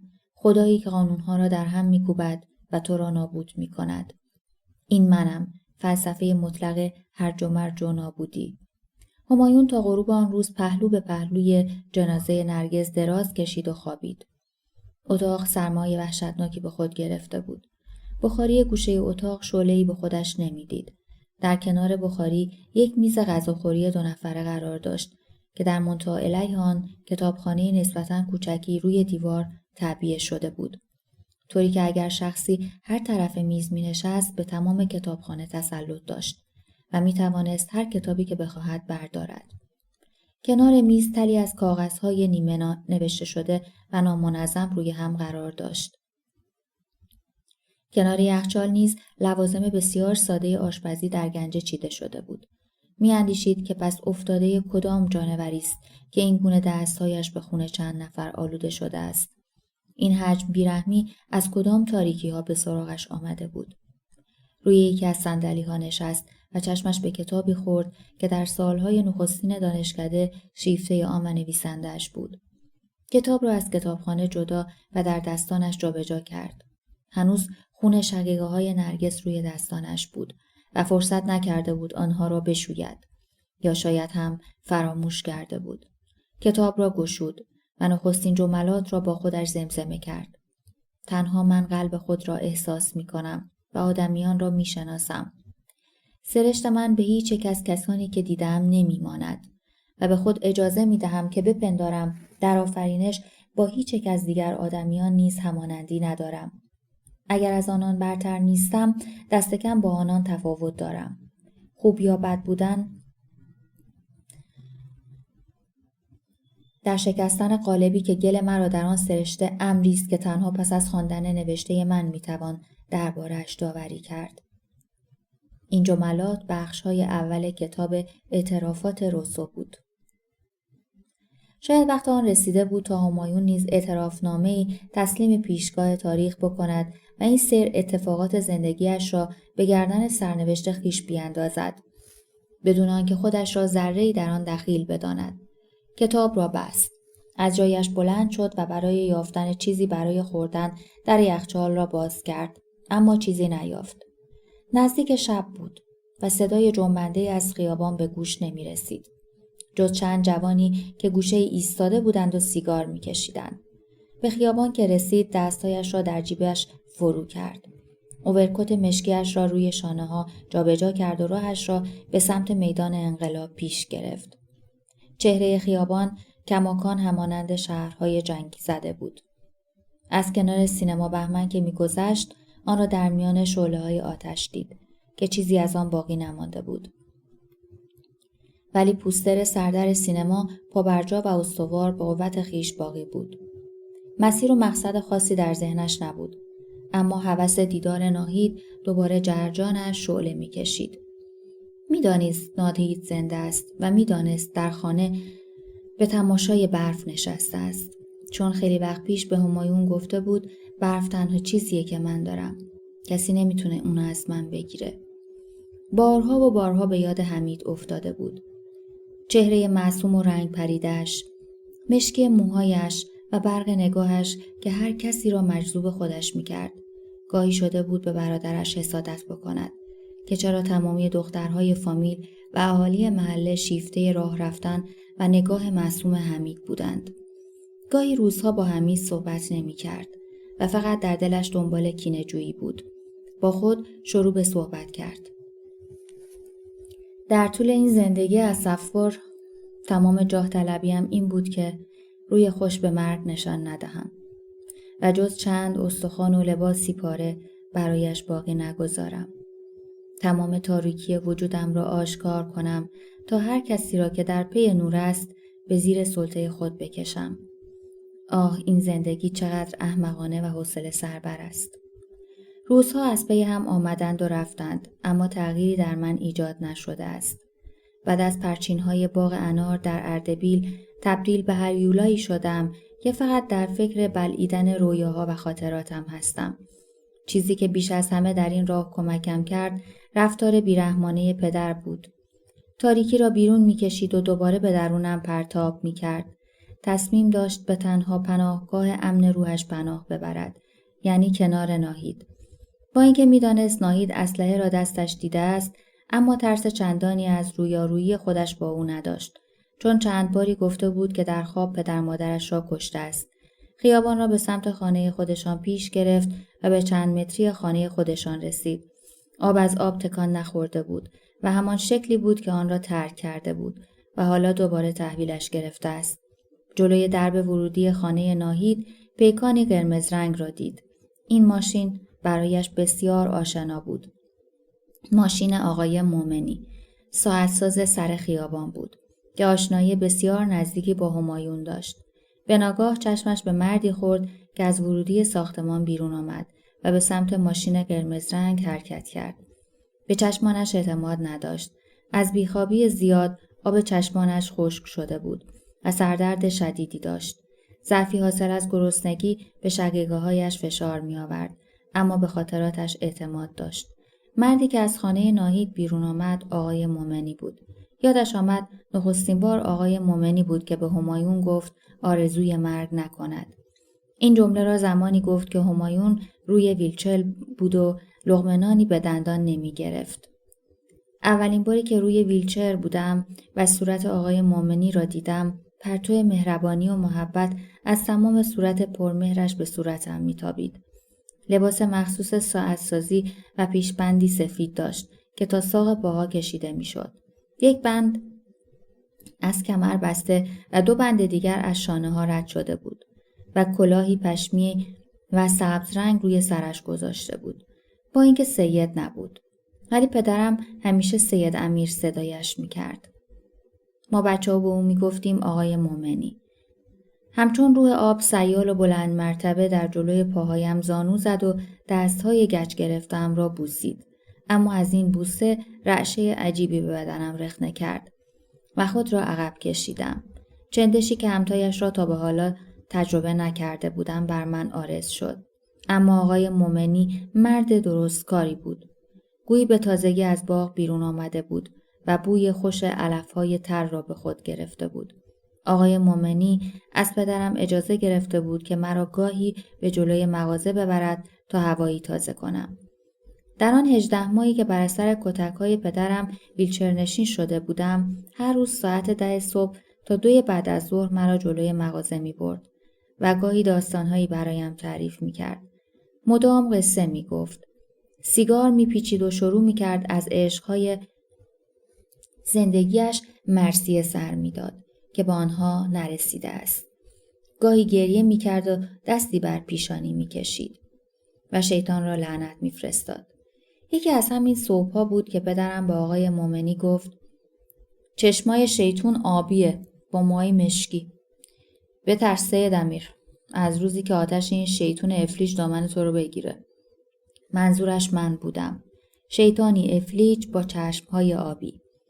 آقای مومنی همیشه می گفت یک روز زنی را که عاشقش بودم پیدا می کنم و من زیر پوستی به رویاهای احمقانه یک مرد 40 ساله می خندیدم. با این حال آقای مومنی همان روزنه امید من به زندگی و فراموشی اتفاقاتی بود که قرار بود به سرم بیاید. گاه و بیگاه روزها و شبها برای مشورت به او پناه می بردم. مأمن رویاها و خاطرات و مشکلات من بود. انسانی بزرگوار و دوست داشتنی. حتی تا همین 2 روز پیش که آخرین بار او را دیدم خاطره‌ای گفت از جنگ جهانی اول که در کنار سربازان روس می جنگیدند و در آنجا عاشق یک دختر 14 ساله بور روسی شده بود. و دست آخر در همان جنگ به وحشیانه ترین حالت ممکن به دختر تجاوز شده بود و جنازش سردر روستا برای درس عبرت آویزان شده بود. ریز گریه زد و گفت خودم از تیر برق بالا رفتم و جنازه رو پایین آوردم. اوورکوت کرمی رنگم و روش کشیدم و تحویل خانواده‌اش دادم. کتاب‌های زیادی از او می‌گرفتم چون پول اندکی برای خرید داشتم و نمی‌توانستم در خانه کتابخانه‌ای داشته باشم. در هر هفته تقریباً یک کتاب را تمام می‌کردم. خاطرات آن 18 ماه با چنان عمقی در ذهنم نقش بسته است که حالا بعد 14-15 سال از یادآوری و احیای آنها خسته نمی‌شوم. در درونم بیشک پاکترین عقیده نیز بوی خون و چرک می‌دهد. بوی ساعتی که با خود قرار گذاشتم تا روزی آقای مومنی را بکشم. جرم او نوازش کودکی بود که از هر نوازشی فرار می‌کرد. به اندازه کافی در باغ انار نوازش شده بود. او نیاز به درک شدن داشت. نه گوش شنوایی برای خاطراتی که کسی برایش تره خورد نمی‌کرد. آقای مومنی همیشه می‌گفت ذهن یک کودک لطیف و ظریف است. راست می‌گفت. ذهن کودکی‌هایم که پشت پرچین باغ‌های انار اردبیل جا گذاشتم لطیف و تنش ظریف بود. حالا قدرت مطلق خداوند را در اختیار دارم. می‌توانم هر زمان که بخواهم و اراده بکنم همه را به کام مرگ بفرستم. آب از سرم گذشته است. آقای مومنی ماشین را روشن کرد و کوچه بعدی را به سمت بالا رفت. همایون می‌دانست که خانه آقای مومنی دقیقاً چسبیده به مغازه است و راه ورودی اتاق بالایی که پیش از این در اختیارش بود از جلوی درب خانه او می‌گذشت. یعنی پهلو به پهلوی هم. شاید ناهید را آنجا دیده بود. یادش آمد ناهید دقیقاً شب اول قرارشان زیر قولش زده بود و همایون را پس زد. به شک افتاد که شاید از همان زمان آقای مومنی زیر پای ناهید نشسته بود. از جلوی در خانه خودشان گذشت و بدون اعتنا نیم نگاهی به پنجره ناهید انداخت. خشکش زد. ناهید پشت پنجره در حال تماشا بود. چشم در چشم شدند و نگاهشان با هم تلاقی کرد. مانند 2 قطره آب در هم غلط خوردند و یکی شدند. نفسهایشان به نزدیکی رگ‌های گردن شد. صورتهایشان سرخ، دستهایشان پنجه در پنجه هم و روحشان آشتی پذیر جلوه کرد. همایون جهان را اولین بار در چشمان ناهید دیده بود. نخستین عشقی که به سرانجامش یقین داشت. گویا مرگ آنها را از هم جدا خواهد کرد. ناهید برایش چیزی شبیه به چشمان کودکی کنجکاو جلوه می کرد. هرج و مرج درونی همایون را به ساحل آرامش می‌رساند. اما دیری نپایید که ناهید در پیش چشمانش آب شد و در ظرف آقای مؤمنی چکید. نگاهش را دزدید. به سمت خانه آقای مؤمنی حرکت کرد. خیابان هنوز سرد و بیروح بود. مغازه‌ها بسته بودند و خانه‌ها کهنه و قدیمی به نظر می‌رسیدند. گهگداری ماشین نعشکش جنازه‌ها را با سرعت حمل می‌کرد. جوی‌ها یخزده و برف تا زانو بالا آمده بود و برای آبرانی که جرأت بیرون آمدن نداشت، زندگی را غیر ممکن کرده بود.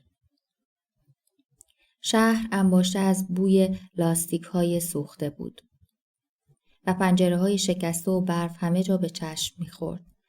جلوی درب خانه آقای مؤمنی رسید و چشمش به کرکره نیمه باز مغازه ساعتسازی افتاد. چراغ نفتی روشن بود و نور خود را به بیرون پرتاب می‌کرد. حدود ساعت 5 بود و هوا تاریک شده بود.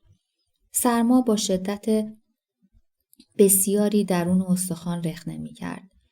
جلوی در مغازه رسید و خودش را تا کمر خم کرد و به سختی وارد مغازه شد. صدای تیک تاک ساعتها آرامشش را سلب کرد و روانش را به هم ریخت. عرق سردی بر پیشانیش نشست و سلامی کرد. آقای مؤمنی با ریش‌های سیخ سیخ به سمت همایون آمد و او را در آغوش گرفت و رویش را بوسید. همایون از این لمس و بوسه به خود لرزید و خودش را عقب کشید. زخمی روی گردنش بود و نگاه همایون روی آن خیره ماند. آقای مؤمنی گفت: جای نگرانی نداره، یه عفونته، خوب میشه. اگه هم نشه باز اهمیتی نداره. امروز پیش از ظهر رفتم در خونتون در زدم ولی کسی در باز نکرد. خیلی دوست داشتم با پدرت بشینم و در مورد اتفاقات دیروز حسابی گپ بزنیم. آقای مؤمنی مشغول شستن دستهایش بود و جورابهایش را روی دوشش گذاشته بود تا آنها را بشوید.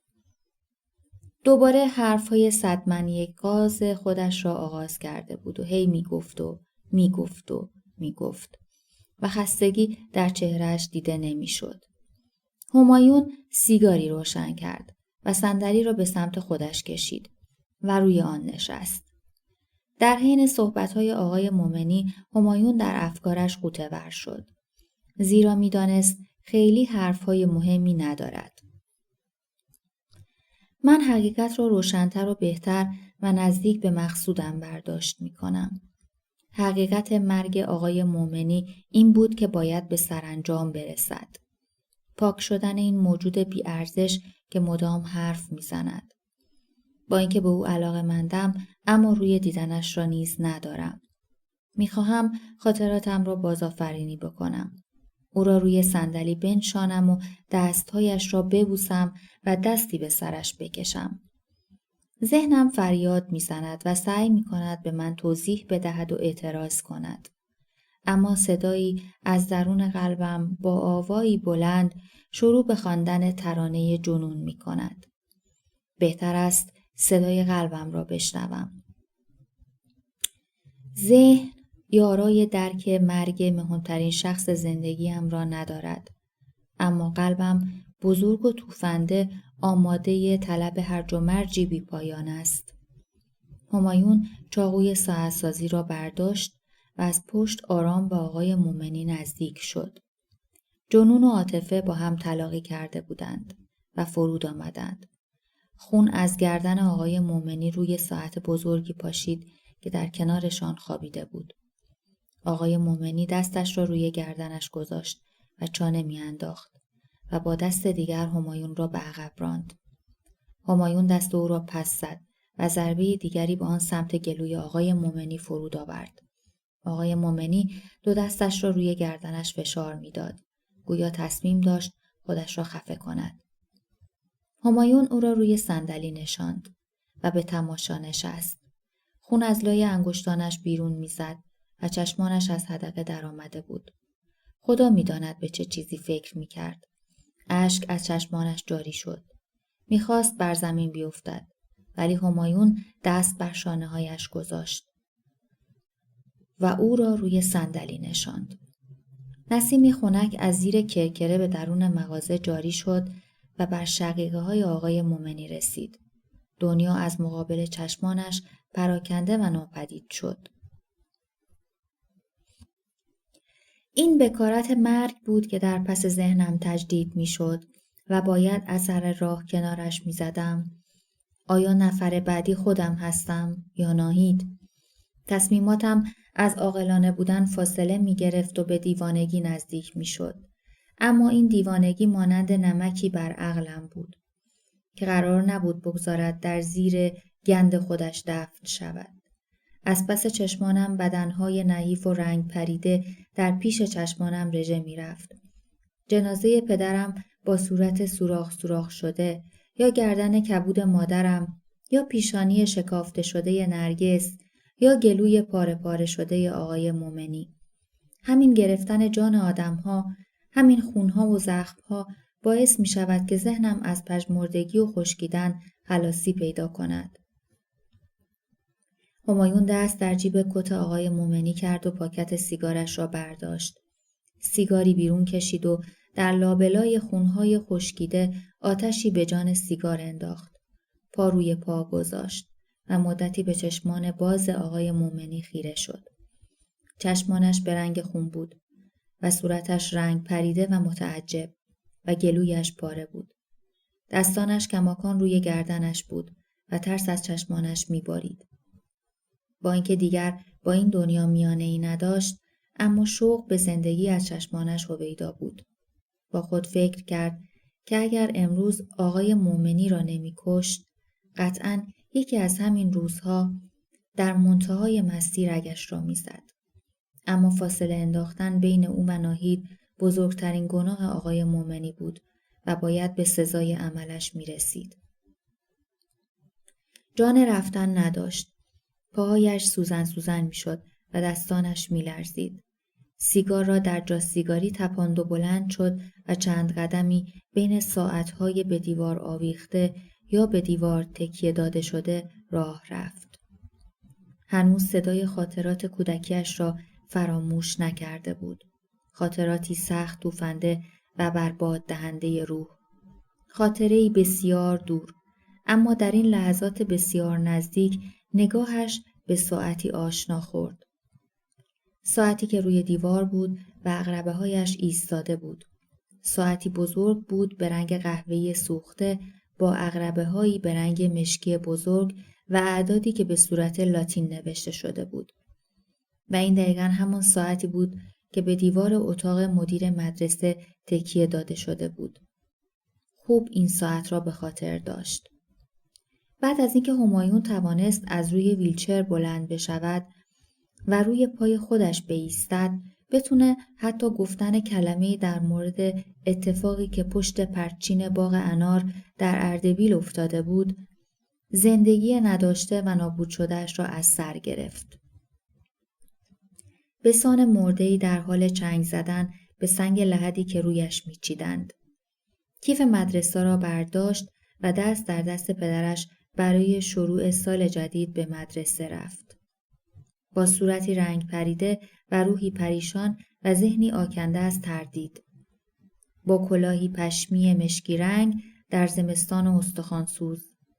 با کفش‌های کتانی سفید و شلوار جین کهنه و کیفی وصله شده راهی مدرسه شدم. مادرم قرآن به دست در آستانه در ایستاده بود و اسفند نیز در سینی گذاشته بود و دعای خیر پشت سرم می‌خواند. اما پدرم زیر لب نفرین گویان با سرعتی که گویا مرا به زمین می‌کشید راهی مدرسه شدیم. به سان گوسفند قربانی که به مسلخ می‌رود، در درونم دوباره احساس ترس جان گرفت.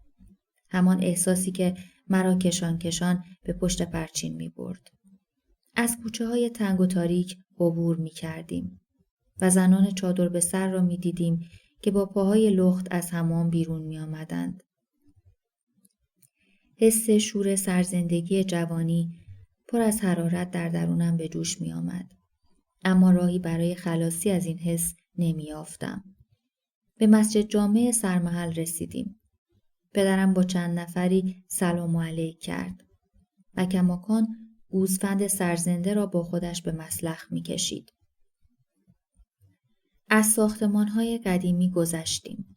از پارکی که سوت و کور بود و کودکی را به خودش نمی‌دید که در آن بازی کند. لرزش دستم را در دستان پدرم احساس کردم. ترس و تردید در جانم قوت گرفت. پدرم لرزش دستانم را احساس کرد و روبرویم ایستاد و چکی حواله گوشم کرد و برق از چشمانم پرید و گفت شیطان مانند من چشمهایش آبی است. لرزشم رفع شد و چشمانم به اشک نشست. جلوی مدرسه رسیدیم. پدرم دوباره نشست و با حالتی خشمناک گفت اینجا باید خوندن و نوشتن یاد بگیری تا تو زندگی روی پای خودت بایستی. من قرار نیست پشتوانه برای تو باشم. مردی قوی هیکل به سان غول بدون شاخ و دم جلوی در مدرسه ایستاده بود. یک شلاق با ترکه‌ای بلند در دستش تاب می‌خورد. با استوار دم در مدرسه ایستاده بود. نگاهم به فرق سرش افتاد که جای چاقو و قمه بود. پدرم گفت این همایون غلام شماست. هر کاری میتونید بکنید تا آدم شه. جانش برام اهمیتی نداره. اونو پاک تحویلم بدین. استخونشو بشکنید تا از نو ساخته بشه. گوشتشو کبود کنید تا مرد بشه. مرد بلند قد دیلاق گفت آقا نگران چیزی نباشید. اینجا از کودکان مرد میسازیم. و به شلاق دستش اشاره کرد. از مدرسه‌ای پر از حسرت و کینه تنها چهره تکیده کودکانی را به خاطر دارم با سرهای تاس و سفید که به اندازه یک ارزن مو روی سر آنها نبود. پیش از ورود به مدرسه وارد اتاقک نگهبانی مدرسه شدم و روی صندلی نشستم. مردی ماشین به دست به سراغم آمد. ماشین اصلاح را روی سرم جنباند. به خود لرزیدم و دسته های صندلی را محکم فشار دادم. این دومین تجاوز به روحم بود. اولی پشت پرچین باغ‌های انار در اردبیل و دومی روی صندلی اتاقک نگهبانی. یقیناً اغلب کسانی که آن مدرسه را دیدم حالا جنازه شدند و سرهای آنها مانند جمجمه‌ای بدون گوش در گور آمیخته است. اولین معلمی که وارد کلاس شد پیرمرد نکره‌ای بود با قد کوتاه و چشمانی وحشی و شکمی برآمده از چربی. در نخستین دیدار وحشت را در استخوانم حس کردم. بی‌شباهت به یکی از مردهای پشت پرچین باغ انار اردبیل نبود. سبیلی صیقل خورده داشت و ترکه‌ای از چرم گاو در دستانش بود. مانند گوسفندها یا اردک‌هایی که به صف شدند بالای سر ما ایستاد. بدون دلیل یکی را از کلاس بیرون کشید و یک ترکه حواله پهلویش کرد. این ترکه ها ادامه داشت و ما منتظر بودیم تا این کتک ها از ما مرد بسازد. هوای مدرسه هراس‌انگیز و وحشتبار بود. جنون از در و دیوارش بالا می رفت. نیمکت‌هایش بوی مردانگی پیش از بلوغ می داد. گویی کودکان را به مسلخ شهوت بردند. لرزش دستانم آغاز شد. ماهیت انسان‌های نخستین را با ترکه‌های چرمیشان می‌شناختم که دور هم زوزه می‌کشند. یکی از روزها که درس دینی داشتیم، برای دومین بار به داستان ابراهیم و اسماعیل برخوردم. از شنیدن اینکه ابراهیم پسرش را برای ذبح کردن به مسلخ می‌برد به خود لرزیدم. بعد از آن هر شب کابوس ابراهیم را می‌دیدم که چاقو به دست و با خنده‌ای هراسناک به سمتم می‌آمد. یکی از روزها که شاد و سرزنده بودم، سوالی از معلم پرسیدم که به ناگاه خواست پای تخته بروم. کوچوله و خپل با ناخن‌های چرکی و پیراهنی سفید که سیاهی پس گردنش از دور هم چشم را نوازش می‌کرد. پی در پی سرفه‌هایی می‌کرد و هر چند ثانیه پلک‌هایش را به هم می‌مالید. در دستانش شلاق کوچکی داشت و عادتش بود بچه‌ها را از ما تحت به شلاق بکشد. اگر حوصله داشت خودش شلوار آنها را تا زیر زانو پایین می‌کشید و لخت چنان به ما تحت بچه‌ها شلاق می‌زد که تا 1 هفته نمی‌توانستند به پشت بخوابند. به پای تخته که رسیدم چشمانم به اشک نشست. اشک ترس نبود، بلکه اشک شوق از دردی بود که قرار بود بر تن جاری شود. جنون خودآزاری به سراغم آمده بود. به میزش که رسیدم خودش گفت شلوارت رو تا زانو پایین بکش. استوار و سنگین دل به حرفش گوش سپردم و تا زانو شلوار را پایین کشیدم. عورت کودکانه‌ام در کلاس نمایان شد. و معلم با عصبانیت گفت خجالت نمی‌کشی بچه خیره سر؟ لبانم را از خنده جفت کردم و دستانم را به پیشگاهم رساندم. خم شدم و معلم انتقاموار همانند سربازی که به سوی دشمن پدری می‌دازد چنان شلاق را فرود آورد که لبم را گاز گرفتم و خون از دهانم جاری شد. خنده برق‌آسا کلاس را برداشت. خون از دهانم می‌چکید و خنده از نهاد بچه‌ها بلند می‌شد. تنها کسی که نمی‌خندید محمود بود که اسمش حتی در بین دانش آموزان مدرسه بود.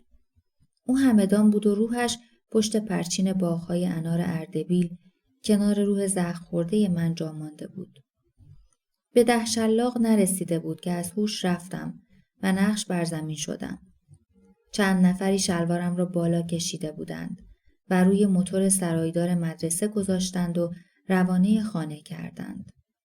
گاهی یاد بچه‌های مدرسه می‌افتم. گاهی دچار وحشت می‌شوم و نیمه دیوانه به خواب می‌روم. گاهی از کنار مدرسه عبور می‌کنم و سرایدار را می‌بینم که 30 سال است دست از میز زوار در رفته سرایداری بر نداشته است. گاهی به داخل مدرسه نگاه می‌کنم. کودکان والیبال بازی می‌کنند. تیر می‌خوردند و به سینما می‌روند و من در پی سلاحی برای ریشه‌کن کردن نسل کسانی هستم که به تاراج روحم مشغول بودند. به سمت کرکره مغازه قدم برداشت و نگاهش به گردسوز نفتی مغازه آقای مومنی افتاد. گردسوز را به زمین انداخت و شعله جان گرفت. همایون از زیر کرکره خودش را به خیابان رساند و به سمت پایین خیابان و خانه ناهید روان شد. از کنار مغازه‌های سوخته و گرفتار در آتش می‌گذشت. روز گذشته تاریخ به 2 قسمت تقسیم شده بود. حتی تاریخ وجودی همایون. به مغازه اسباب بازی فروشی که رسید قدم‌هایش روی آسفالت سفت شد. به دست راستش چرخید و جلوی شیشه ایستاد. از فکر آقای مومنی بیرون آمد و با دیدن اسباب بازی‌های نیمه سوخته و پلاستیک‌های ذوب شده که شکل بسیار زشتی به ویترین مغازه داده بود، یاد کودکی‌هایش شاید 5، 6 یا 7 ساله افتاد که خاطرات خوبی با خودش داشت. آزاد شدن از بند کودکی و رهایی نخستین آرزویم بود. می‌خواستم بزرگ بشوم و قد بکشم تا دستم به انجیرهای رسیده درخت کنار حیاط مادر بزرگم برسد. دومین آرزویم این بود که مانند مسیح مورد ستایش قرار بگیرم و تقدیس بشوم. قهرمانی برای تمام همسنهای خودم و الگویی متعادل برای تمام اطرافیانم. در آن روزگار نخستین کلمه‌ای که هر کودکی یاد می‌گرفت گفتن کلمه پدر بود. گویا این کلمه سنخیتی با رستگاری داشت و من با رستگاری به این شکل مخالفت می‌کردم. و نخستین کلمه‌ای که گفتم انجیر بود. مادرم بعدها گفت از بس زیر درخت انجیر به همایون شیر دادم، اولین کلمه‌اش انجیر بود. پدرم ناله و ندبه سر می‌داد و از همان اوان کودکی سر ستیز را با من داشت. همیشه عادت داشتم اسباب بازی‌هایم را به حراج بگذارم و دوستانم را بین خودم جمع بکنم و داستان‌های ماورایی برایشان تعریف کنم. دشت‌های دور در نگاهم گسترده می‌شد و من در نقش مسیح از گور بیرون می‌آمدم و بر فراز دشت پرواز می‌کردم. جلوتر از همسن‌های خودم بودم و کتاب‌هایی پر از عکس را تماشا می‌کردم. از لابلای کتاب‌ها برای خودم قصه سرهم می‌کردم و دور اتاق می‌چرخیدم و خودم را در نقش آن جا می‌زدم و فردا دروغ‌هایی را که ترتیب داده بودم برایشان بازگو می‌کردم. همسایه‌ها و دوستانم دور من جمع می‌شدند و با تعریف کردن من چشم‌هایشان از حدقه بیرون می‌زد و روی دو زانو می‌نشستند. دروغ‌هایم زیبا و فریبا بود و بزرگترها نیز رشک می‌بردند که چرا کودکانشان قدرت چنین داستان سرایی را ندارد.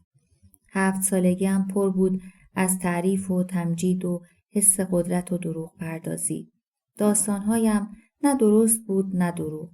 از مرز عقل عبور می‌کرد تا در زیر قطره‌های باران برای خودش برسه بزند. گاهی به دروغگویی متهم می‌شدم و از خجالت زدگی آستینم را جلوی چشمانم می‌گرفتم و می‌گریستم. روزی از زبان مادر بزرگم در عید قربان برای نخستین بار داستان ابراهیم و اسماعیل را شنیدم. تصمیم داشتم به کوه بیبی شهربانو بروم و در آنجا داستانی برای خودم بسازم. عصر جمعه پنهانی از خیابان عبور کردم و سرم را پایین انداختم تا کسی از فامیل مرا نبیند. به ایستگاه مینیبوس میدان راه آهن که رسیدم، سراغ کوه بیبی شهربانو را از راننده مینیبوس گرفتم. او به قد و قوارم نگاه کرد و گفت: کجا میخوای برین این وجبی؟ کوه بیبی شهربانو. اونجا چی کار داری؟ میخوام ببینم ابراهیم چجور جایی میخواست اسماعیل سر ببره. یک پس گردنی تقریبا محکم نثارم کرد و گفت: برو خونه بچه جون. همایون نگاهی به اسلحه پلاستیکی انداخت. آن را برداشت، لوله‌اش ذوب شده و مانند خرطوم فیل افتاده بود. راهش را پیش گرفت و به سمت خانه ناهید راه افتاد. در میان راه گاهی با افرادی تکیده و رنگ پریده برخورد می‌کرد که بر اثر اتفاقات دیشب سر و دستانشان شکسته و پاهایشان می‌لنگید. اما آرام و صبور مشغول زیستن بودند و امید در چشمانشان موج می‌زد. در این روزها خنده کم بود و گریه زیاد. ساعتها دیر و یک نواخت می‌گذشتند و ساعت مرگ را به صدا در می‌آوردند. بیشتر اوقات مردم به قمار و عرق‌خوری و جنده بازی می‌گذشت. روزنامه دست کسی نبود. کتاب که جای خودش را داشت. دزدی محترم و روزی حلال حماقت نامیده می‌شد. ارزش‌ها پایمال شده بود. مردم دیگر در پی دین و خدا نبودند و چیزی نبود که به همین موازات جایگزین شود. فقط شر و پستی و پلشتی به دوش مردم خانه کرده بود.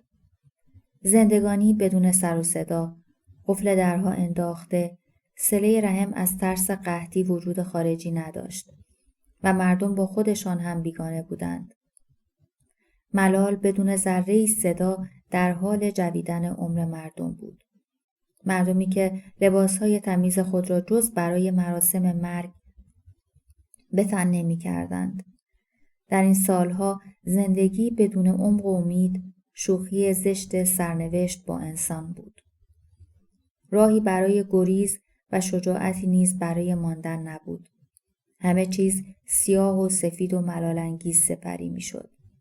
در کوچه شیطنت کودکان دیده نمی شد.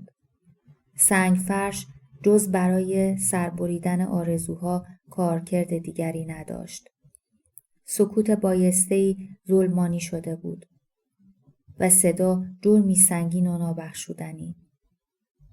اما کسی خبر نداشت در زیر پوست شهر مردی به کشتن آدم‌ها مشغول است. دست در جیبش کرد. سیگارش تمام شده بود. می‌دانست در خانه ناهید چیزی که بیش از هر چیز دیگری در دسترس است، پاکت سیگار مردانی است که شب را به زنده‌داری مشغول و سر صبح سیگارشان را برای ناهید می‌گذاشتند. دیگر تصمیم نداشت چیزی را پنهان کند. شب در حال فرود آمدن بود و کوچه ها خالی تر از قبل بار مرگ را به دوش می‌کشید. پاسبان‌ها در حال گشت زنی بودند. همایون به در خانه ناهید رسید. رسم بر این بود که زنی در قامت ناهید اگر تمایل به کار کردن داشته باشد، نور اتاقش را روشن می‌گذارد. و یا اگر دچار عادت ماهانه یا بیماری یا کمردرد یا درد زیر شکم بشود، نور اتاقش را بسیار کم می‌کند. آن شب نور اتاق بسیار روشن بود. اما این یکی دو شب کسی هوای بوی شب نمی کرد. ناهید تنها زندگی می کرد و دیگر پسرش در کنارش نبود. نسیم سردی وزید و ترس‌های ذهنم را تکاند و بذر حماقت در درونم جوانه‌ای تازه زد. هنوز نمی‌دانستم نفر بعدی من هستم یا ناهید. درب را کوفت. ناهید بلافاصله سرش را بیرون آورد و چشمانش به همایون افتاد. درنگ نکرد. سیمی را که از طبقه دوم به پشت چفت در متصل بود کشید و در به روی همایون گشوده شد. همایون وارد راهرویی پر از وسایل قدیمی شد. یک تشت مسی و چندین کارتون مملو از خرت و پرت سر راهش بود. به زحمت خودش را به نخستین پله رساند و تصور می‌کرد که علیه انسانیت قیام کرده است و معنای هر چیزی برایش به بی‌معنایی تبدیل شده بود. دقیقاً مانند زمانی که انسان کلمه‌ای را چندین بار با خود زمزمه می‌کند و پس از لحظه‌ای بی‌معنا بودن کلمه آزارش می‌دهد. عشق به هم نوع دقیقاً همین احساس را به همایون منتقل و او را از انسان بیزار می‌کرد. ملال تمام وجودش را سگ‌خور کرده بود. با لرزشی عجیب پایش به پله دوم رسید. خسته شد. نشست و به فکر فرو رفت. روزهایی میرسند که از گفتن جمله بسیار خسته‌ام نیز خسته و درمانده میشوم. هیچ کس نمیتواند درمانی برای خستگی هایم پیدا کند. خودم ماندم با کوله باری از خستگی. پدرم، مادرم، حمید، محمود، آقای مومنی، مرضیه و نرگس و آرزوهایم مردند و هیچ کس نمیتواند برای شناسنامه آنها المثنی تهیه کند. معلمی که شلوارم را پایین کشید تا میتوانست کتکم زد یا 2 نفری که پشت پرچین‌های باغ انار ایستاده به روی صورتم شاشیدند. دندانهایی که خراب شده و دیگر قرار نیست جایشان دندانی رشد بکند. من سفر را دوست دارم. روزهایی برای درد دندانم به مطب دندان پزشکی می رفتم که ریشه های روحم را می خورد. ولی نفر جلویی با پول بسیار زیاد نوبتم را می گرفت و من می ماندم و دندان دردی که می توانستم آسفالت پیاده رو را با دستهایم از زمین جدا بکنم. زندگی تو خالی من مانند دهان خالی از دندان است. ملال آدمی را از درون می خورد. چون خاکستری ذهن را کدر و آدمی را اسیر توهمات و تنهایی خویش می کند. گلهای شمعدانی مادرم خشک شده بود. از بس پایش نفت می ریختم. از بوی اگزوز ماشین ها خوشم می آمد. دماغم را جلوی اگزوز ماشین ها می گرفتم و بوی آن را با تمام وجود به اعماق ریه هایم تنفس می کردم. دیدن پدرم روی مبل رعشه به جانم می انداخت. همیشه با انگشتی که سیگار را می گرفت اشاره می کرد که نزدیک شوم. و از زیبایی زنهای محل یا هنگامی که با مادرم به حمام زنانه می رفتم برایش تعریف بکنم. کودکی 6 ساله بودم. با روحیه‌ای آمیخته به بند کرست زنهایی که زیر آب می خندیدند و مثلا خودشان را از چشم یک بچه 6 ساله دور نگه می داشتند. وظیفه من تعریف کامل این جزئیات به پدرم بود. اگرم چیزی نداشتم قدرت این را نداشتم که درد چک‌هایش را تحمل بکنم. پس از همان ابتدا دروغ گفتن را به خوبی آموختم. حتی بهتر از دروغ‌هایی که به همسن‌های خودم می‌گفتم. از فکر کردن به این همه خسته شد. از نشستن، برخاستن، بودن و نبودن. از جایش بلند شد و برگشت و پله 3 را طی کرد. با خودش گفت این خستگی چقدر دلپذیر شده است. ماندن فعل خوبی نیست. حتی برای پرنده‌ای که در محاصره قفس است و چیزی از ادبیات نمی‌فهمد. به پله 4 که رسید جهان دور سرش تاب می‌خورد. سرگیجه امانش را بریده بود و دوباره نشست تا نفسی تازه کند. چند پله دیگر مانده تا به ناهید برسم. ذهنم را خاطرات غریبی فرا گرفته است. چونان آدم مست لیاقلی سرگیجه گرفته و چانه میاندازم. مانند انسانی که روی کره بدون حیات زیست می کند. هنوز چند هزار سالی مانده بود تا انسان روی آن گام بگذارد و ناگهان به نوری برمیخورم که چشمم را میزند. هنوز از این فکر به خود میلرزم. مشتهایم را گره میکنم و به سمت آنها فریاد میزنم که روزی همه شما را خواهم کشت. از جایش بلند شد. یادش نمی آمد آخرین باری که خوابیده است به چه روزی برمیگردد. به مرض بیخوابی مبتلا شده بود. دستی به سر و رویش کشید و تقریباً پله ها را داشت تمام می کرد. اما روی پله آخر نفسش به شماره افتاد و شروع به سرفه کرد.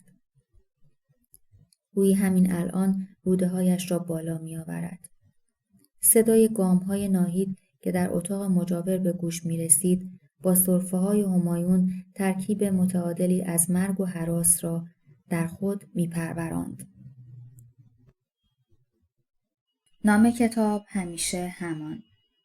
نویسنده رضا حقی. قسمت 8.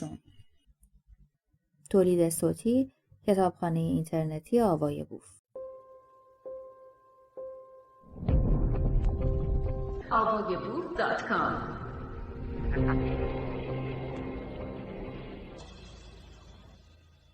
دنیا پیش چشمانش سیاه شد و دوباره از سر ضعف نشست تا ریه‌هایش آرام بگیرد. دود سوختن محمود کار خودش را کرده بود و نفسش بوی مرگ میداد. با خود اندیشید چند نفر دیگر را میتواند بکشد یا دستایش یارای خفه کردن چند نفر دیگر را میتواند داشته باشد. به دستایی که خون روی آنها خوش شده بود خیره شد و از لرزش دستانش نیشخندی به لب آورد. دستایش را به هم گره کرد. به معنای روشنتری از آشوب رسیده بود. شاید به فکر خودکشی بود. شاید به فکر این بود از پنجره دوم طبقه اتاق ناهید خودش را به پایین بیاندازد. سرش را بلند کرد و بوی سوختن عجیبی در مشامش جان گرفت. نمیدانست بو از کجاست. مغازه آقای مومنی در آتش میسوخت و بوی پلاستیک و چوب و مواد مذاب کل خیابان را گرفته بود. ذهنش جان گرفت و فهمید این بو بدون شک بوی عقربه‌های آب شده یا ساعت‌های مچاله شده در پنجه شعله هاست. به ساعتش نگاه کرد. 2 دقیقه از ساعت 5 عصر گذشته بود. بلند شد و روبروی در اتاق ناهید ایستاد. در را گشود و ناهید را تماشا کرد که با لباس خواب صورتی خم شده است و داخل شومینه قدیمی و تو سری خورده کنار اتاق چوب می‌ریزد. ناهید برگشت و به چشمان همایون خیره شد. کمربندی قرمز از جنس چرم و لباس صورتی با گل‌های کوچک سفید داشت. جورابی تا مچ پا به رنگ قرمز به پا داشت و دستانش را در جلوی شکمش گره کرده بود و نگاهی پرمعنا به همایون انداخت. گرهی که بین 2 چشمانشان افتاده بود، کور شده بود و با هیچ دندان تیزی باز نمی‌شد. گویا از این نگاهشان به این شکل به هم گره خورده است. شادمان و سرزنده هستند. همایون شانه‌هایش از خستگی کج و پایین بود و سرش بالا و دست در جیب اوورکوت مشکی خودش کرده بود. صداهای خیابان آنها را از حال خودشان بیرون آورد. ناهید سراسیمه به کنار پنجره رفت و نفس راحتی کشید که این نگاه بالاخره تمام شد. به خیابان نگاه می‌کرد که همایون قدمی برداشت و دستایش را دور کمر ناهید حلقه کرد و لبهایش را به گردن ناهید رساند. ناهید به خود لرزید و دستهایش را چفت دستهای همایون کرد. عشق دوباره شروع به لگد پرانی کرده بود. خاطراتشان سرزنده و جاندار در پیش چشمانشان جاری دوباره گرفت. نگاهشان به شعله‌های آتشی بود که از مغازه آقای مومنی به دم پنجره رسیده بود. اتاق بالای مغازه ساعت‌سازی رو میشد با کمی گردن دراز کردن مشاهده کرد. حالا اتاق خاکستری بیش نبود. ناهید تا خواست پنجره را ببندد، ذره‌ای خاکستر اتاق روی دستهایش نشست و بوی تلخ زننده‌ای مشامش را کور کرد. برگشت و چشم در چشم همایون شد و گفت: آخر کار خودتو کردی؟ یادمه یه بار گفتی خواب دیدی که داری مادرتو میکشی. همایون پلک نمیزد. یعنی قدرتش را نداشت. پلک زدن را از خودش دریغ میکرد. و فقط به چشمان درشت ناهید خیره مانده بود. لبهایشان به هم رسیده بود. خوابیدند. همایون با چشمی بهت زده و با تصویر ذهنی حمید از خواب پرید. آخرین تلاقی نگاهشان پشت شیشه مغازه آقای مومنی. نشست. پاهایش را احساس نمی کرد. سرما درون اتاق جان گرفته بود. بالشی که سرش را روی آن گذاشته بود بوی نامی داد. آب دهانش جاری بود. از روی تخت پایین آمد و به سمت شومینه کنار اتاق رفت. سردش بود. سرمای استخوان‌سوز تمام حواس پنجگانه‌اش را مختل کرده بود. اختیار زمان و مکان از دستش در رفته بود. نمیدانست در اتاق بالای مغازه ساعت‌سازی است یا در اتاق خودش یا در اتاق ناهید. تصور می‌کرد زمان درازی را در این اتاق سپری کرده است و اما نمی‌دانست از چه تاریخی. چند تکه چوب داخل شومینه انداخت و شعله‌ها جان گرفتند. نور در اتاق به همراه گرما پخش شد. به تخت که نگاه کرد، قامت کشیده ناهید را دید که پاهایش از پتو بیرون افتاده است. ترسید. فکر کرد که ناهید را کشته است. ناهید بی حرکت در خوابی عمیق بود و تکان نمیخورد. حتی روی پاهایش را نپوشانده بود. همایون وسط اتاق بی حرکت ایستاد. جان به لب شد. اگر او را کشته است، پس چرا یادش نمی آید؟ چرا ناهید تکان نمیخورد؟ ولی اطمینان داشت که ناهید مرده است. ناهید تکان نمیخورد. ناهید سکوت کرده است. این جملات تاب و توانش را گرفت. خستگی دوباره بر قامتش سایه انداخته بود. حالا ترسی به جانش افتاده که تا به این لحظه سراغی از آن نمی گرفت. ترس از مردن و نبودن و در انتهای تاریکی گم شدن. همایون کشان کشان به سمت آینه رفت. اتاق هنوز سرد بود. سرمایش چندین برابر شد. با آینه که رسید، با دیدن صورت زخم خورده که نیمی از آن سیاه و نیمی دیگر به رنگ خون بود، مشتی به آینه زد و خواب پرید. صورتش خیس بود. دستهایش را به صورت خود کشید. فکر می‌کرد آن زخم‌ها یا سیاهی روی صورتش مانده است.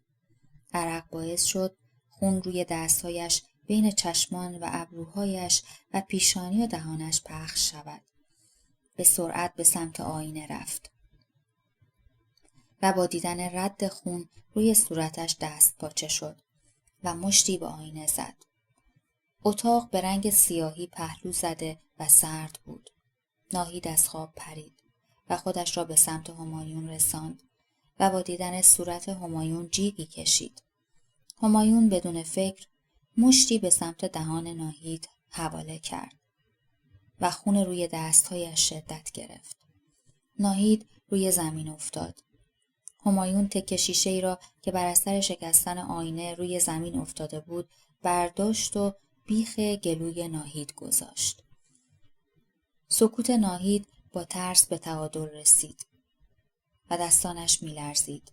تصمیم داشت التماس کند.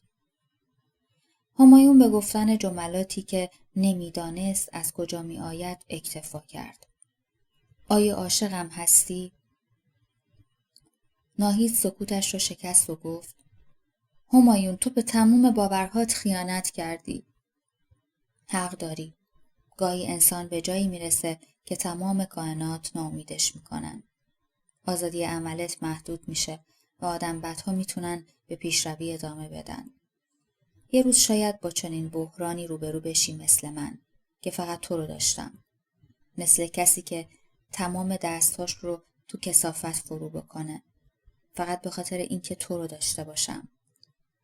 نفسم بالا نمیاد. گشنگی بر من عارض شده است. گاهی ندای نوشین از اعماق قلبم فریاد میکشد که نگران نباش، قانون را من میگذارم. هنوز احساس میکنم که پدرم در آن خانه زنده است و روی موکت کریمی رنگ پرزدار قدم میزند و حساب کتاب میکند تا مبلغی روی عددی بگذارد که از دیروز هزینه نشده است. نگاه شیطان در زیر پوستم در حال حرکت است و در خشکی جنون‌آسا به انفجار نزدیک خواهد شد. محضر تمام انسان‌هایی که در کنارشان زیستم خفقان آور است. دیو ریا و تزویر چنگ در گلویشان نهاده است و سرسختی در برابر ایمان مانند جوهر هستی آنان معنا می شود. شر در درونم جان گرفته بود و با خوردن بیشتر گرسنه تر می شد. هرچه بیشتر می نوشید تشنه تر می شد.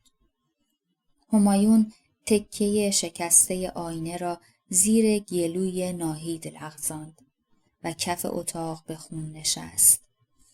صدای خرخر کردن ناهید مانند صدای گوسفندی بود که از دم تیغ می‌گذشت. پایش را به زمین می‌کشید و دستانش را دور گردنش حلقه کرده بود. خون گلهای سفید روی پیراهن صورتیش را رنگامیزی کرد. با یک دست به پاهای همایون چنگ می‌انداخت. می‌خواست جمله‌ای بگوید، اما توان صحبت کردن نداشت. روی زمین افتاد و پاهایش آخرین تکانها را خورد. جانش داشت در می‌رفت. مناهی دو دستی آخرین ذره‌های بودن را چسبیده بود. همایون خشکش زده بود. قطعه آینه در دستش بود. مناهی دیگر تکان نمی‌خورد. فضای رعب‌آور و ترسناک اتاق همراه با سرمایی طاقت سوز بود. نوری که از شومینه میتابید هم به خاموشی زده بود. ماهیت زیستن به کلی در درون همایون فروکش کرده بود. ایستاده به لخته‌های خون کف اتاق زل زده بود. پاهایش به خون نشسته و گرمای خون جانی دوباره به قامت همایون رساند. به خودش آمد. یک صندلی گوشه اتاق بود. قدم زنان خود را به آن رساند و رویش نشست. 4 یا 5 ساله بودم. دقیقاً خاطرم نیست. زیر پنجه‌های کنجکاوی در حال جان کندن بودم.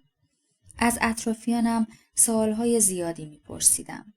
کودکان چطور به دنیا می‌آیند؟ خداوند خانه‌اش کجاست؟ برای پاسخ به آنها برای خودم دلایلی می‌بافتم. ممکن است دنیا جای قشنگی باشد. شهری پر از نعمت و شاید گوشه‌ای از بهشت. بدون اینکه برای خوابهایم اعتباری قائل باشم، در ذهنم بارها و بارها بررسیشان می‌کردم. اطرافیانم نمی‌توانستند جوابی در خور ذهنم به من بدهند. و خوب می‌دانستند که من اصلاً قصه پریان و شاهزادگانی با اسب‌های سفید را باور نمی‌کنم. در همان روزهای کودکی روزی یکی از همسایگان ما از دنیا رفت. زمانی که جنازه‌اش را الله اکبر گویان در کوچه می‌گرداندند، ترس تمام وجودم را خورد. از مادرم پرسیدم چرا او را این گونه به روی شانه می‌چرخانند. مادرم گفت چون او مرده است. پرسیدم مردن چیست؟ نتوانست توضیحی دقیق به من بدهد. کنج اتاق کز کرده بودم و دستهایم را روی صورتم گرفته بودم. گریم بند نمی آمد. از روی ترس یا اندوه گریه نمی کردم. از روی ناباوری اشک می ریختم. سالها بعد آدمهای اطرافم یکی یکی می مردند. ولی دیگر برایم تعجب آور نبود. آن را درک می کردم و دیگر سؤالی برایم به وجود نمی آمد. زندگی و مرگ نخستین اسراری بودند که در روح کودکانه‌ام شکل گرفتند. دستهایم را به دیوار می کشیدم. تا بتوانم این روکش را که زیرش جوابهایم پنهان شده است کنار بزنم. دیگر عادت کردم.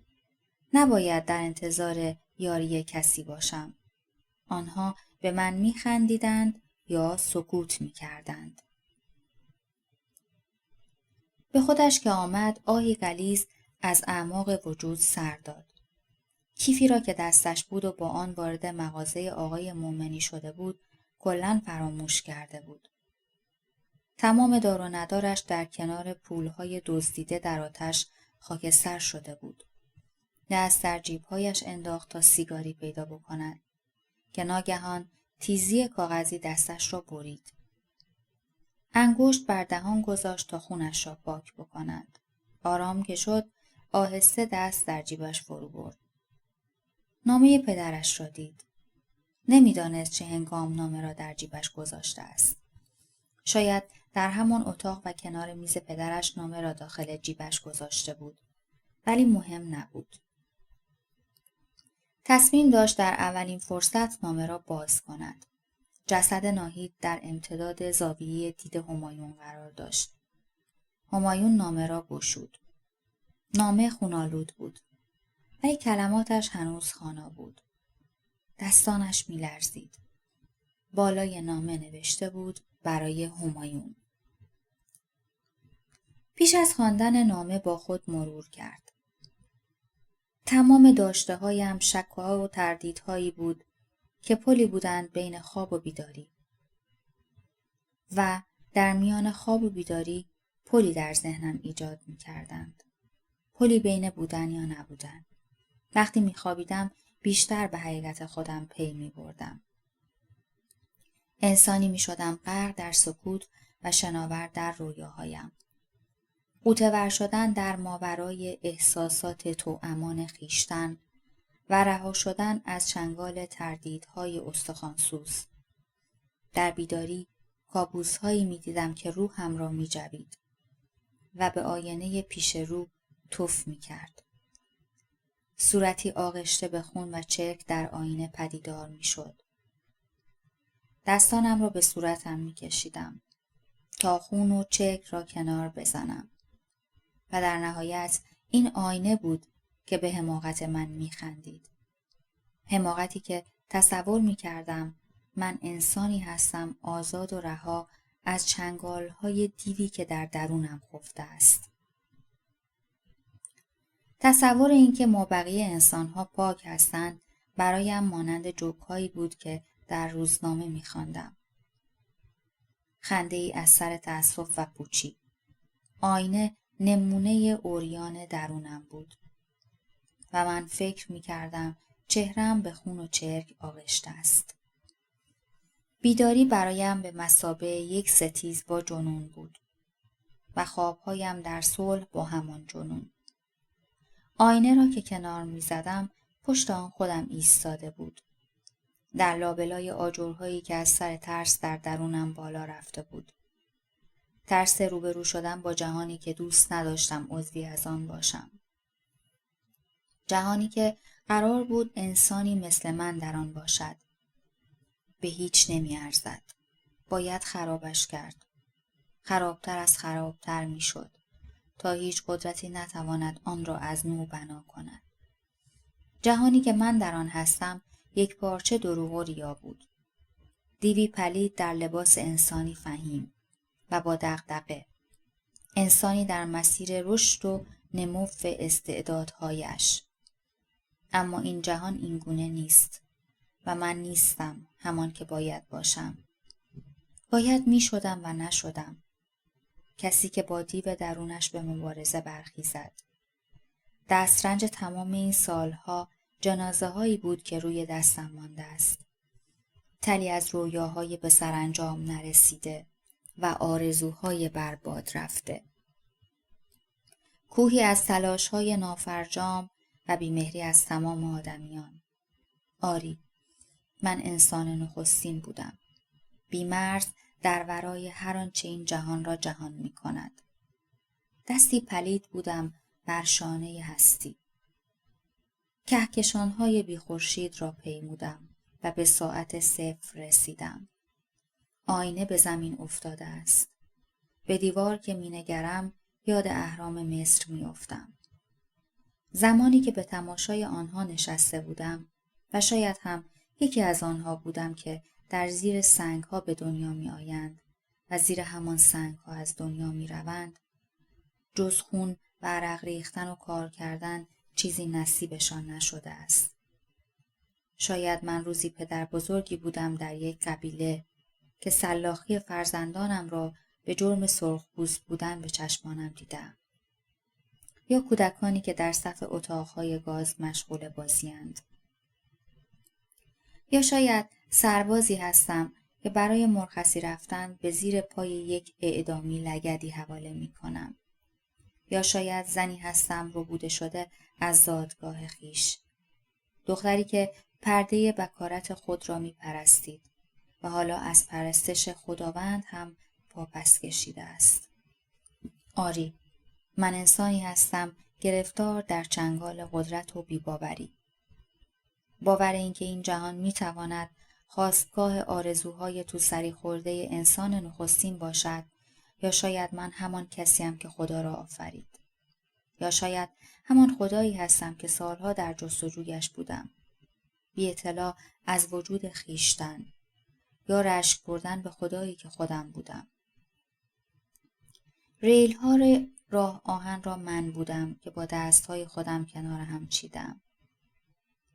کوه‌ها را کنار می زدم و راهی برای عبور می گشودم. من همان انسان نخستینم که درخت انجیر تنها تصویر ذهنیش از جهانی بود که برای زندگی تمایلی در آن نداشت. آری، من همان کودکم که دریاها به دستور من شکافته می شود. در گاهواره‌ای خفتم و پلی میان شک و تردید در ذهنم شکل می گیرد.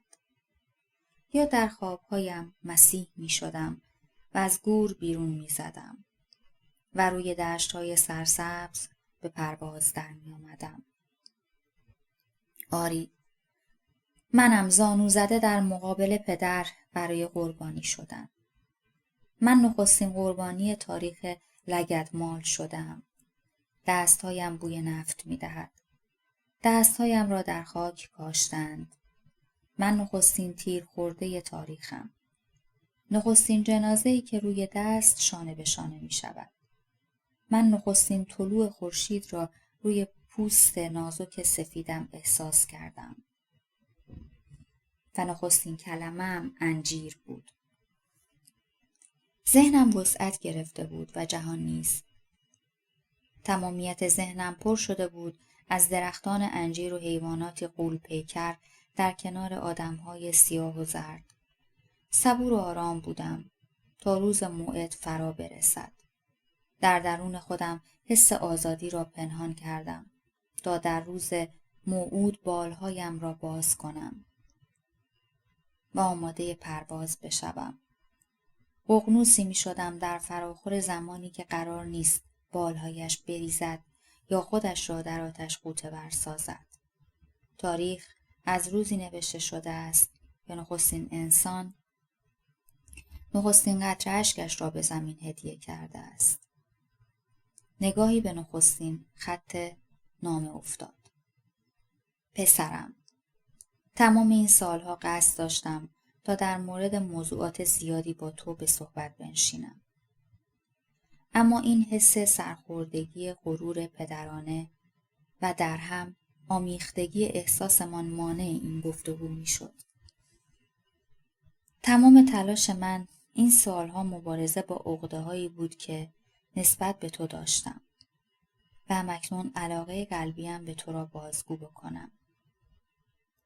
و همین زودی به انتهای نامه رسید.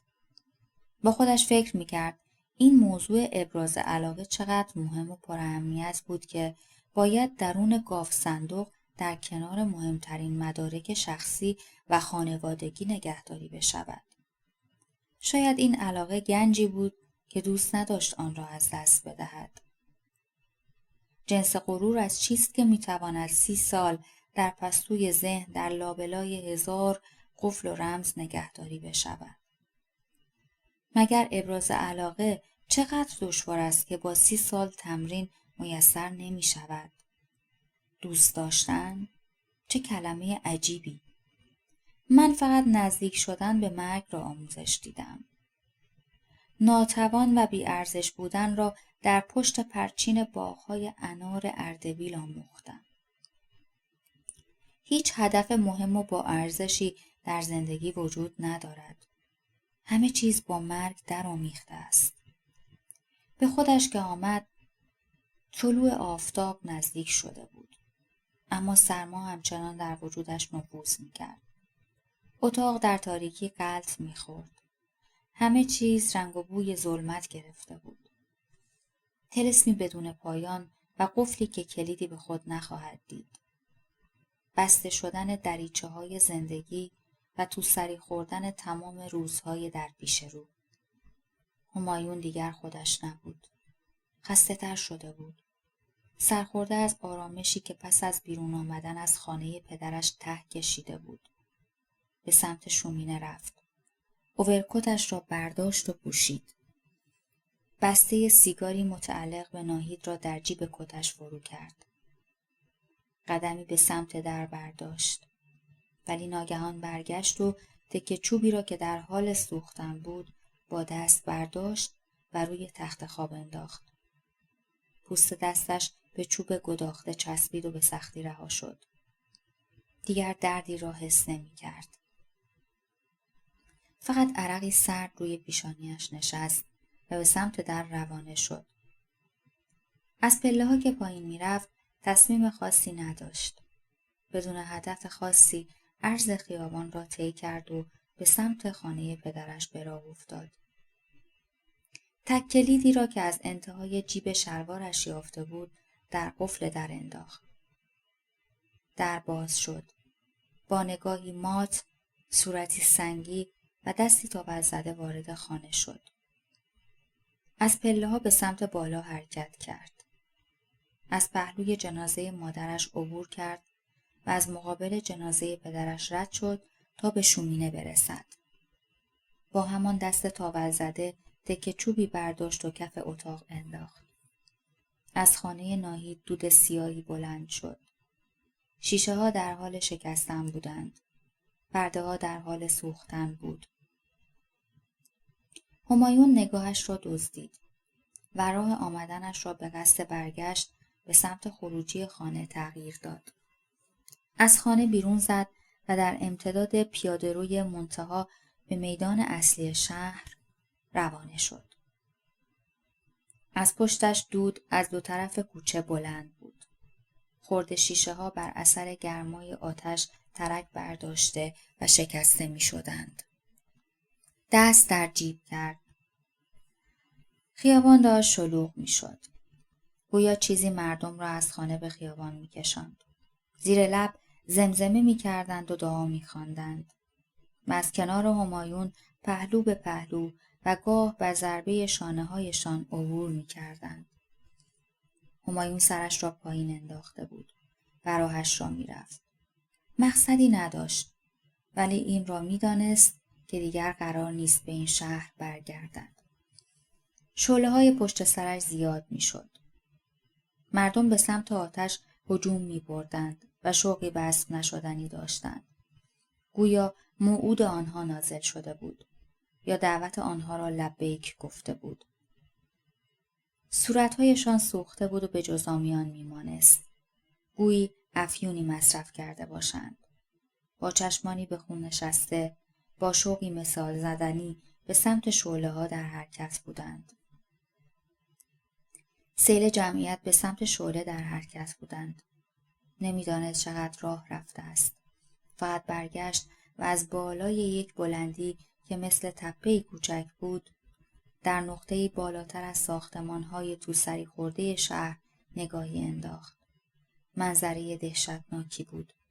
تمام شهر در آتش فرو رفته بود. ساختمان‌ها در حال سوختن و مردمانش در حال خندیدن بودند. همایون آزرده خاطر نبود. اما آرامشی هم نداشت.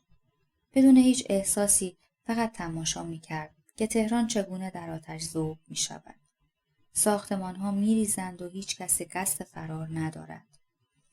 و بر حسب اتفاق تمام مردم با شوقی عجیب به سمت آتش می دوند.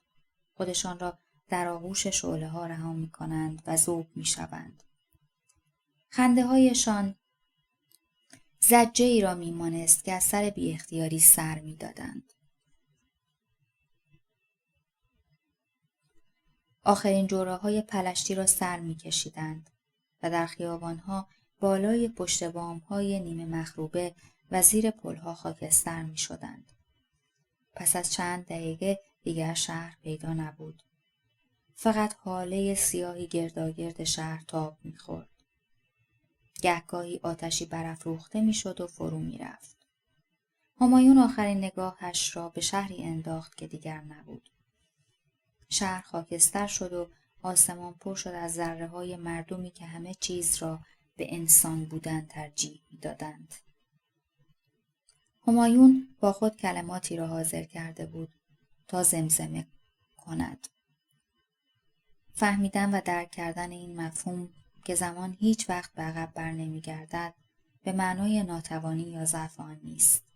خداوند را شکر می کنم که او را روزی کشته و خاکش کردم. مرگ از راه می رسد، اما به آن معنا نیست که زندگی کردن بی ارزش است. این تمام چیزی بود که قصد داشتم بگویم. آی مردم، برای امروز کافی است. آن با شبها با صدای تو اینجا هستی با آوای بوف، کتاب ها را به صوت در می آوری، ما همراه شبها در همه رویاها، در حس خیالی دنیا